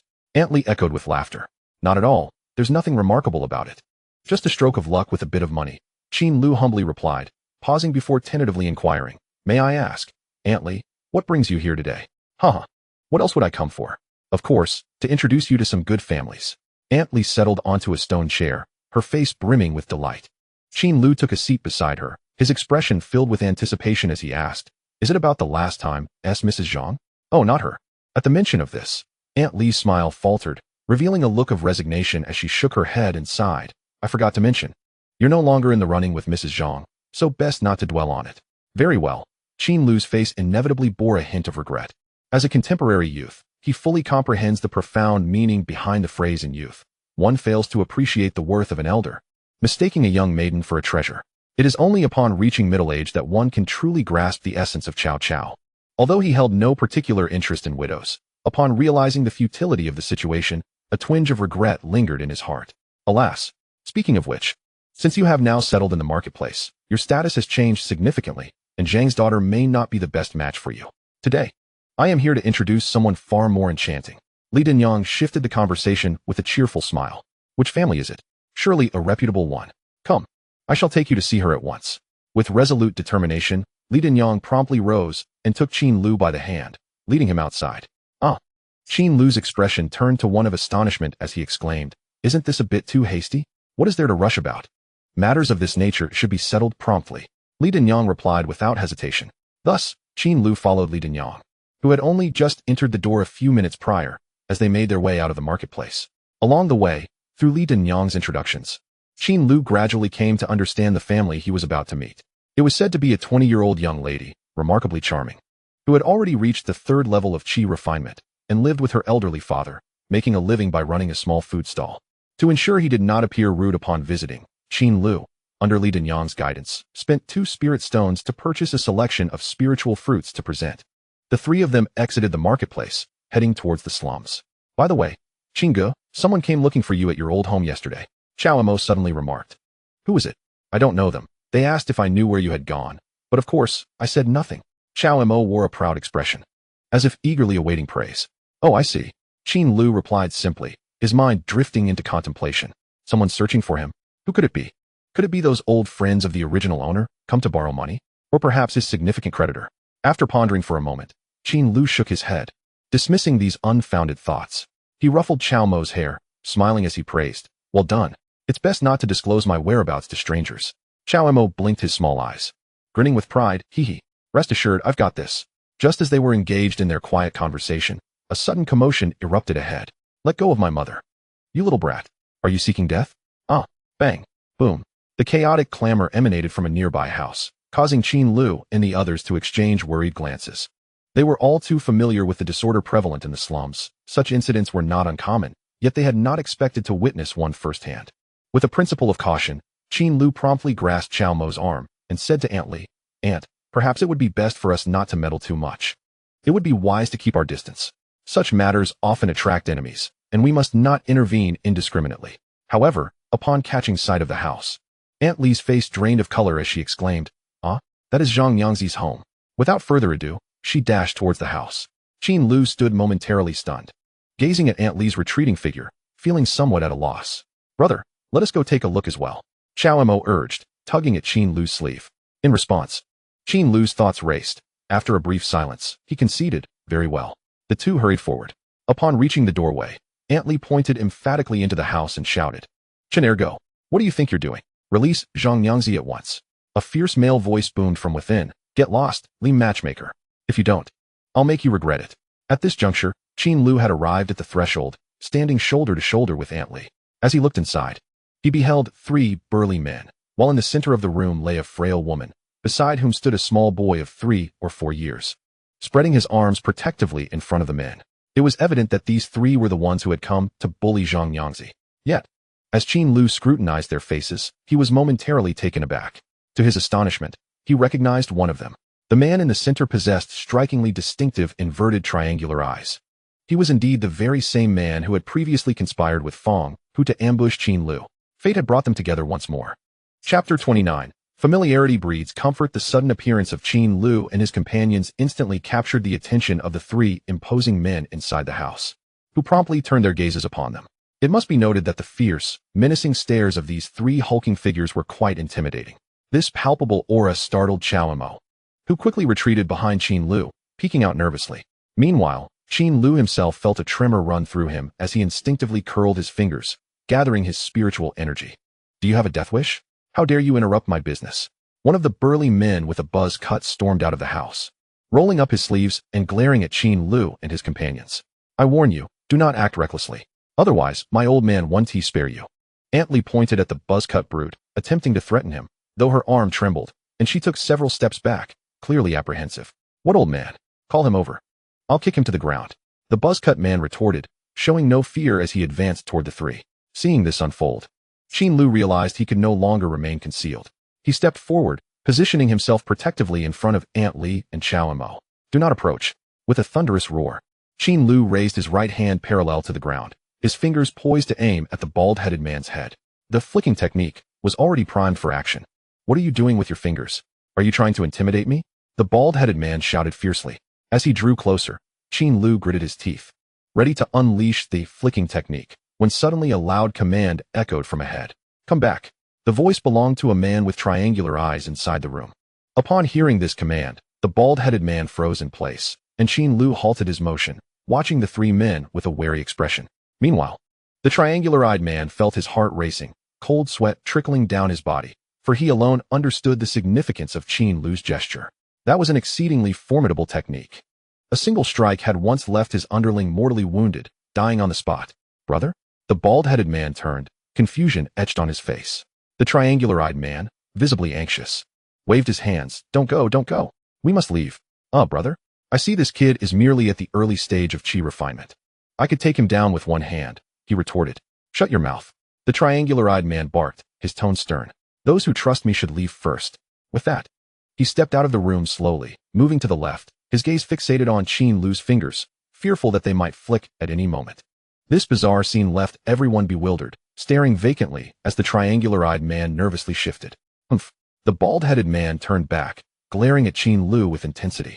Then quickly followed the triangular-eyed man's lead, keeping close behind.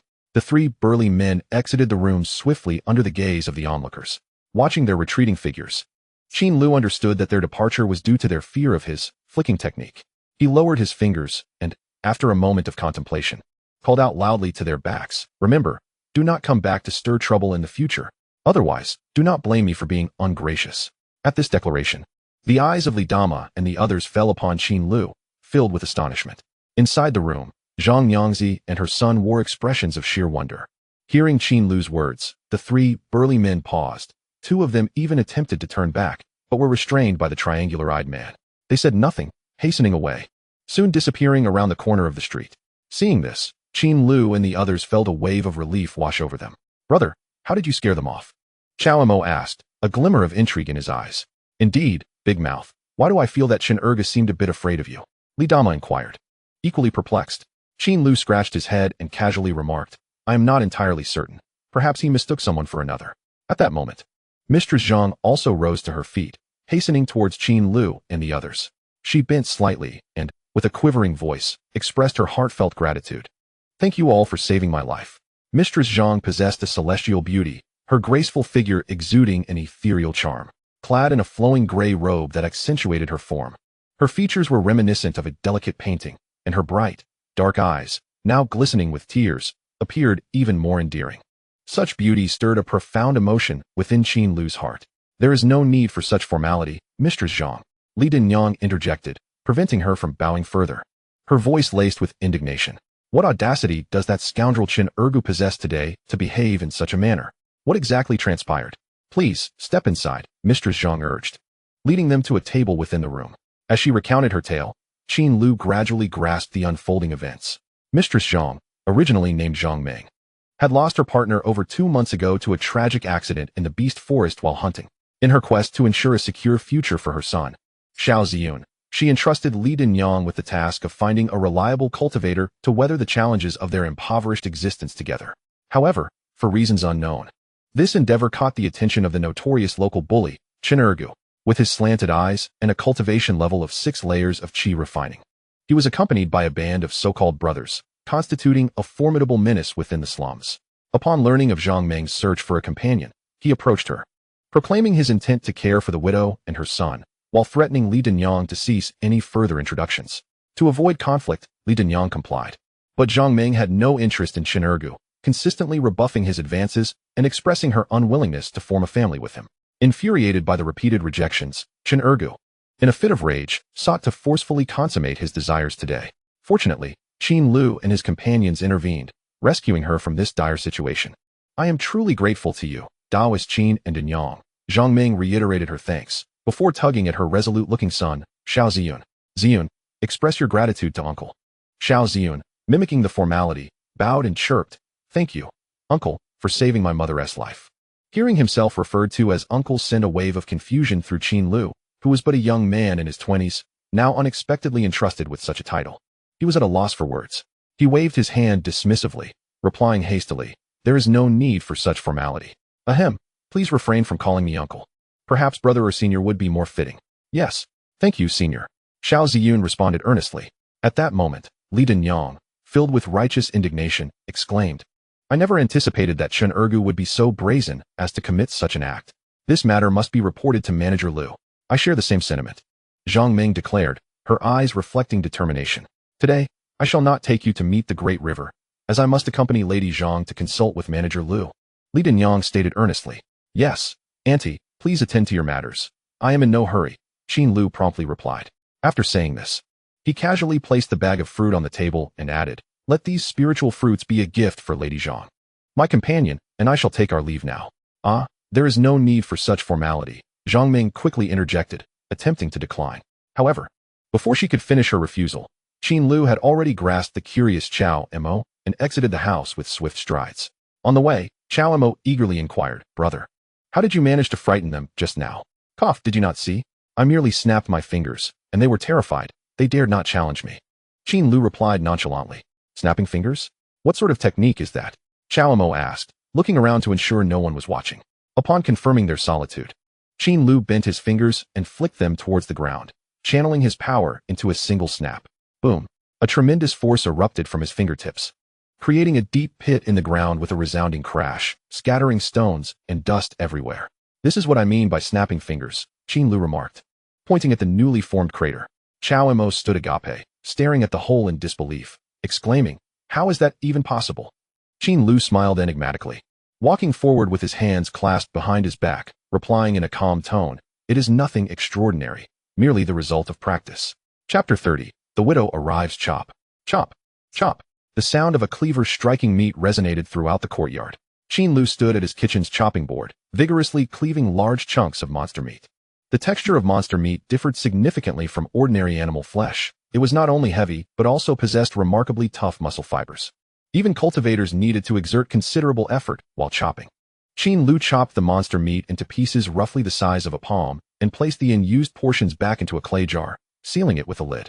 He then continued to slice the palm-sized pieces into thin, suitable slices, seasoning them with cooking wine, salt, and soy sauce for a brief marination. Once the preparations were complete, Qin Lu employed a fire-starting technique to ignite the kindling, subsequently heating the pan and adding oil. As the pan warmed, he promptly tossed in the marinated meat, stirring it vigorously while incorporating minced ginger and garlic to enhance the aroma. After the meat was cooked through, he added freshly washed spiritual vegetables along with various seasonings, continuing to stir until the mixture was evenly combined. In no time, a simple yet delectable dish of stir-fried spiritual vegetables and meat was ready, filling the kitchen with a rich fragrance that made one salivate uncontrollably. "Ah, simply another delightful meal," Qin Lu said as he set the steamed spiritual rice and the dish on a stone table outside the courtyard. Having spent some time here, he found himself thoroughly satisfied with the food of this world. His evaluation could be summed up in 2 words: delicious. Perhaps it is true that exquisite ingredients often require only the simplest of culinary techniques. The flesh of the mythical beasts, nurtured by the essence of heaven and earth, possesses a quality that renders it delectable regardless of the cooking method, be it frying, sautéing, stewing, steaming, boiling, braising, or roasting. Qin Lu sat upon a stone bench, his fingers gently caressing the chopsticks in his hand. After a busy half-hour, Master Qin was ready to indulge in his meal. Just then, an untimely knock echoed from outside the door. "Knock, knock, knock." Qin Lu set down his chopsticks, turning with curiosity to see the source of the sound. This knocking did not possess the force of either Chao Mo or the neighbor Lu Xian. It was far too delicate, as if the person were wary of damaging the courtyard door. "Who is it?" "It is I." The voice was clear and melodious, akin to the sweet songs of swallows. Qin Lu was momentarily taken aback. Why had she come today?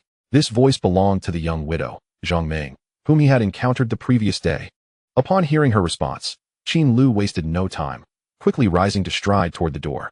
He opened it to find Zhang Ming clad in a simple gray dress, a bag of spiritual fruits in her left hand, her hair elegantly pinned up, and her features exuding a serene and graceful aura. "Zhang Daoyu, what brings you here?" Qin Lu inquired, somewhat astonished.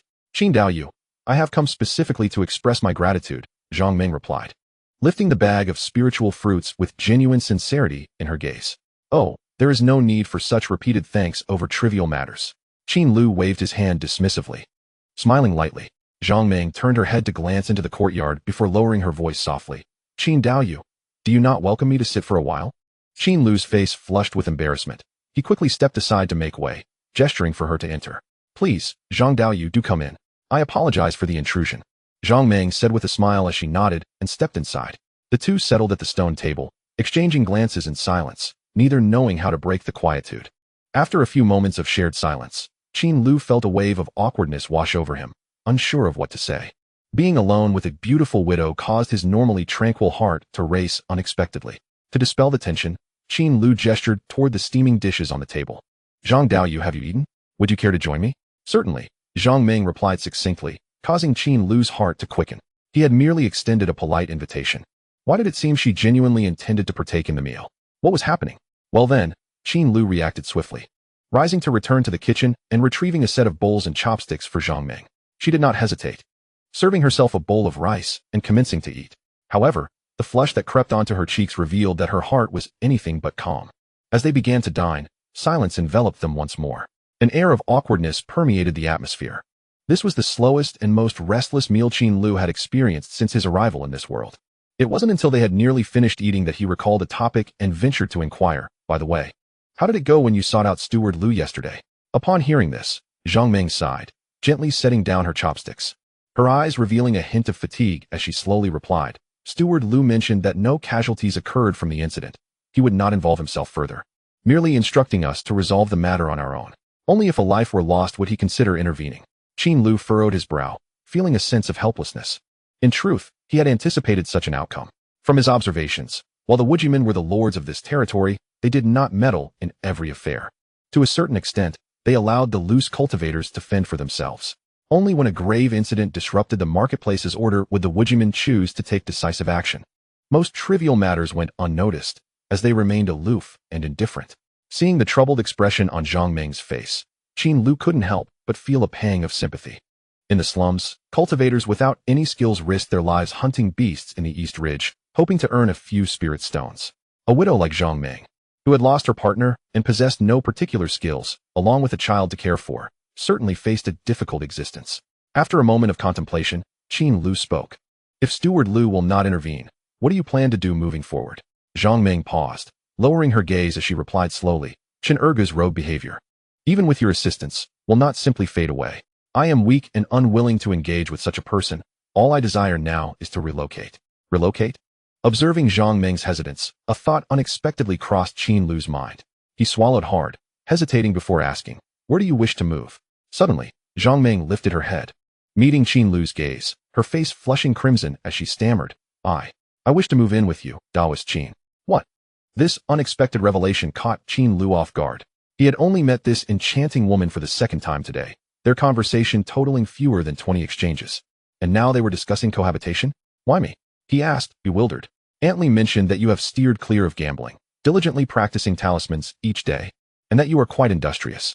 Furthermore, you did frighten off Qin Ergu with your display yesterday.